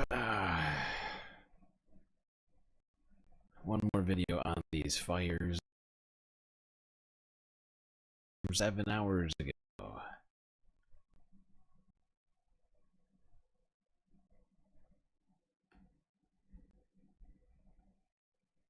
Breathless and in shock. The frantic moments that foretold this scene. Running from a wildfire that had gone from threatening their village near Patras in Greece to engulfing it in just a moment. Disbelief and then resignation at what's been lost. Nearby, a desperate resident tries to direct the aerial firefighters to save his livelihood. How to comprehend your whole life going up in flames. My house is on fire, this man says helplessly before walking away. Down the road, residents do what they can to save their homes. Futile perhaps, but desperate to do something other than consign it to flames. The scenes here are a microcosm of events playing out across the Mediterranean. As wildfires voraciously feed off perfect conditions, drought, a heat wave and high winds.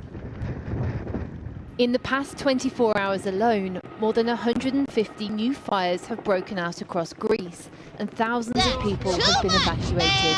Almost 5,000 firefighters are engaged in a multi-front battle to contain the flames. Emergency workers, exhausted from a night of firefighting, sleep in the road. The scale of the fires mean they can't be everywhere, and in this yard, locals work into the night to protect horses from the flames. Miraculously, they all survived.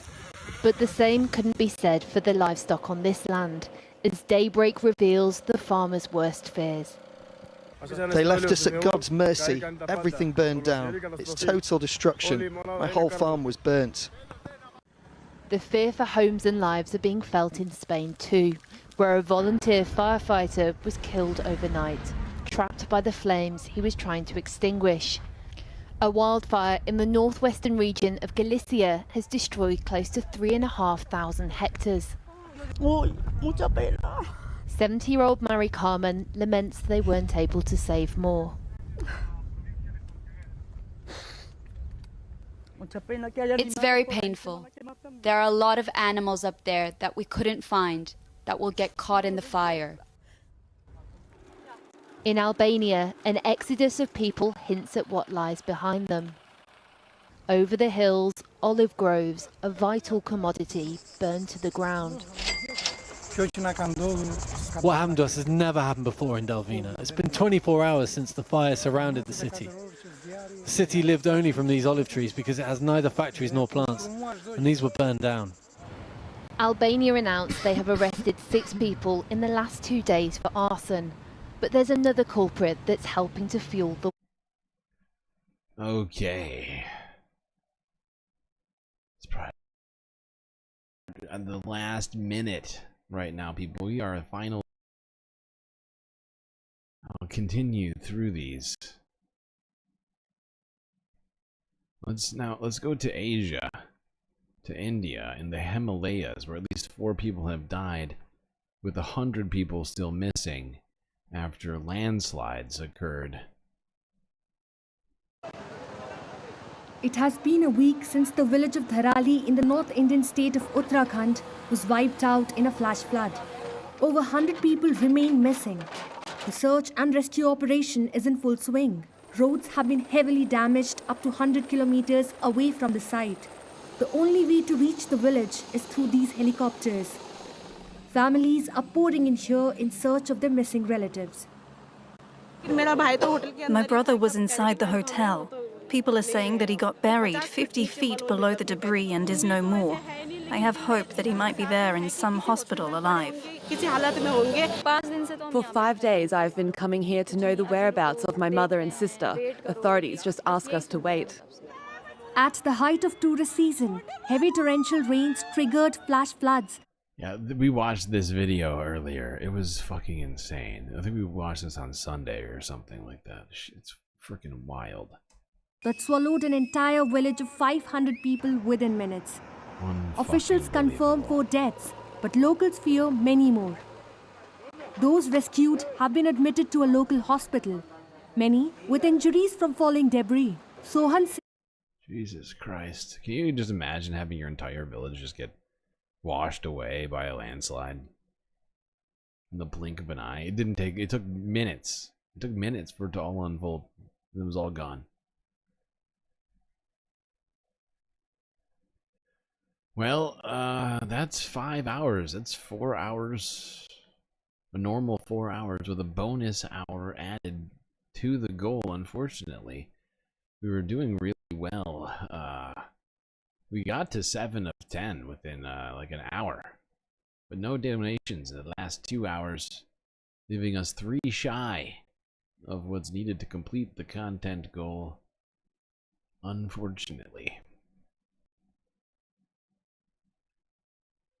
And there is a lot more to talk about. A lot of stuff underwater as it around here. If it's not on fire, it's underwater, and everything was on fire and or underwater this week. And Asia certainly was underwater. Typhoon hit, made landfall near Taiwan. Oh god, floods in Japan. Okay. Well, don't worry. We're gonna do an after hours. We always, it doesn't matter, even if we don't complete the goal. I always do an after hour stream, so we'll still have a little bit more stream, but the content is sadly coming to an end.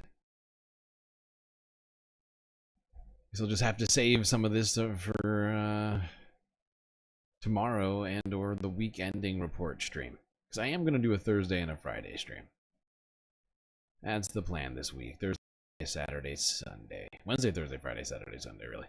5 in a row, you know? That's how I'm feeling it.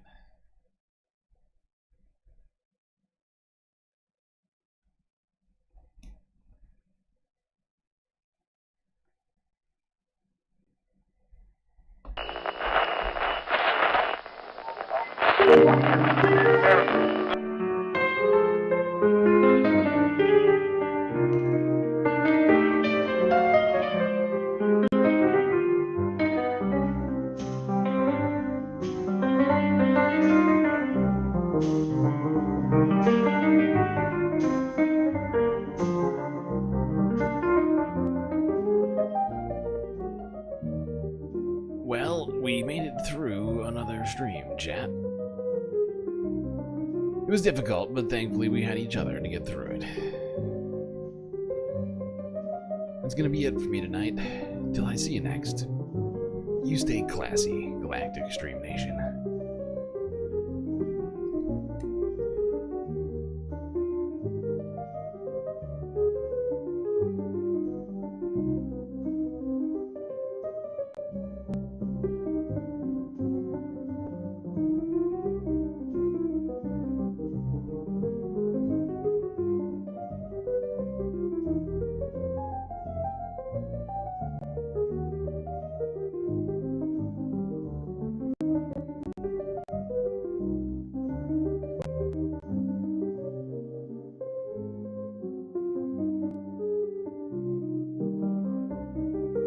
Can't forget this.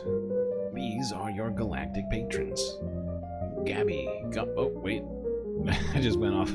There we go. Gabby, Goth Dogs, Aaron W, Schmegley, PB, Mitty, Afroponics, Narwhal by Nature, Interplanet Janet, Godcat, Robot Cat, Disco Wolf, Kelly Braiding, Sammy, Geo Dragon, The Anti-Corporatist, Obsessive Audio, Moanoa, Skelts, Selena, Nadia, Choki, Mrs. Jen, Omega Star, Sasha G, Pitchforks Dragon, Vincent Morales, Donald James X, Evan from Portland, Lovely Pariah, Mish, Becky, Decipher, Icebreaker, Columbia Rican, New York, and Will in Detroit. That's right, all these people here have helped produce the show which your eyes and ears just got done enjoying. You can too for just a few US dollars a month on Patreon. By the way, if you're a new patron, then make sure to respond to the Galactic Questionnaire. If your name is missing from here, it's because you haven't done that yet. Write that down. Wait, why can't you see the... Oh my god, I just realized everybody's missing. God damn it. I made a huge tiny mistake. Yeah. I failed. That was a fail. That was a big fail. Here, these are your galactic patrons. Bask in the glory.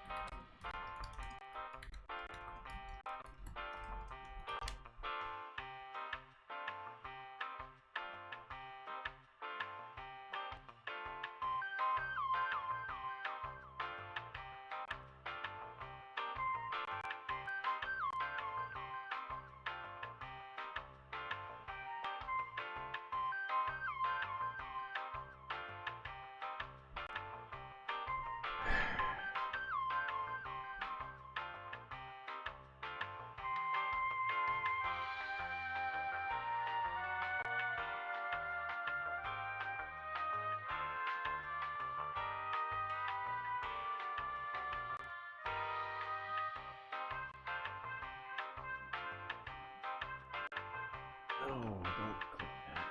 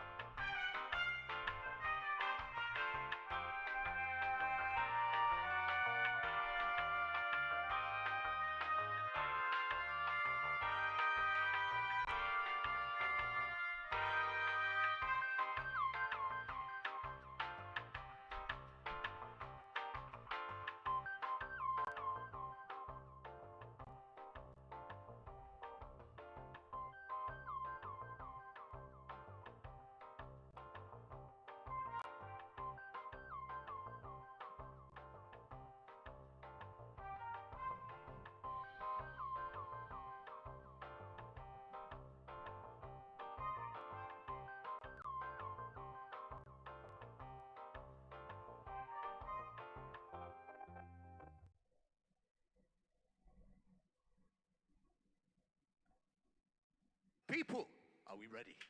Let's make some noise for OMA.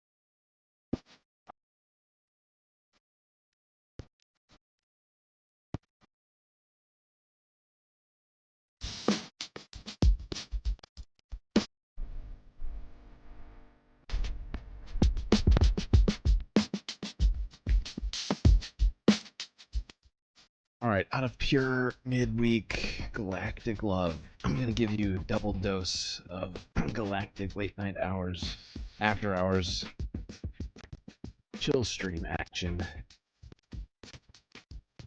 Even though we didn't complete.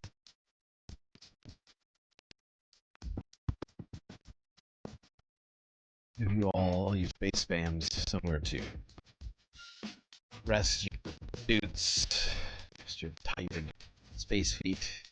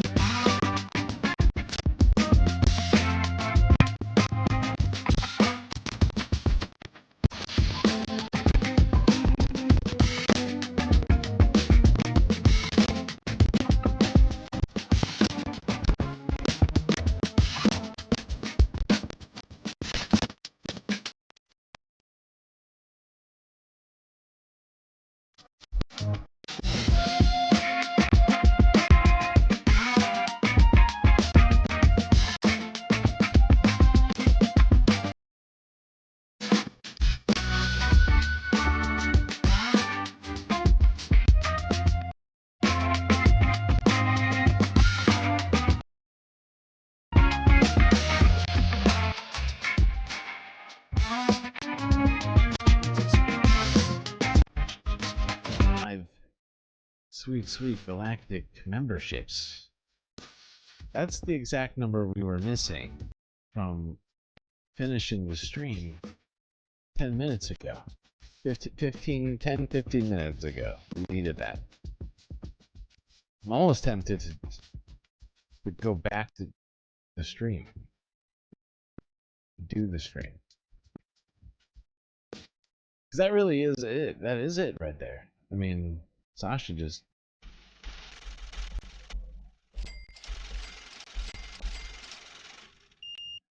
Yeah, that's the requisite number of the donations that we needed.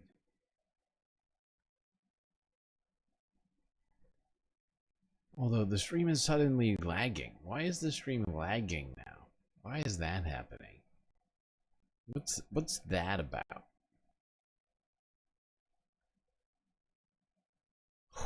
What's that about exactly?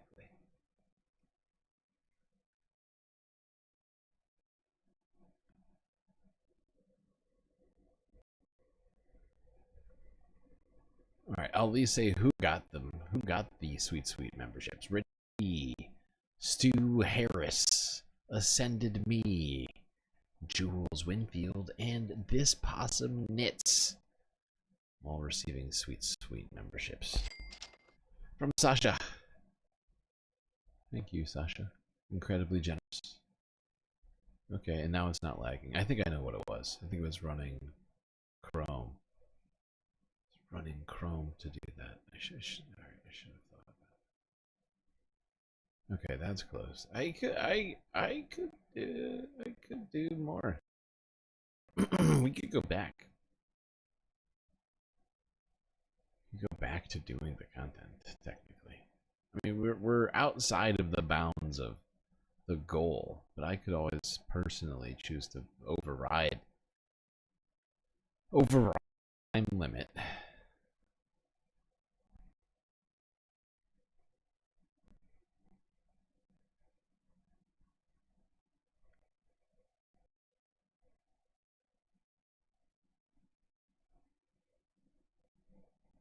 Honestly, we got a serious way through the fucking content. You know what? I'm just gonna do it. I'm gonna do another half. I'm gonna do a fourth half. Let's do a fourth half, everybody.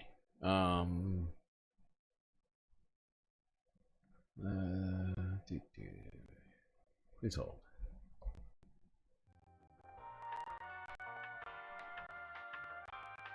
Okay, something is wrong.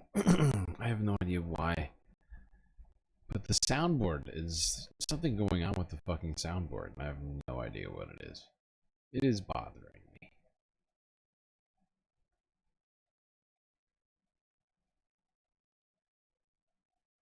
It's weird to do all the things to end the stream and then be like, you know what, let's finish the stream.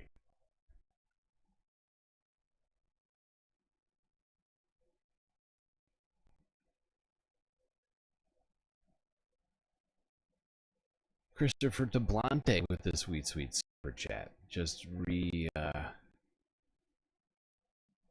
sort of supporting what I'm saying. Let's finish the stream. Hell, this feels like the people have spoken, and we have completed the goal. Officially, very much completed goal. Really, I think it only makes sense. It's going to take me a second to get everything back situated as it should be.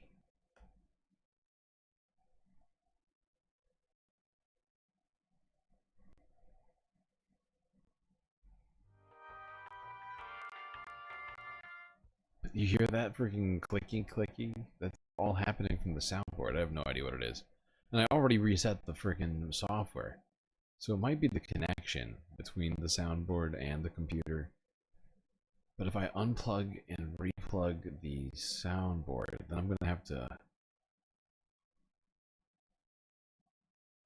Then I would have to restart the software too, and that's all really annoying to me. That's all very incredibly annoying to me. And I prefer not to do that.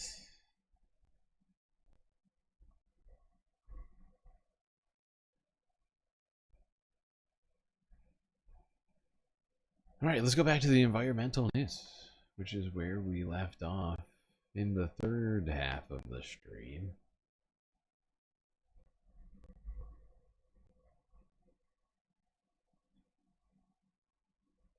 Maybe a Wi-Fi thing? No, it's not Wi-Fi. I'm not connected to Wi-Fi. My computer is hardwired to my router.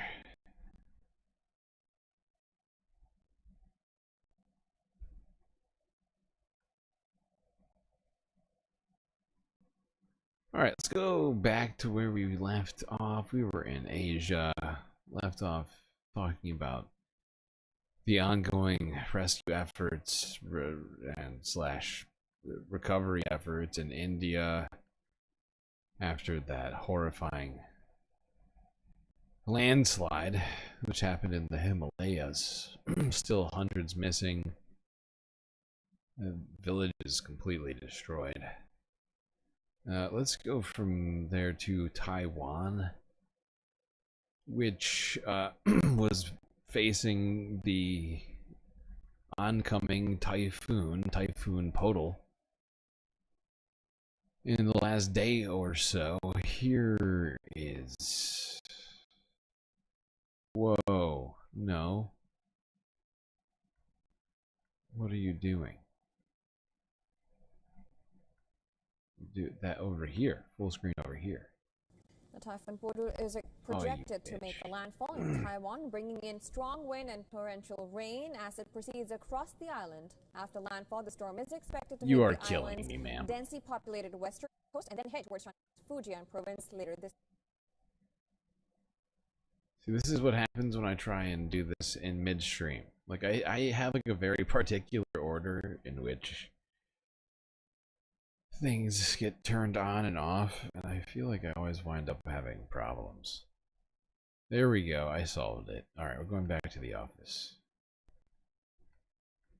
That's right, this is why I have the laptop by the pool. Okay, I can work on this from over here. Okay, now to the... Alright, here we are, in the office.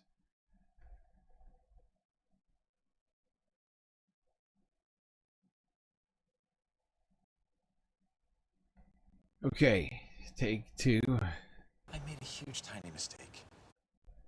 Wyon news from yesterday. Taiwan faces typhoon threat again. Podal to make landfall.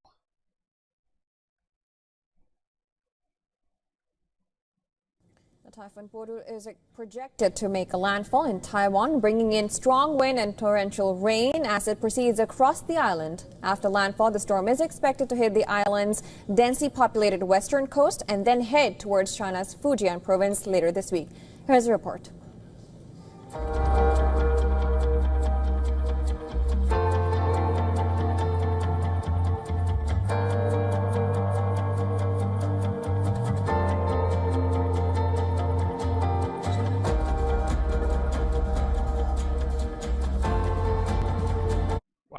typhoon's going directly over Taiwan. Just like from top to bottom. It covers the entire island. It's not great. It's not a great fight.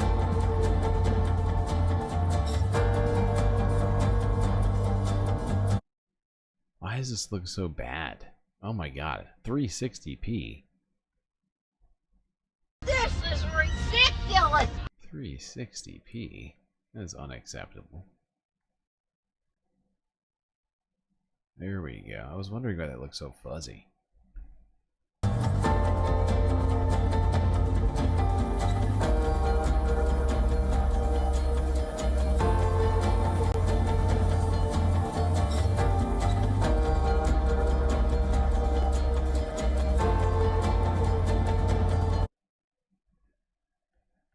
Okay,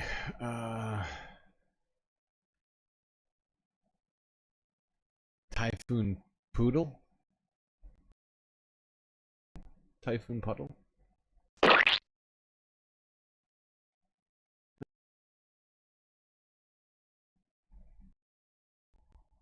Associated Press, 23 hours ago, makes landfall in Taiwan, enforcing evacuations.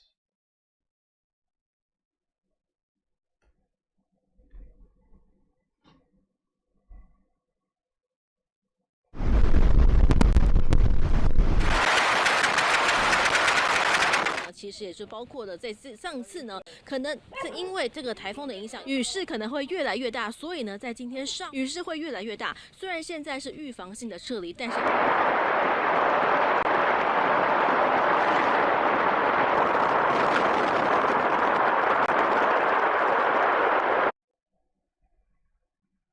Okay, now unfortunately I didn't have time to get the latest. I just had the landfall already in my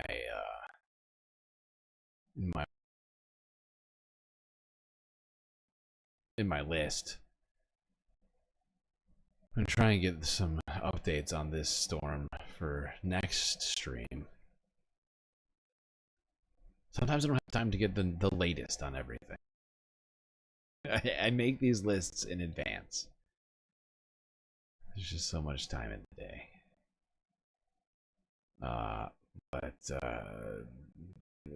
Taiwan was not the only place to get hit by flooding.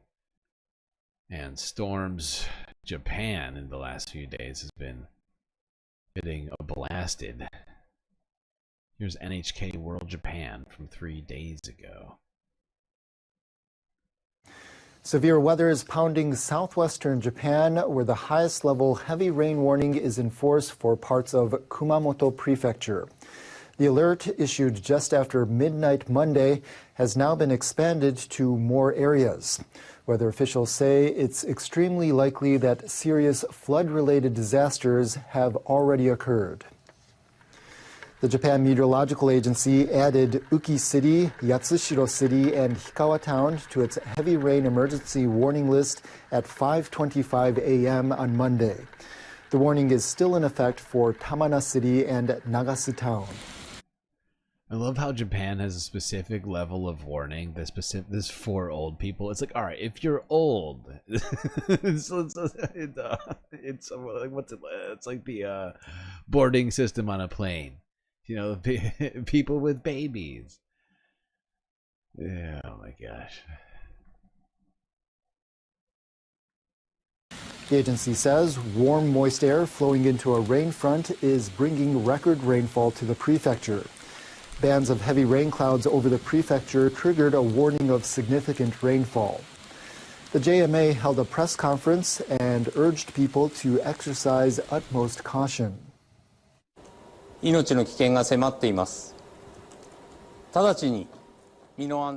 lives are in danger. We urge you to immediately secure your safety. People in landslide warning areas should also exercise utmost caution. If you feel evacuating to designated shelters is unsafe,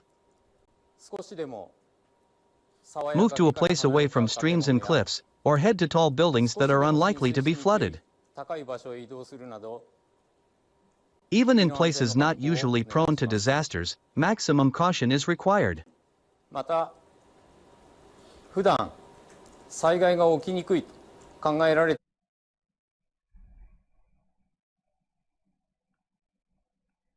The meteorological agency says the heavy rain clouds could hover over Kumamoto Prefecture and develop over Fukuoka, Saga, Nagasaki, and Oita prefectures through early Monday afternoon.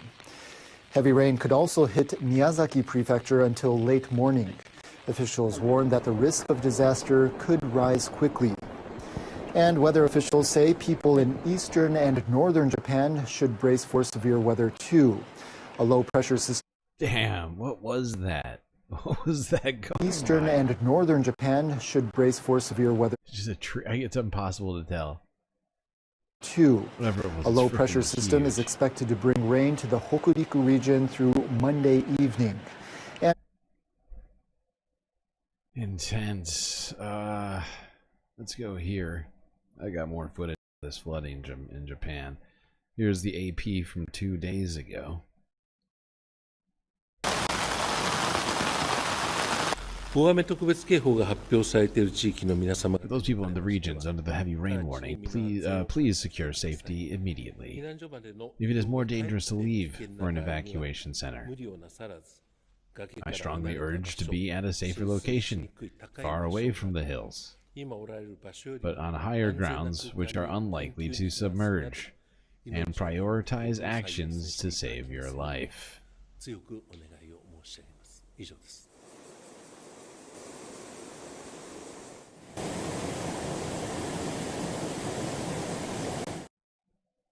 This is the last one on the flooding in Japan. This is Wyon from yesterday. Severe weather is causing chaos in southern Japan, where torrential rains have triggered flooding and mudslides across Kyushu, where travel disrupted and several people missing. Authorities have issued the highest level of alerts. Floodwater surging through the streets of southern Japan as downpours slam into the island of Kyushu during one of the country's busiest holiday weeks. The Japan Meteorological Agency issued its highest level warning for Kumamoto Prefecture early on Monday as relentless rainfall sparked widespread evacuations and emergency alerts. Tens of thousands were urged to leave their homes across Kumamoto and 6 surrounding prefectures. The Fire and Disaster Management Agency is leading the evacuation effort.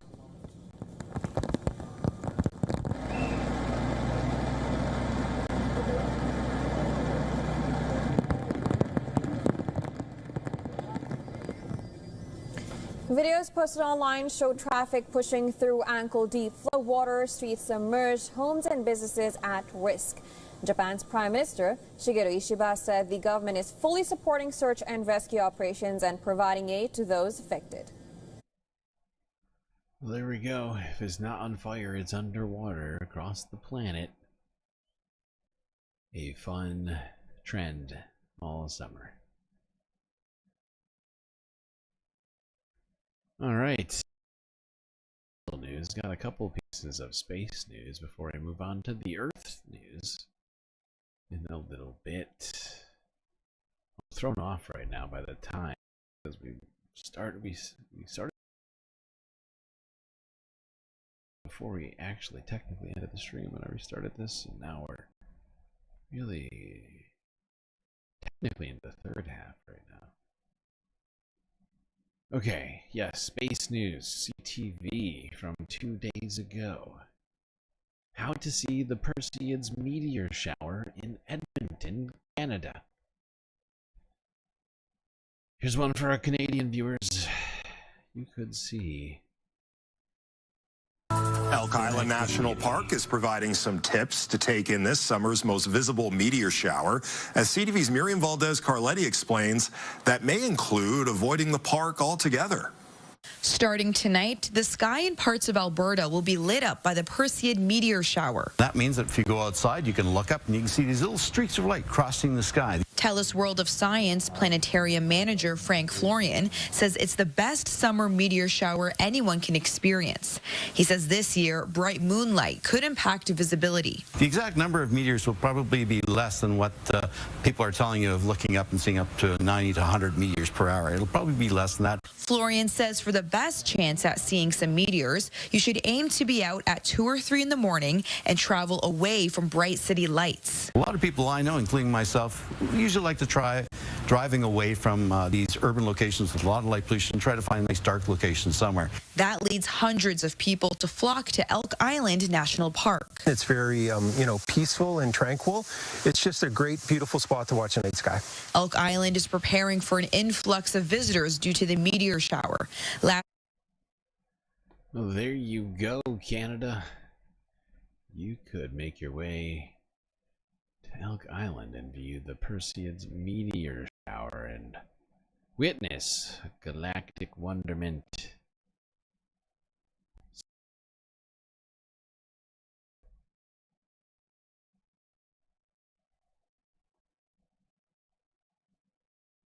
Wait, didn't I just open up what happened to that just now?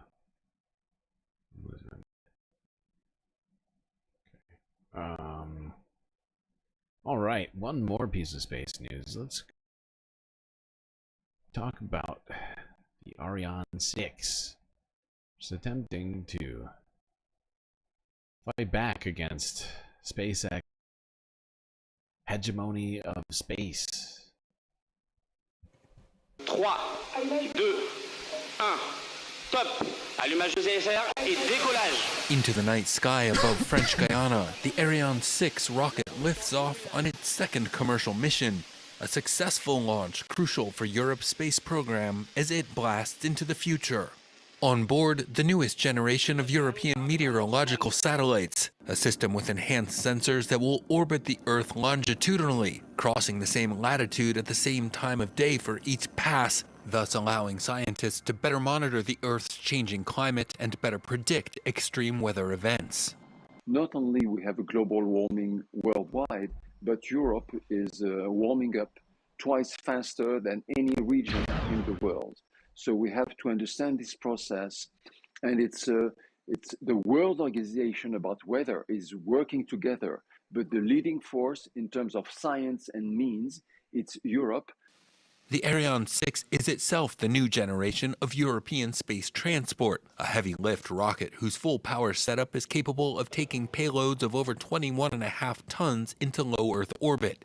It's aimed at securing the bloc's space transport sovereignty in a sector dominated by the US and Elon Musk's SpaceX. Well, there we go. Europe attempting to put up its own competitor in the space race against the United States and Elon Musk. Totally fair, and hopefully they succeed. Need multilateralism. Can't have this oligarchic, unilateral sort of space conversation. It's not good. It's not good for us out here.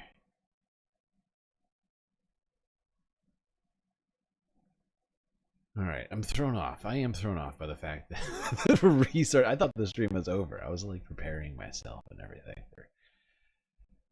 for other things, and now I'm like, oh my gosh, now we're doing it. We're back at it. All right, we'll do some space news before we take another break. I know it's weird, but I just feel like it makes more sense to just take another regular break. Oh, I need to check one thing though. Let me see something.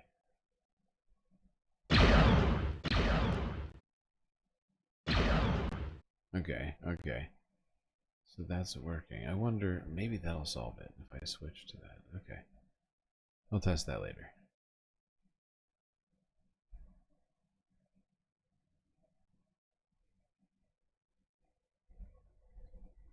Okay, Earth news. Let's start talking about the trade war that Donald Trump has initiated after taking office. Specifically, let's talk about Brazil.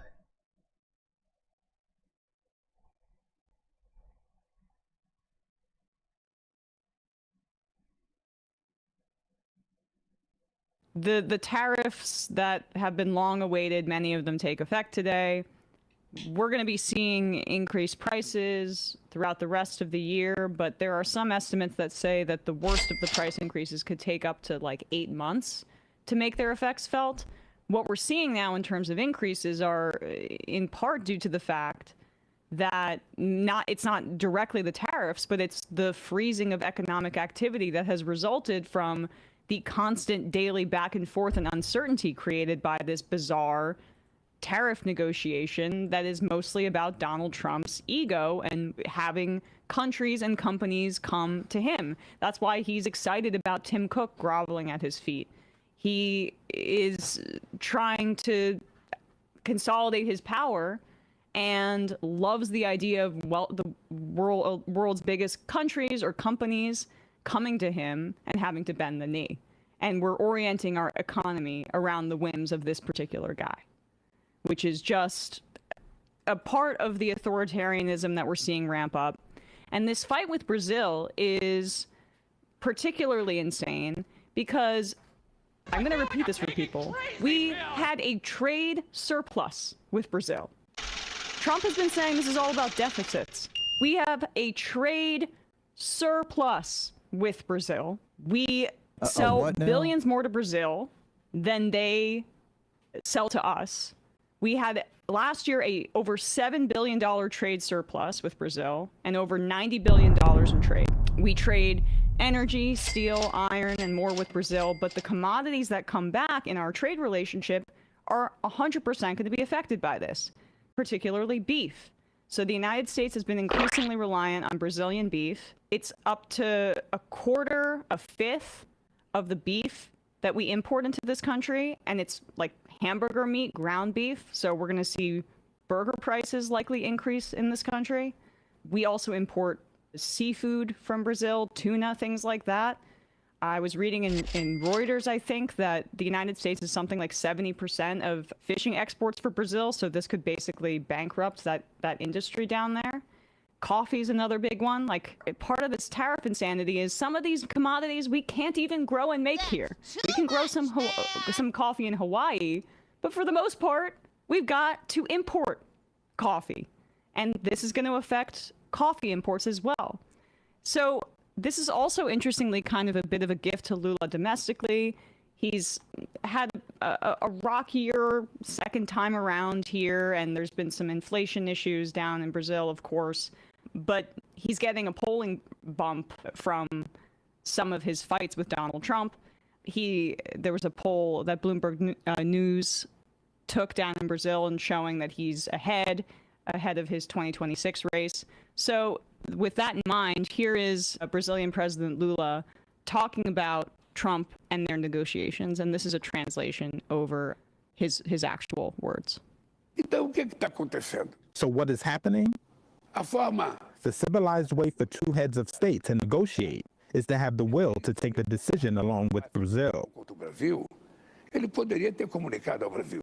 He could have communicated with Brazil. He could have called. He could have proposed a negotiation. But we received the taxation statement in a completely authoritarian manner, and we are not used to negotiating in this way. This is the very definition of totalitarianism.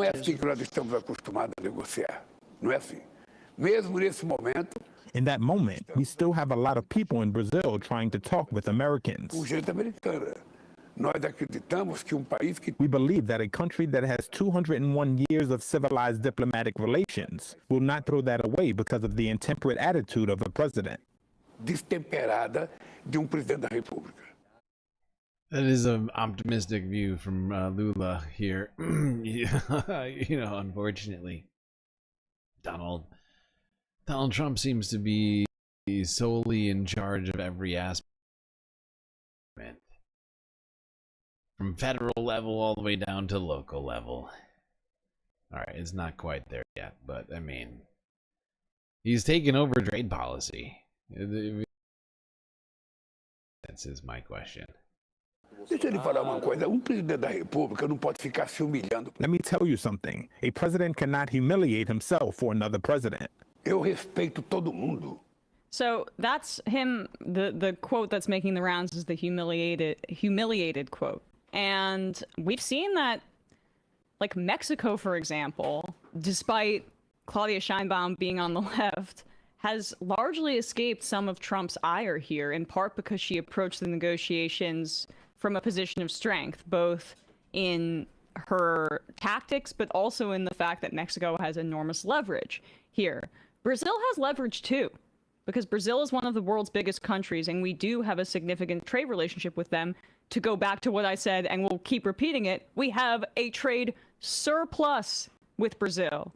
When Trump was saying that he was supposed to only be targeting these deficits, it's insanity. But good thing Americans don't like hamburgers, right? What the Republicans have been saying for years that Democrats want to take away meat from you. Trump wants to take away your hamburgers because he's pissed that Lula da Silva and Brazil is prosecuting his friend for trying to do a coup. This is the America First guy. We're going to raise prices for imports from Canada because they dare to recognize a Palestinian state. And Trump's friend in another country is in some legal trouble, so we're going to raise your coffee and beef prices for America First, right? Coffee, beef, and fish takes me out completely. Oh, I mean, wait, time to move. So, like, this is going to be really impactful. And they're struggling to get out of this. Like, when you ask Americans, too, in public polling about tariffs, it is overwhelmingly unpopular. Yeah, we were looking at the polls. I mean, Donald Trump on the economy went from being positive pre-election to now being underwater 25 points, 6-7 term.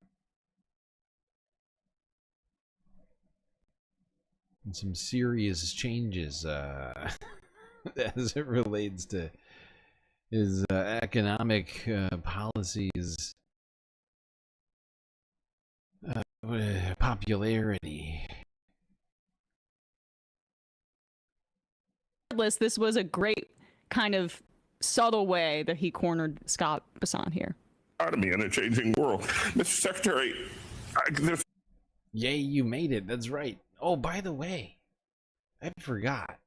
I'd somehow this completely slipped my mind. But you know what you all deserve?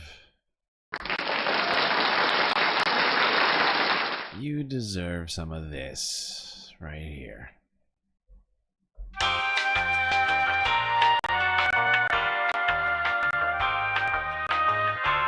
Deserve some sweet, sweet confetti in your life.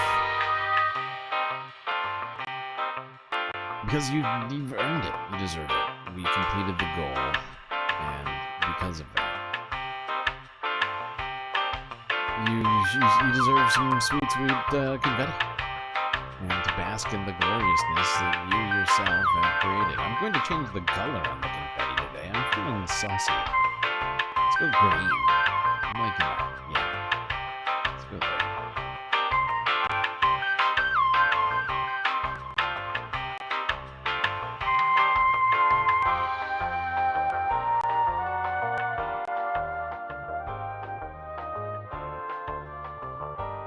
I think trying to change the confetti color totally overdid it on the software. Okay. Alright. Well, there we go, people. It's truly glorious. Magnificent. It's fantastic. We completed in the final minute, and really in the post game, really. You were ready to close up the shop, put the lock on the galactic doors, and end this. But now we are in the we are luckily back in it big time over here with all the content that we so justly deserve. Thanks to all the people who contributed to the goal. You are a champion. Scott Bassan here. Economy in a changing world. Mr. Secretary, there's one question I got to ask you, because there has been some confusion. So we've got a tariff of, what, 50% on Brazil now, I think. And so if someone here, an importer, wants to buy Brazilian products today or tomorrow and import them, they're going to pay 50% to the Treasury. And so who writes that check? Well, a couple of things. First, we could have substitutions, so there's very little that only comes from Brazil. It could come from Argentina, it could come from... Right, but assuming it does come from Brazil, say, or it comes from any country with... Or you could buy it from Argentina, a place that we're also tariffing. I think it's 20, is it 20% in Argentina? I think it's 20. The tariff, who writes the check to the Treasury? Well, the check is written to the person who receives it at the dock in the U.S. I'm sorry. Just looked it up quickly. Argentina accounts for around 1.5 to 2.5% of the beef imports to the United States. Brazil, a fifth to a fourth, around that. So this isn't like any other country can replace this trade relationship. But just go back like 10 seconds. Tariff, who writes the check to the Treasury? Well, the check is written to the person who receives it at the dock in the U.S. Mm-hmm. The check is written by the person who receives it at the dock. So the person who's buying it, you mean? The tariff is paid in this country by the importer, is that right? But yes. the Brazilian exporter could decide that they want to keep market share. Exactly. Brazilian exporters could just be like, you know what? Who cares about money? All we need is market share. That'll solve it.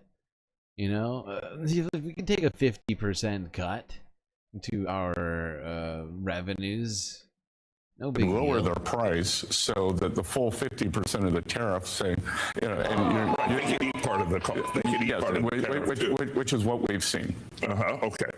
But the check is written by the importer, right, at the dock. Yeah, and then, you know, the importer can pass it on or not. Or not. They could, okay, all right.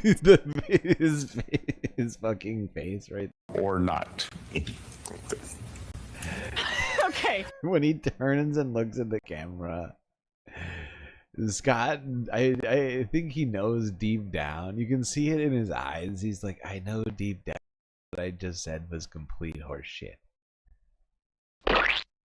But this is my job now, is doing economics propaganda for the president.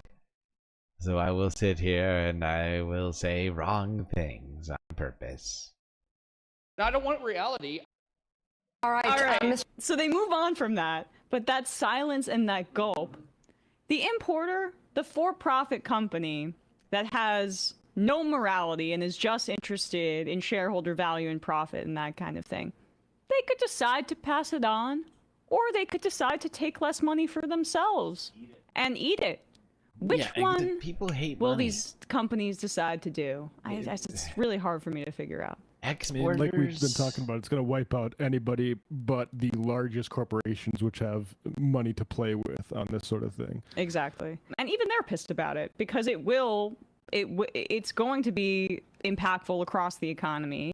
When we're talking about the situation that Trump is setting up right now with tariffs, which are inflationary because they increase prices, because even though Basant is trying to lie his way out of it, it is passed on to the consumer, so it's a compounding sales tax, which is already a regressive tax.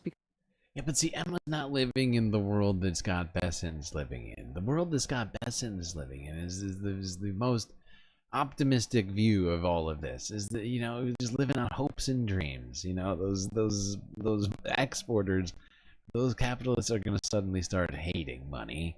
They hate profits. Okay, they are going to cut their prices by 50 cases just because they love doing business, you know, not to make money. You know, they don't need to make money. That's gonna, you know, there's gonna be a utopia all of a sudden. Is gonna sprout up and people are gonna stop caring about profits all of a sudden. They're just gonna do business for the sake of, you know, just getting goods to people.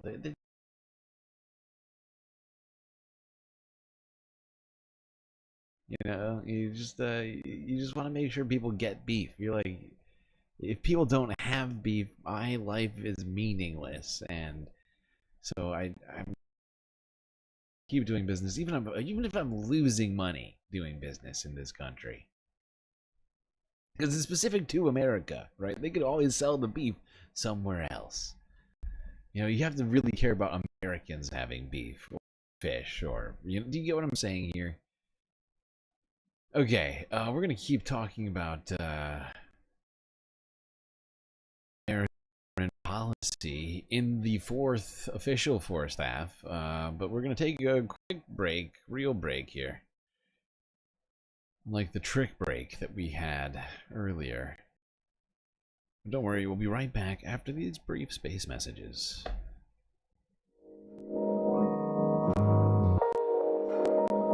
We are still getting that sound, aren't we? Alright, I do hope everybody's been enjoying the show so far. If you haven't already, hit the like button and don't forget to subscribe. Hit the bell icon too so you get the latest notifications, ensuring that you do not miss a single episode of this Spacecast. While you're at it, do also consider contributing to the Galactic News Network, as we are completely funded by individuals such as yourself. A lot of great ways out there for you to show your support: YouTube, Super Chat, Super Stickers, memberships. The more members we get, and we are very much on the cusp of getting close to getting a 19th emote. Unfortunately, we are somewhat stagnant in that arena.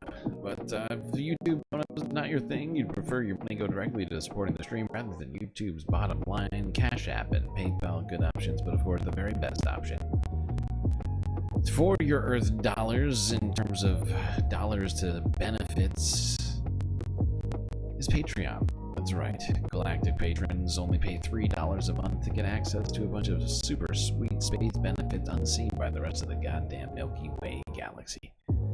That's right, 10 cents a month get you an avatar, a shout out, and much, much more.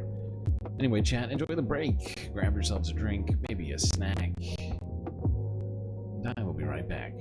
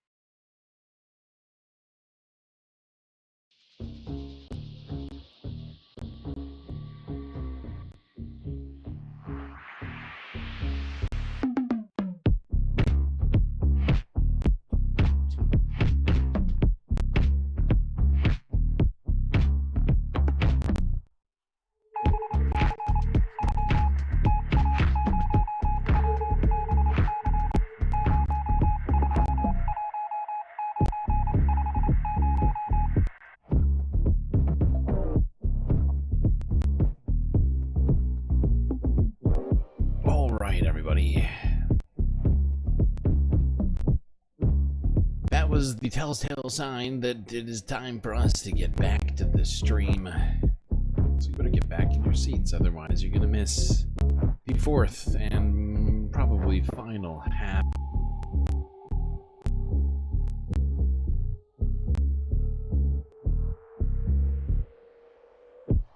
But you were here. You were here for all of it. All right. Let's go from talking foreign policy as it relates to trade. Let's go to the United Kingdom. Just the vice president has been up to in recent days.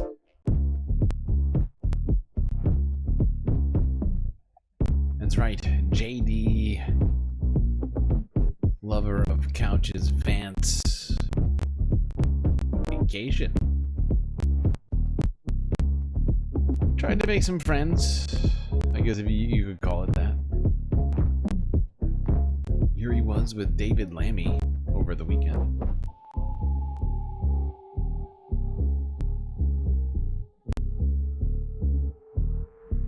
Kent, thank you.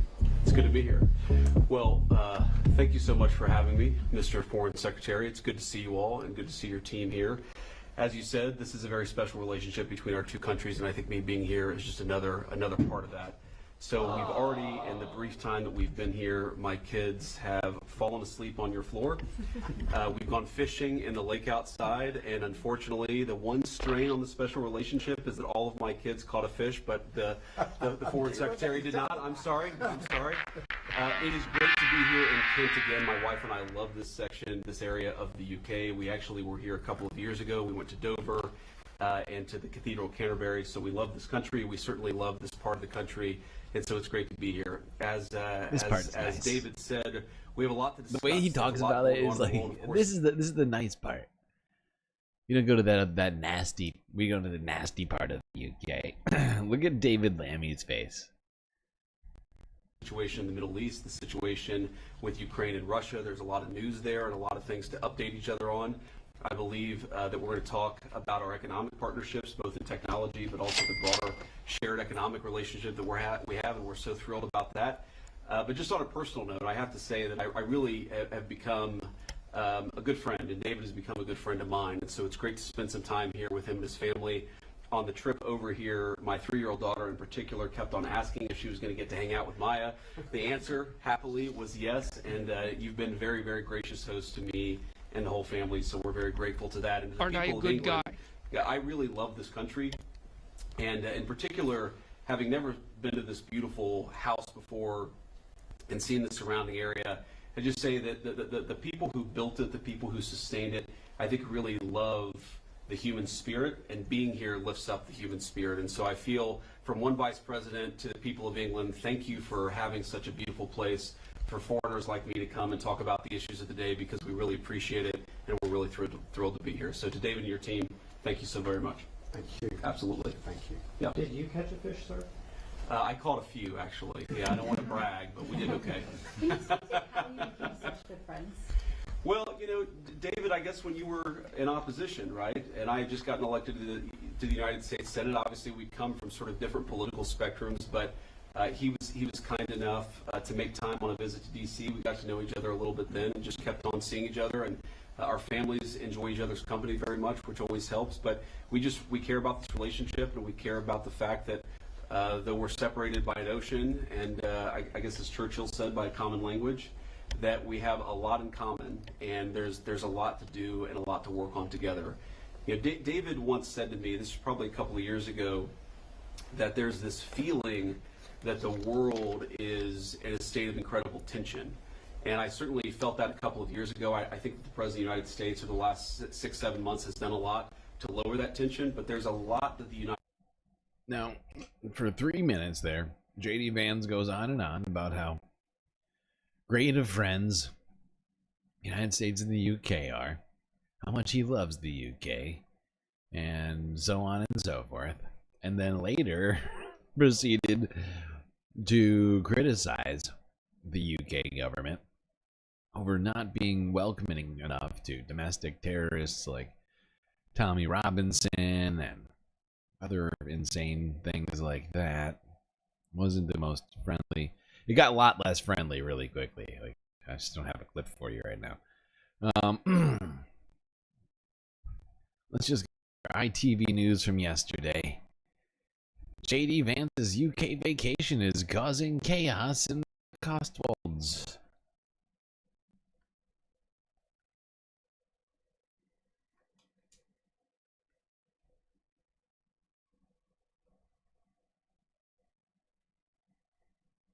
It is a small hamlet in the Cotswolds that has become an exclusion zone.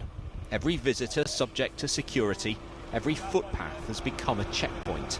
Even horse riders escorted away by police. And all because the US Vice President chose here for his summer holiday. It feels like COVID. It's just not normal. It is totally abnormal. Yeah, it's like a sort of little mini police state.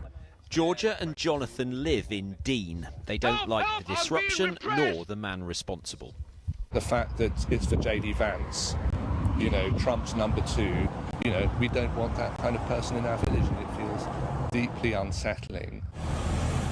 The Vice President arrived here on Sunday, his 20-vehicle motorcade closing roads to allow him and his family to see the sights. And at this upmarket farm shop, get a taste of a country that JD Vance hasn't always been terribly complimentary about. So this is where I do my interactive. Well, there we go. JD Vance's appearance in UK. Not universally welcomed, to say the least.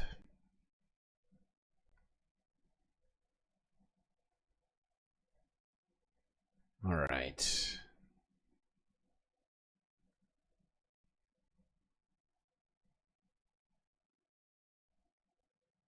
Let's go here. A few updates on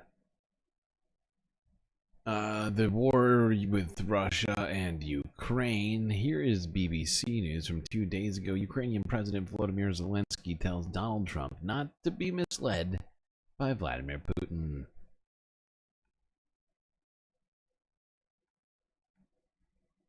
To Ukraine, and the president there, Volodymyr Zelensky, says he wants to avoid Donald Trump being misled by the Russian President Vladimir Putin at their summit on Friday.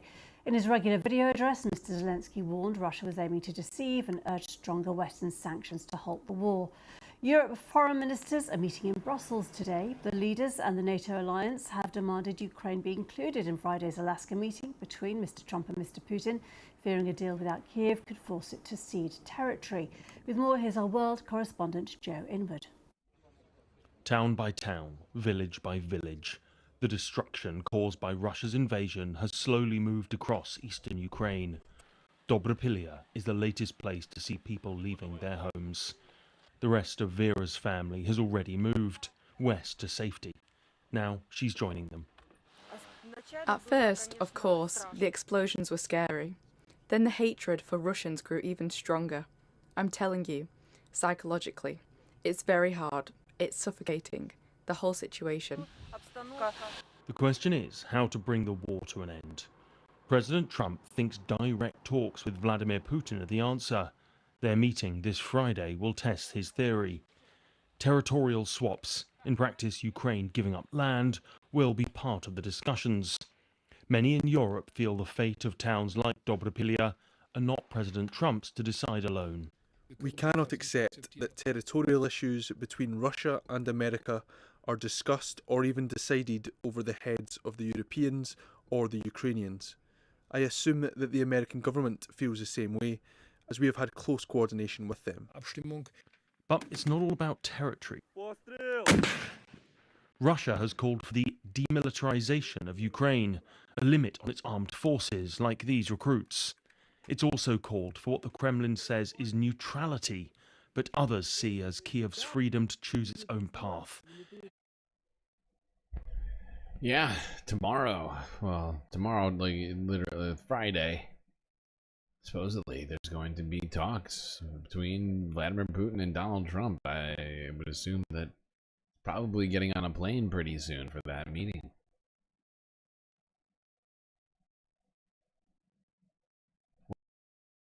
I do not know.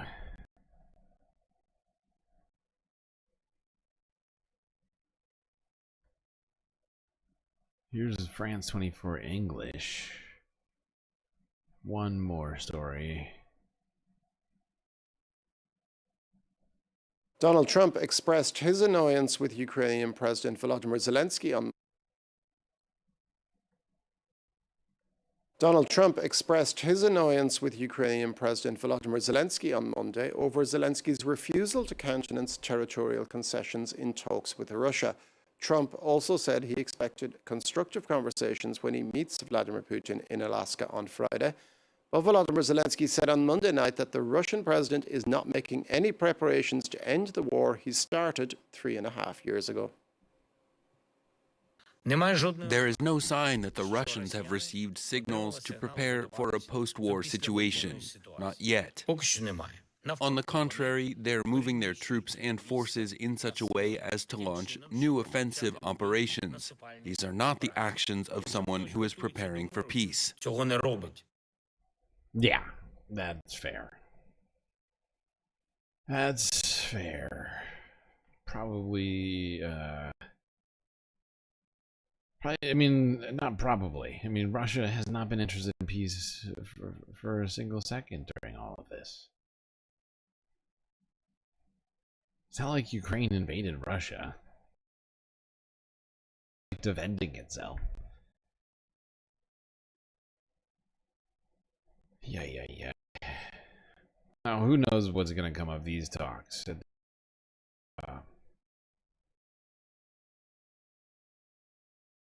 Donald Trump would actually be able to elicit something different from Vladimir Putin right now. That comes about, what he would have to say or promise.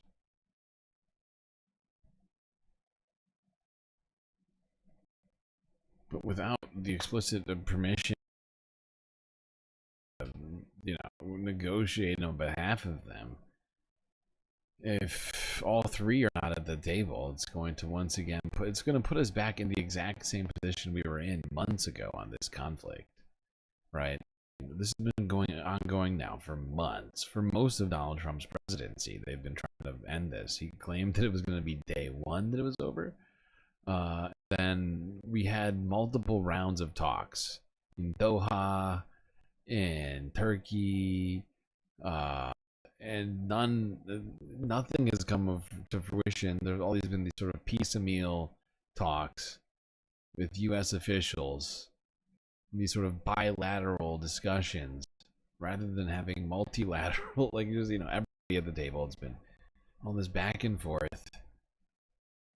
Meet with Russian officials, then we'll meet with Ukraine, then we'll meet with Russia again, then we'll meet with Ukraine. Maybe we'll loop in the EU now, and we'll go back to talking with Russia. And it's been pretty incoherent, if you ask me.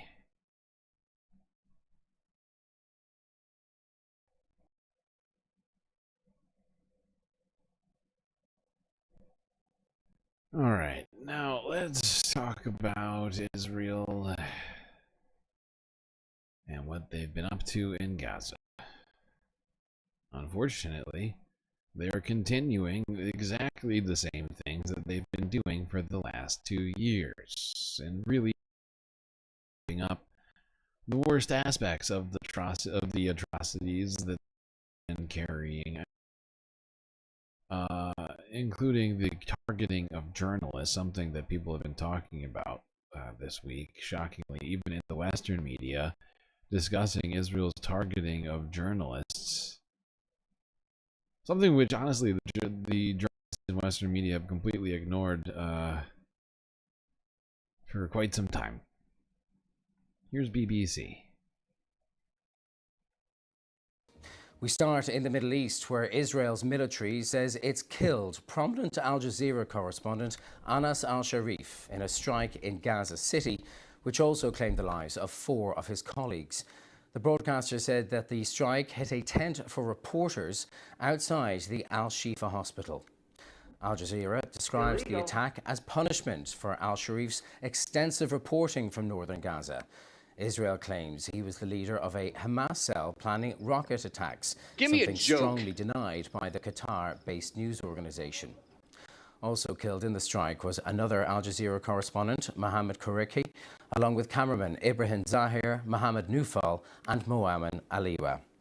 Well, in a moment, I'll be speaking to the managing editor of Al Jazeera. Before that, though, reaction from our international editor, Jeremy Bowen, who was about to go on air when he heard the news.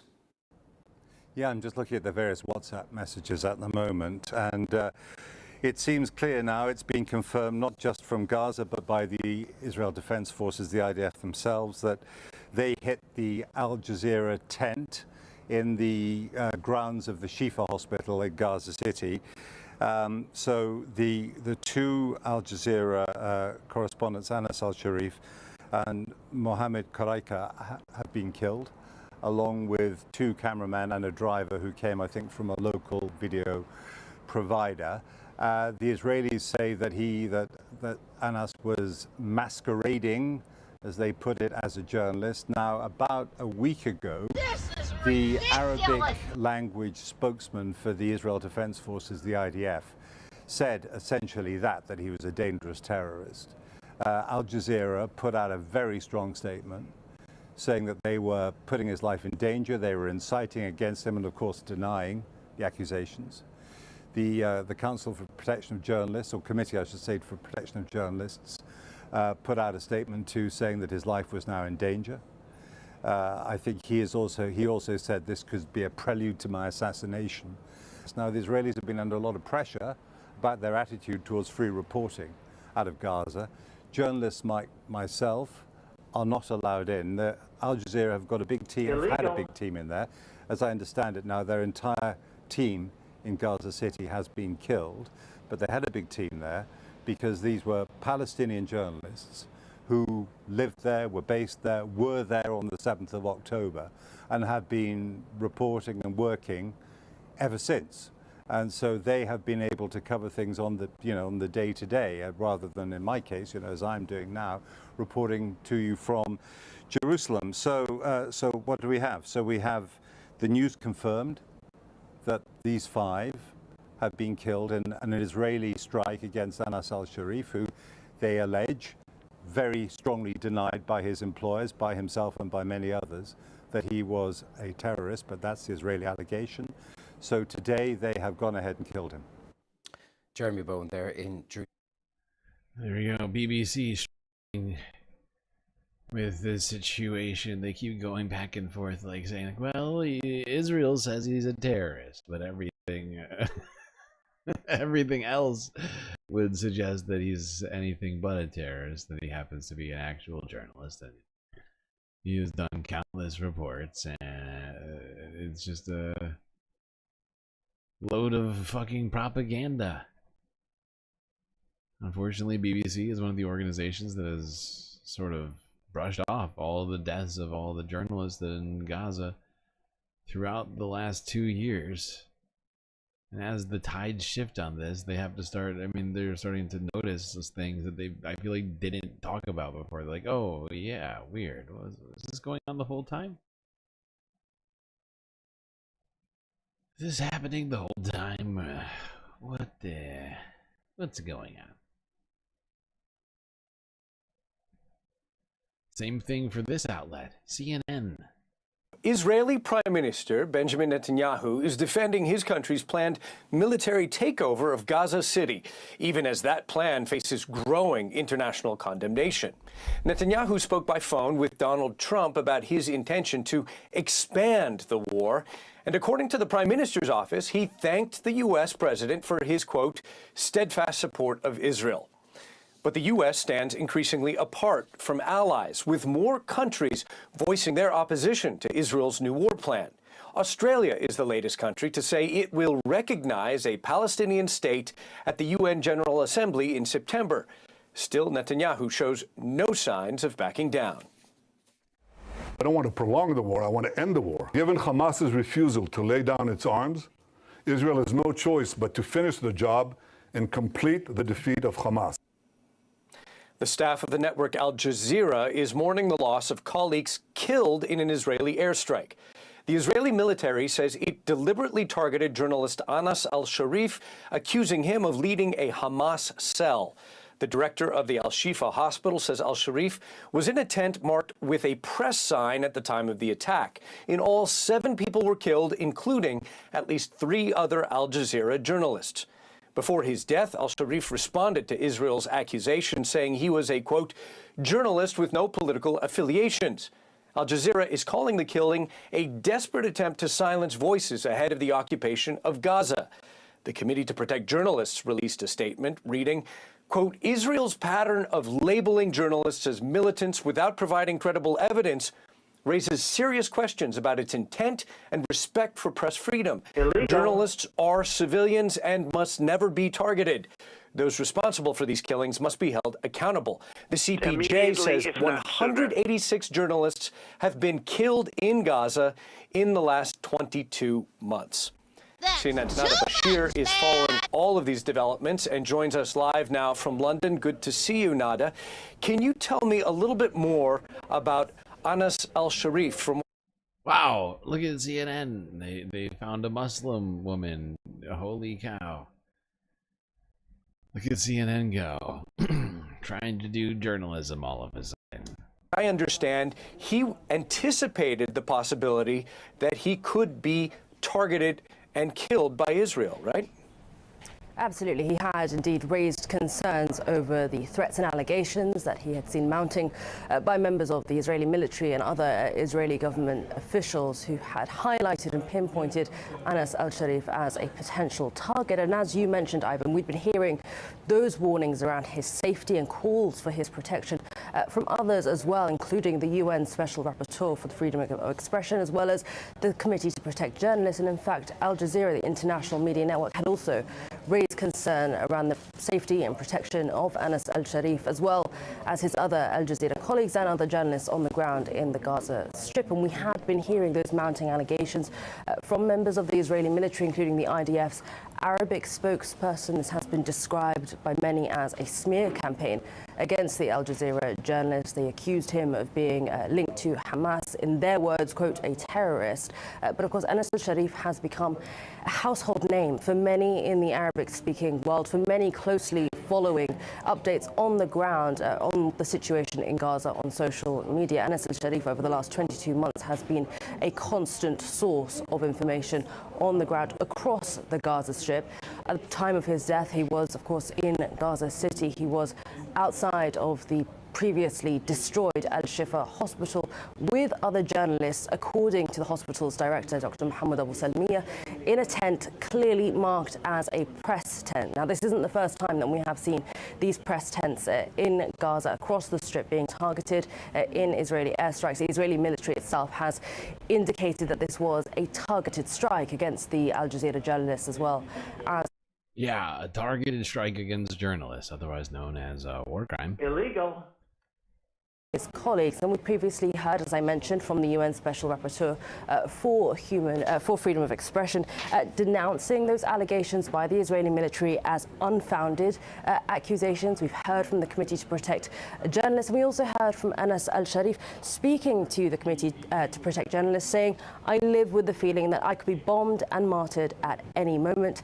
This feeling is difficult and painful, but it does not push me back. Rather, it motivates me to continue fulfilling my duty." And of course, as I mentioned, Anas al-Sharif was a crucial source of information in the Gaza Strip. As we know, international journalists have thus far not been permitted to access Gaza independently. And of course, Palestinian journalists on the ground have been a huge source of information and updates on the ground on the situation. Ivan? And they appear to have been systematically targeted. If you can cite the numbers from the Committee to Protect Journalists, at least 186 Palestinian journalists killed in 22 months of conflict in Gaza, some 90 others imprisoned. Nada Bashir, live from London, thank you very much for that update. Alon Pinkas is a former Israeli consul general in New York, and he joins us live from... Okay, that's all we're going to take from CNN here. Let's go now to France 24 English.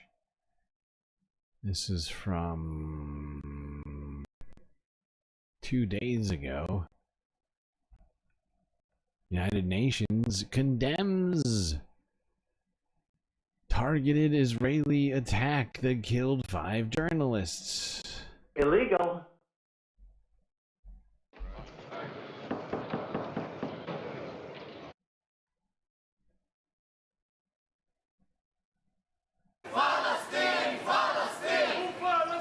It's a dark day for Palestinian journalism. Here in the West Bank, there's anger and outrage over Israel's assassination of 5 Al Jazeera journalists in Gaza. Dozens are out on the streets of Ramallah holding posters of those killed in the airstrike. As the Israeli government does not allow international news organisations into Gaza to report freely, many outlets rely on journalists in the enclave for coverage. The timing of this attack and this brutal assassination of journalists serves 2 purposes: to silence the voice of truth and to intimidate the press. And they will fail in that. They do not want the world to see these crimes, but they will fail thanks to the courage and bravery of these journalists. One of those assassinated was correspondent Anas al-Sharif, who had previously worked with a Hamas-run media outlet before the current conflict. Israel's military alleged he was head of a Hamas cell, a claim both Al Jazeera and the reporter before his death denied. The Committee to Protect Journalists criticised Israel for providing little evidence that al-Sharif was an operative for the militant group. It's very easy for Israel to say that whatever the local journalists, the Gazan journalists are reporting is propaganda and it's fake. So what we need is for the international media access to go inside Gaza and report independently and freely. That would require the countries from which those international media organizations come from, United States, United Kingdom, etc., to put pressure on Israel to allow them into the Gaza Strip to do journalism.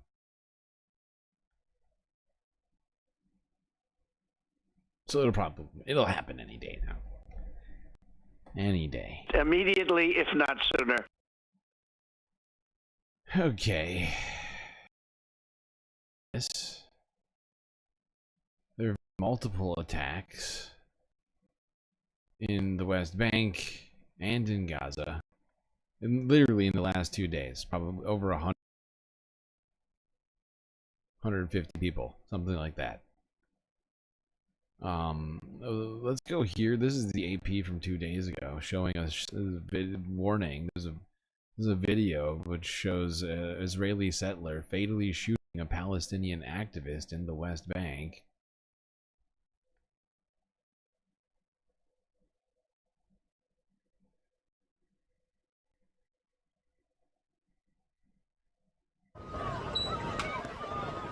New video footage appears to show the moment Palestinian activist Adwar Hathaleen was killed as an Israeli settler fired towards him during a confrontation with unarmed Palestinians in the occupied West Bank last month.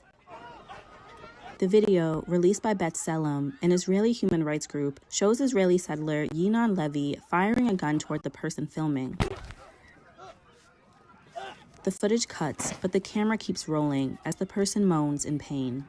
The residents of al-Khair tried to stop the excavator from damaging their property, and in the incident that ensued, Yinon Levy fired his gun in the direction of Oda, who was standing away from any of the action, who was peacefully standing and filming the incident. Oda's killing is another horrific example of how Palestinians, both in Gaza and in the West Bank, are currently living without any sort of protection, fully exposed to Israeli violence. Yep. Fucking horrifying state of affairs in both Palestinian territories. Now, Norway is investing, apparently, in its sovereign wealth fund from Israeli assets. This is as of a couple of days ago. Bloomberg Television, Norway's $1.9 trillion sovereign wealth fund, sells off Israeli assets. Good job, Norway.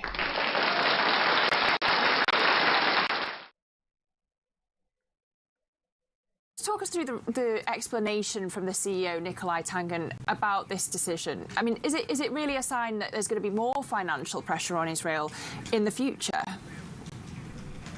Yeah, so I mean, I think two things can be said about this. Number one, the Sovereign Wealth Fund is going to be holding a press conference later today to give some clarity here, because when you pass out the statement, it looks like they've divested, or in the process of divesting, from 11 companies, but it remain invested in something like 50 within Israel. And we don't really have the name, so it's really hard to tell. Now, in terms of the external managers, yes, they've ended those mandates and they've brought it in-house, which they say is at the sort of the encouragement of the Ministry of Finance. So hopefully we'll get clarity on all of that later today. What's interesting about this is that you're seeing this divergence in the investment community with regard to Israeli assets. So if you look at the Tel Aviv Stock Exchange, it was one of the best performing equity benchmarks in the world in the first 6 months.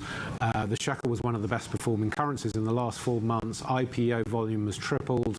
The amount of tech investment is the highest in 3 years, with big marquee names like Google, Palo Alto Networks and Nvidia making investments in Israel in the last several months. So again, this is divergence, but Israeli assets as a whole don't seem to be suffering. They are amongst the best performing in the world. Okay. There you go. And honestly, it's not enough from Norway, but it's at least a good start. Now, if only this could get traction across the world and have people actually divest from Israeli assets, you know, they wouldn't be doing, like they said, they wouldn't be doing as well as they've been doing recently if people were doing that, but they're not. They're not. They are funneling more money into a country that's committing genocide. The horrible and terrible state of affairs. And if you didn't catch on to it, Norway is even divesting from all Israeli companies, just a portion of them. So that's why I'm saying it's still not enough, but it's at least a tangible direction. Now let's where at least 15 people, mostly children, were killed on Monday.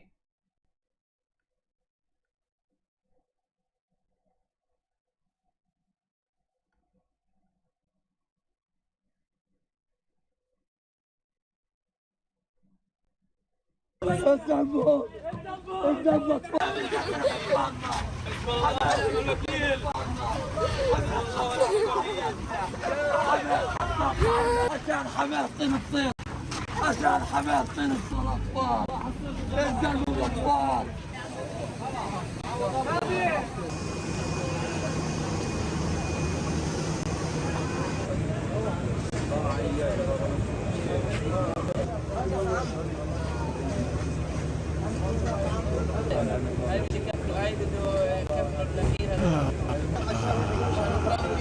Whenever I see the little body bags, it just makes me so fucking sad.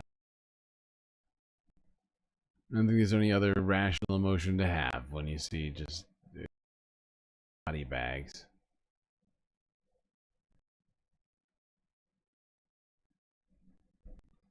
Oh, yes. Worst. I've seen way too many of those in recent. I have not even having to see them in real life like these people are. I get to see them from the comfort of the galactic space station.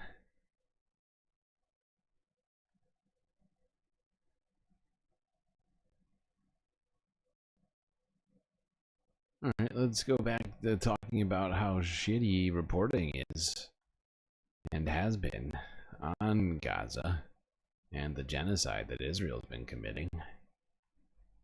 Illegal. CNN journalist Clarissa Ward, who, you know, I think whose perspective on this conflict has changed over time, did an Instagram post yesterday claiming that CNN is suppressing coverage of the Gaza genocide. Here is her Instagram post.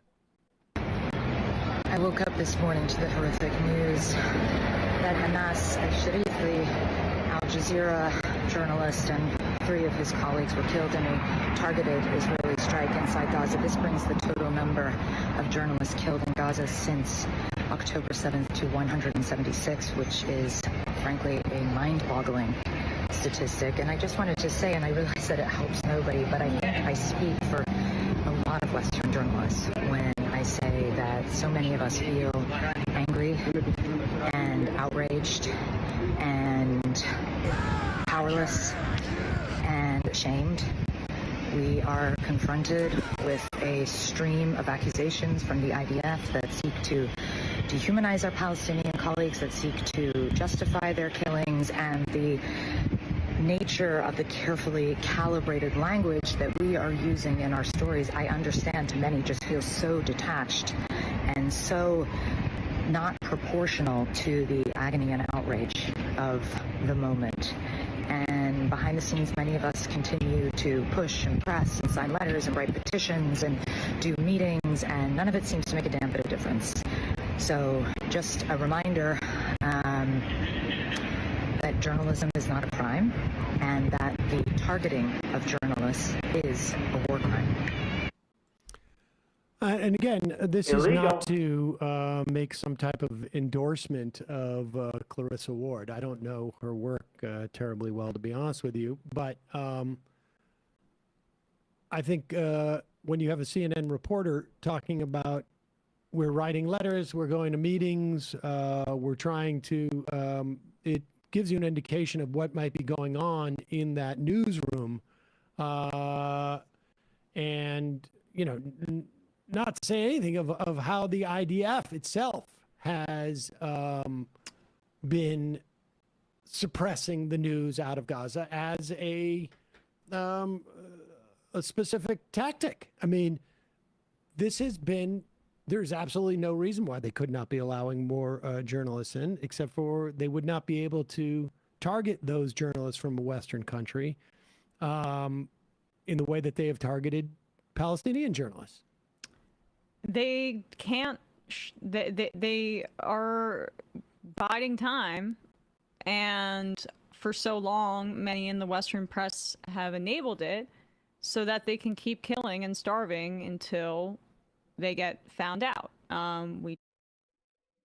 Yeah, and I mean, I have plenty of criticisms about Clarissa Ward. I mean, you know, some of her journalism has been a bit shoddy for somebody with the budget of, you know, CNN behind them. But we have to, I mean, we have to keep track of what they're all saying to some degree, right? I mean, they have the biggest megaphones, right? They have the biggest audiences, biggest platforms, these major news networks, whether it's CNN or MSNBC or Fox. They're the ones who are, you know, making these narratives. They are the ones who are putting them out there into the ether. We don't have to fall in love with Clarissa Ward to be able to say that this is, it's good for her to finally come out, even if it took her way too freaking long. We don't have to give her more credit than she is due, but at least recognize that this is happening and that it's important to some degree.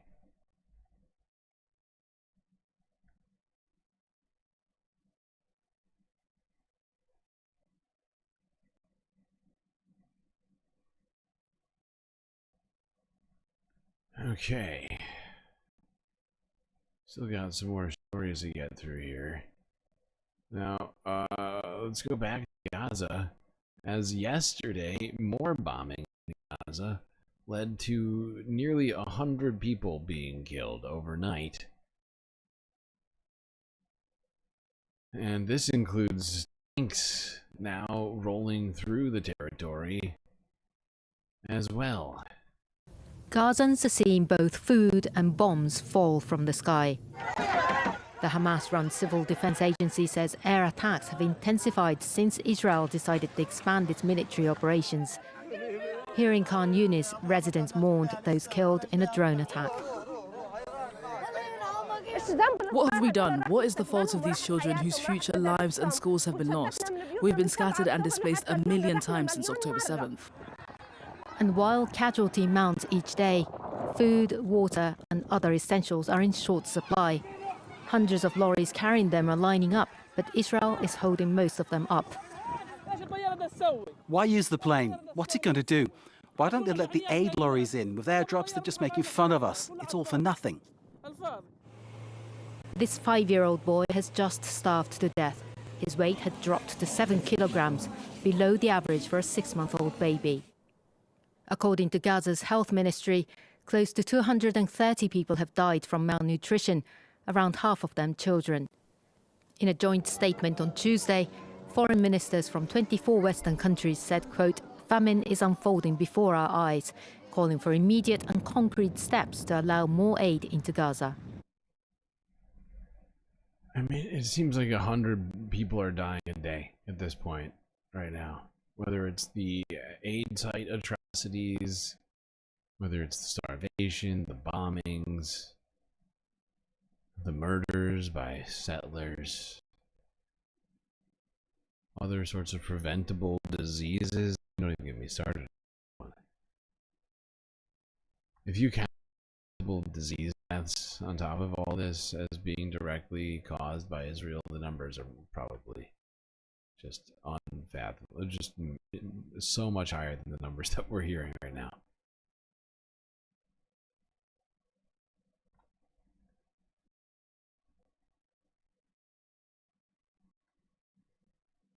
Okay, let's move on from Israel and Gaza for the night and on to India. Things to talk about here. First, let's talk about the state of politics in India, as apparently opposition parties have been protesting recently due to the Modi government's decision to strike candidates from the electoral roll. Here is France 24 days ago on this subject here. Some of India's opposition lawmakers, including leader Rahul Gandhi, have been detained and then released again by the police. That as they took part in a protest in New Delhi on Monday, calling for the rollback of a controversial revision of the voter list in one of the country's poorest states. Key elections are scheduled there in November. The group of several hundred in all stopped from marching towards the Election Commission. Well, let's cross then to New Delhi. We're going to talk to our correspondent Navadita Kamari, who brings us bring us up to date then, first of all, exactly what happened there in the last few hours, can you? Yeah, from the past few weeks, opposition leaders have been objecting to special intensive revision in the eastern state of Bihar. But on Monday morning, this whole protest and their campaign took a dramatic turn when about 300 members of parliaments were walking from the parliament complex to the office of election commission, when they were stopped by Delhi police, and several of them, including leader of the opposition Rahul Gandhi, Congress leader Mallika Arjun Kharge, and other senior leaders were detained, who were later released by the police, and we saw images of them going back to the parliament to attend the ongoing session. So they have been protesting against this special intensive revision in Bihar, as they say that the voters, who are nearly 80 million voters, were given very short time, a month's time, to register themselves and provide documents proving basically their citizenship. And that's the whole process was done in a very hasty and opaque manner, and that's their opposition. And they have asked the election commission for some explanation, especially on August 1st. The election commission released the first draft of the electoral list in Bihar, and from it 6.5 million voters were deleted. So Rahul Gandhi and other opposition leaders.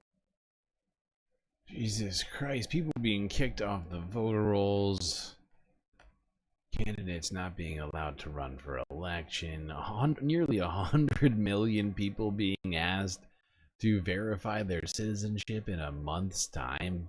That is insane. That is an insane timeline for such a thing. It kind of feels a little bit like it's different, but I feel like it's similar to what Trump's administration is trying to do right now to continue their grasp on American politics. Just fuck with the voter rolls, you know, we'll redistrict, well, whatever.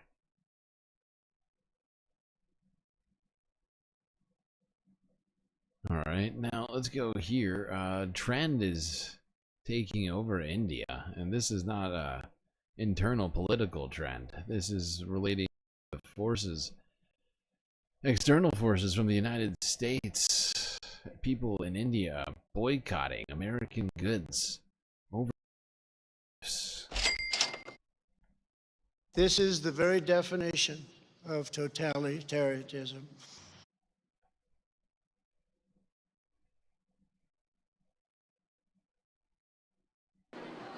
From McDonald's and Coca-Cola to Apple and Amazon, giant US brands are facing calls for a boycott in India. It's a protest against Trump's 50% tariffs on Indian goods, with business executives and Prime Minister Narendra Modi's supporters stoking anti-American sentiment. India's a key growth market for American companies, with increasingly affluent consumers often associating international brands with moving up in life. The world's most populous nation, for example, has more Domino's restaurants than any other brand. Drinks like Pepsi and Coca-Cola often dominate store shelves too. And people still queue up when an Apple store opens or a Starbucks cafe gives out discounts. Despite no immediate indication of sales being hit, there's a growing narrative to buy local instead. It's rattled exporters and damaged ties between New Delhi and Washington. And on Sunday, Modi made a special appeal for becoming self-reliant. McDonald's, There we go. Indians frustrated by Donald Trump's tariffs, urging their fellow country people to band together and stop buying American goods. Now, Trump's tariffs are having effects in other nearby countries like Indonesia. Here's Reuters from 2 days ago. Indonesia's U.S. tariff deal may fuel an instant noodle boom.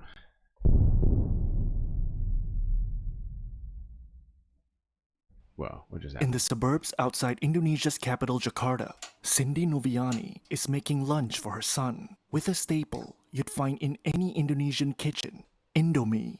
It's the country's largest instant noodle brand and the second best-selling in Asia, after Japan's Nissin. And thanks to the Trump administration's trade policies, it could become even more affordable for Noviani and her family. Each month, she says they eat over 20 packets of Indomie, and they aren't alone.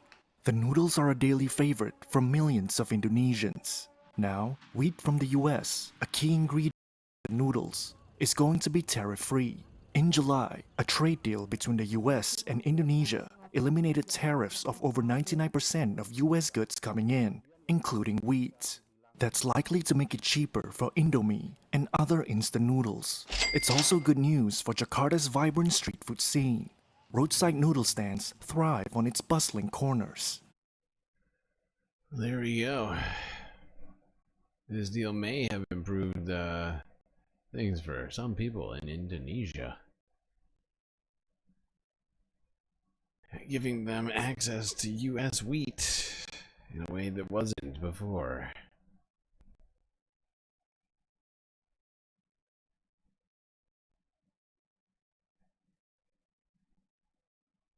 Okay. So here, let's talk about this.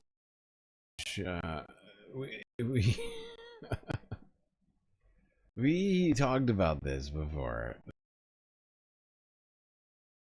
This was announced, I think, Sunday evening, that tariffs, as it relates to, or not even just this one on the tariffs, sorry, the on exports of chips to China changed drastically over the week after it was announced that Nvidia and AMD would be allowed to sell their chips to China so long as they pay a 15% tariff, or export tariff in this case, and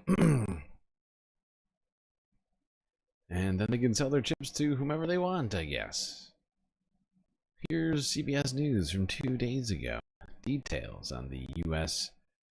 revenue deal with Nvidia and AMD. Shit, my fucking trackpad is dead.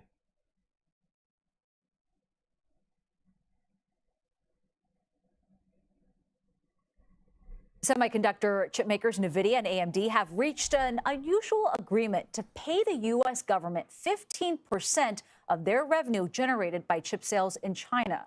The move is a condition of the export licenses to China that the companies were provided with last week. Javier David joins us now. He's a CBS News contributor, also business editor at the Dallas Morning News. Javier, thanks for being with us. We're tossing around the words unusual, unprecedented. How unusual is it, though, for publicly traded companies to share revenue with the government in this country? Have we ever seen something like this before? Yeah, I mean, it's highly unusual, to be honest. It's kind of capitalism by quid pro quo, or whatever Hannibal Lecter once said to Clarice Sterling at one time. It's like the tariff rates, like it's another sort of cover charge that seems to be meted out by the government, sort of by fiat. And this has to be the first Republican White House in recent history to sort of stake a claim by making it more costly for both businesses and consumers. The ostensible purpose behind this is national security. It makes it harder for China to access critical chips that they need to build out its AI, but the end result is more money flowing to the federal government's coffers. And just to throw out a couple of numbers at you, Nvidia is projected to sell about $15 billion worth of this particular chip through the end of the year. AMD, about $800 million worth of processors, according to Bernstein Research. So that translates into about $2 billion worth of revenue for the U.S. government. Well, there we go. Now, of course, somebody else just got a white circle. Don't tell me that my internet just went off. Oh, no, we're good. That was weird. That was weird. Okay, we're good. We got a few more videos left here today. 7 hours into the stream. Not bad. Not bad. It's a reasonable amount of time. Alright, let's do... this is the AP from yesterday.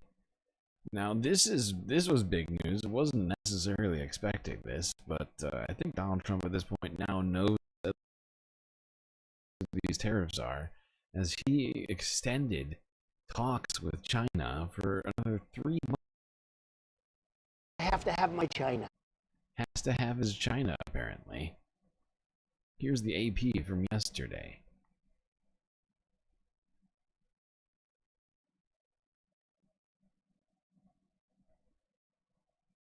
We've been dealing very nicely with China, as you probably have heard. They have tremendous tariffs that they're paying to the United States of America. They're paying them. And we'll see what happens. They've been dealing quite nicely. The relationship is very good with President Xi and myself. After keeping his cards close to his chest with the press, Donald Trump approved a 90-day extension of a trade truce between China and the US. Trump posted on Truth Social that he had signed the executive order for the extension, while Beijing did the same. The previous deadline was due to expire at 12:01 a.m. on Tuesday. If that had happened, the US could have ratcheted up taxes on Chinese imports from an already high 30%, and Beijing could have retaliated by raising levies on US exports to China. For now, the extension buys time to negotiate a trade agreement that US businesses hope will improve their market access to China. So they're paused for another 90 days, but the fact is we're paused on 30 with the list. We've almost gotten through all the content. So having problems now. Not that big of a deal. We're gonna be able to get through it. Let's finish it off talking about a confrontation, something of a kerfuffle which occurred in the South China Sea between Chinese ships and Filipino ships.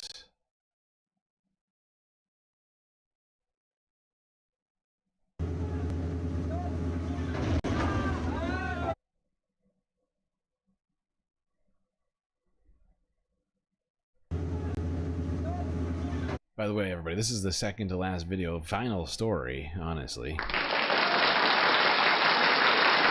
Great job to all of you for getting it this far.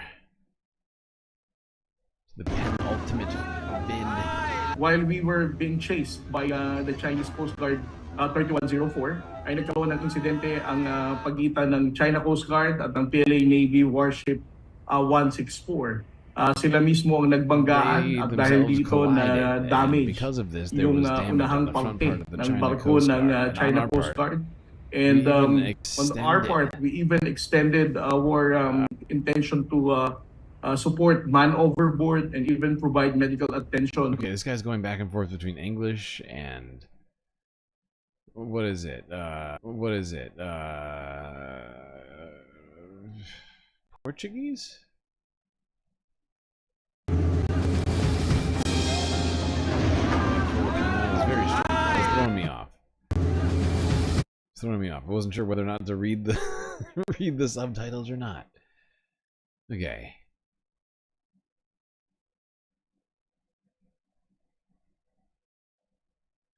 All right, here. Final clip. South China Morning Post from yesterday. Tagalog. Thank you. These images show a Chinese Coast Guard vessel colliding with the PLA Navy ship. It happened as they were trying to expel Philippine vessels near the contested Scarborough Shoal. This is Philippine Coast Guard vessel BRP Teresa Magbanwa, MRRV 9701. We have medical personnel on board. Should you need any assistance, we are willing to provide assistance. Over. While we were being chased by the Chinese Coast Guard, sila mismo ang nagbanggaan at dahil dito na damage yung unahang parte ng barko ng All right, we already heard what this guy had to say.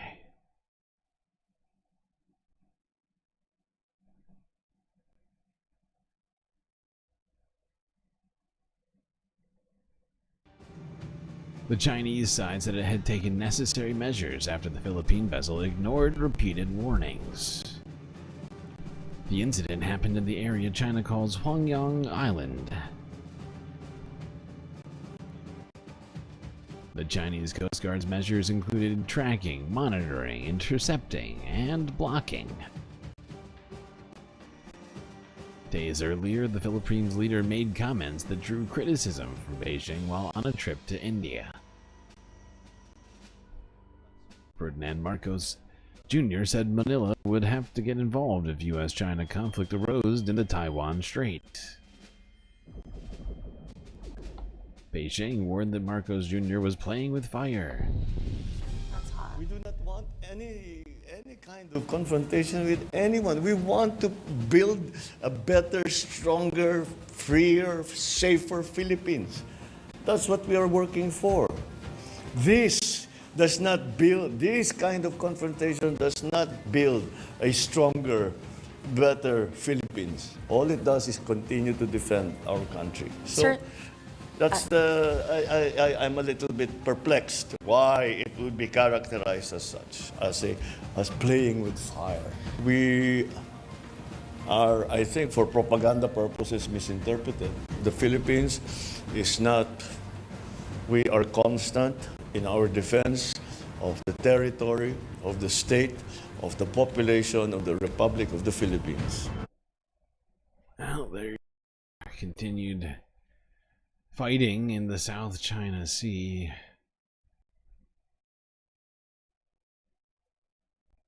Something which I have been 100% against this whole time. I find it a little bit ridiculous that China continues to assert its territorial sovereignty in an area with no territory.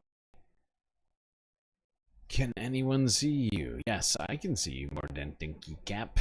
I can see you. It's good to see you.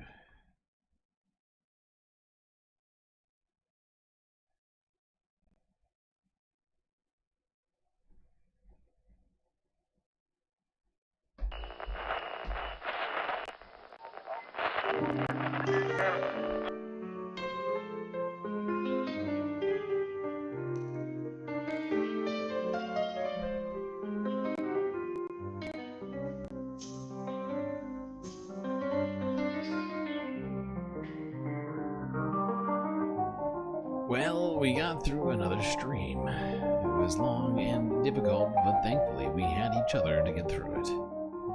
that's going to be it for me tonight. Till I see you next, you stay classy, Galactic Stream Nation.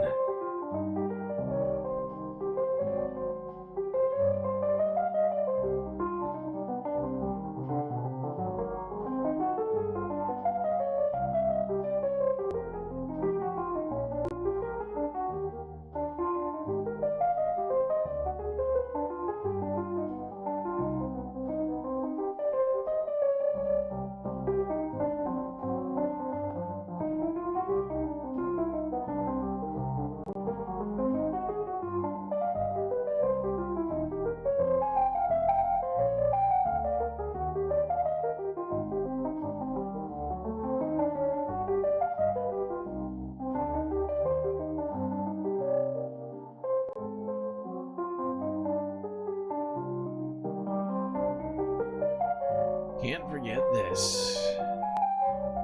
These are your galactic patrons. Gabby, Goth Dogs, Aaron W, Schmagley, PB, Midi, Afroponics, Narwhal by Nature, Interplanet Janet, Godcat, Robot Cat, Disco Wolf, Calibrating, Sammy, Geodragon, The Anti-Corporatist, Obsessive Audio, Moa Noem, Nadia, Choki, Scouts, Selena, Mrs. Jen, Omegastar, Sasha G, Pitchforks Dragon, Vince Morales, Donald James X, Evan from Portland, Lovely Pariah, Mish, Becky, Decipher, Icebreaker, Columbia, Rican, New York, and Will in Detroit. That's right, all these people here have helped produce the show which your eyes and ears just got done enjoying. You can too for just a few US dollars a month on Patreon.